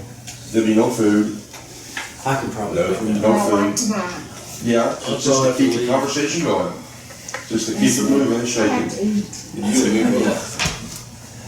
Hungry. We got some crackers. We got some crackers Where? in Randy's desk drawer. You got a pack of crackers? Give me a cracker. I can give you one each. No, let's I just want go you on to to be finish. Okay, so we'll send this letter out tomorrow. Tuesday, June 14th is a go, and this is exactly why we don't serve food. Hurry, let's go. As long, at least as long as y'all can be there, I don't know, June, I might not be able to, but, I'll try. Tuesday, June 14th. Yeah. No, I might not, I might be out of town, that's all. But Because that's what what I'm saying, we might have multiple meetings, not just Oh, one. no, we Yeah, didn't it's gonna have be just one. multiple, yeah. So we'll have multiple Hours meetings. long. Really? I mean, yes, They gonna fight Yes. tooth and nail. because they were fighting for theirs. Well, perhaps I know you can folks have a shallow very are strict gonna be- agenda and give them a time limit. Well, we shall go say that, yeah. Yeah. It's only one thing on the agenda, Right. negotiation But I'm of the saying, laws. this city, everybody has as much time to present what you think. Yes. 10 minutes, 10 minutes, boom. Their lifeline, though. That's Their right. lifeline, they're gonna give it their all. Right. Well, you can't win. Well, and once they get the money though, they're, we have no say so in what they do with the money. No, Which no, is, it's just that we have to set the. right, the just gotta do the percentage. Okay, yeah. All right, let's. But it wasn't easy, as I recall. No, I don't see it being easy at all. And I think West Point was a real sticky one. They were. I don't think they're going to beat 10 years No, I ago. don't think, well, And they were to come back and settle the scores. All right, Amanda Ward Railroad Recreation Trail. Again, this is a proposal for phase 6, from where it ends, where phase 5 ends, right down here at Spartan Lawnmowers to the Mulberry Creek. No bridge work will be required. It's 3.15 miles. Mulberry Creek. Yeah. And you can see the bridge in here, a picture of the bridge. So it's 3.15 miles. After phase 6 is completed, a total of 13.1 miles will have been paved, leaving 8 miles to be paved and 2 bridges to be rehabilitated. The funding source of the Board of Bridges in phase 6 will be the current East Blocks. We got plenty of money available, about 1.7 million. After phase 5 is done, the LMIG is done, the road patching is done, and the 5311 program is completed. So we're still, after all these things are done, we're still got about $1.7 million in T-SPLOST once it ends December. So there's money available for this project if the board wants to pursue it. $132,000 for design, survey, permit, bid, construction, administration. Construction is about $1 million. Bridge assessments to prepare for subsequent phases, $14,000, so about $1.1 million. If we can start in June, and we could be, could finish this time next year. I'm all for it. I'm getting to, do we need to start looking at maybe like working locations, like they were talking? I think we're about to that point now that we're going from a city to a city. I think when we get to Hamilton, where we actually have a destination to destination, that'll give us that opportunity to now start looking, because from Hamilton down, there's not another destination. I mean, you go through Catala, but I think we're about to get to that point where we need to really kind of figure out where it's going to tie. figure out the trailheads, figure out the parking. Yeah, I think we're about to that point. Yeah.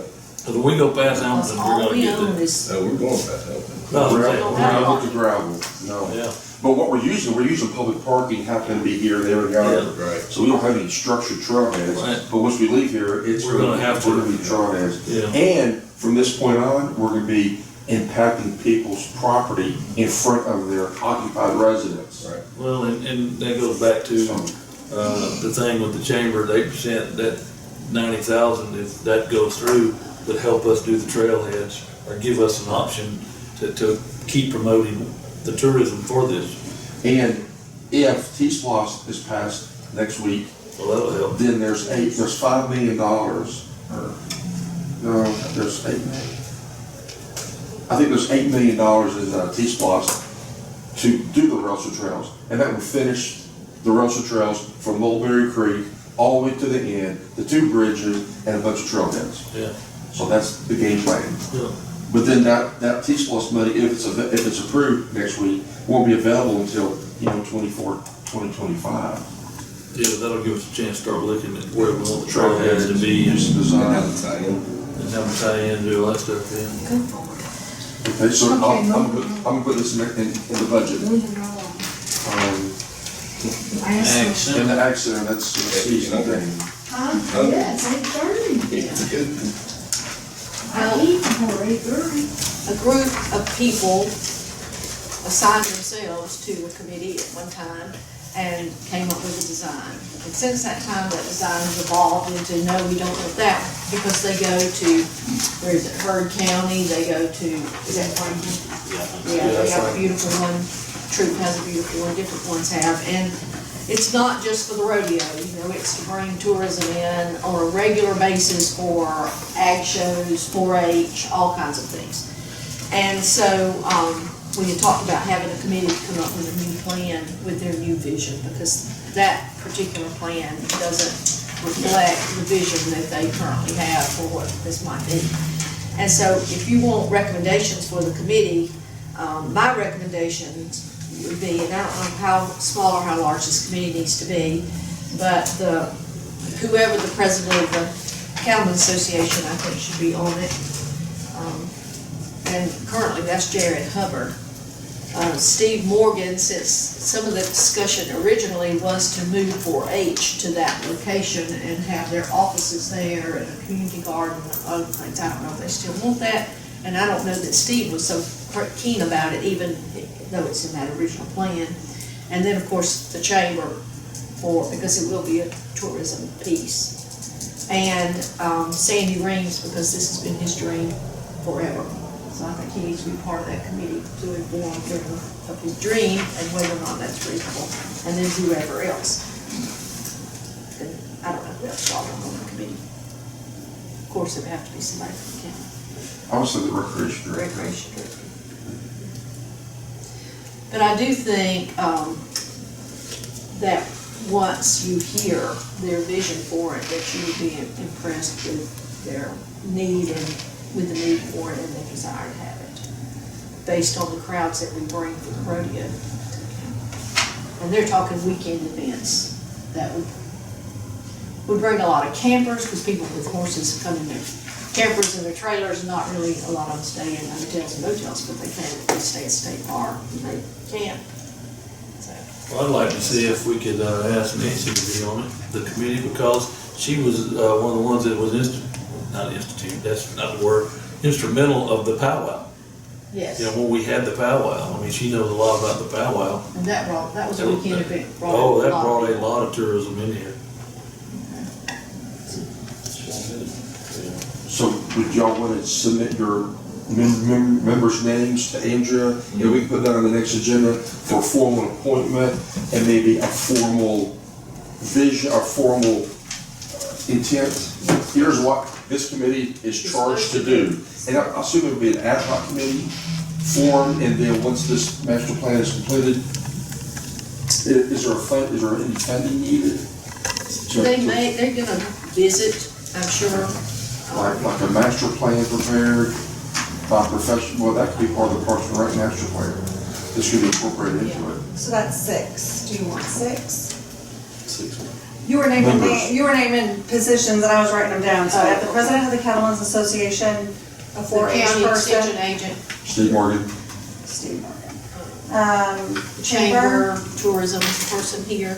And then I've got Sandy Reams, who I don't know who they are, so I'm sorry. Okay, sorry. I can talk, one of us can get with him. And then the rec director or interim. Who is? Yeah. Or- He said or- Nancy. And then Nancy. And Nancy. So that's 6. And then maybe some other people that, you know, in the county that are local that would be part of the rodeo, you know, that actually go to rodeos, do the. Or just We have a large To have an equestrian honor. population, Yes. and, so maybe somebody from that really is involved in that. I don't know who that might be, but there is a large Right. population as well. Maybe somebody from Big Bear Farms, I don't know if that's not here. There, you got Morgan who went out to Mississippi State or Ole Miss, I forget which, on the equestrian scholarship, but she did a lot of her stuff at that rodeo, which allowed her to get the scholarship to be in college. And she won national championships all around the You understand? I mean, there's other people that we can think of. Yeah. You want that next time? How about June 7th appointment? And then they can begin their work. So I'll just put it on there and y'all just come prepared to stuff we do. I don't know. You just send an email, whatever. Well, I mean, usually you can just name people there as long as they're okay with it, I would imagine. That's what we did with the other things. We'll work on the details from here. Okay, perfect. We might probably, I wonder if we would need to have a commissioner on there. Well, we need somebody from the county. The Parks The rec director. Parks rec director. Submit a name. Let's go. Big you are. I'm kidding. On December 31st. Andrew, I'm retired. Susan, you like committee. Susan? I was gonna say,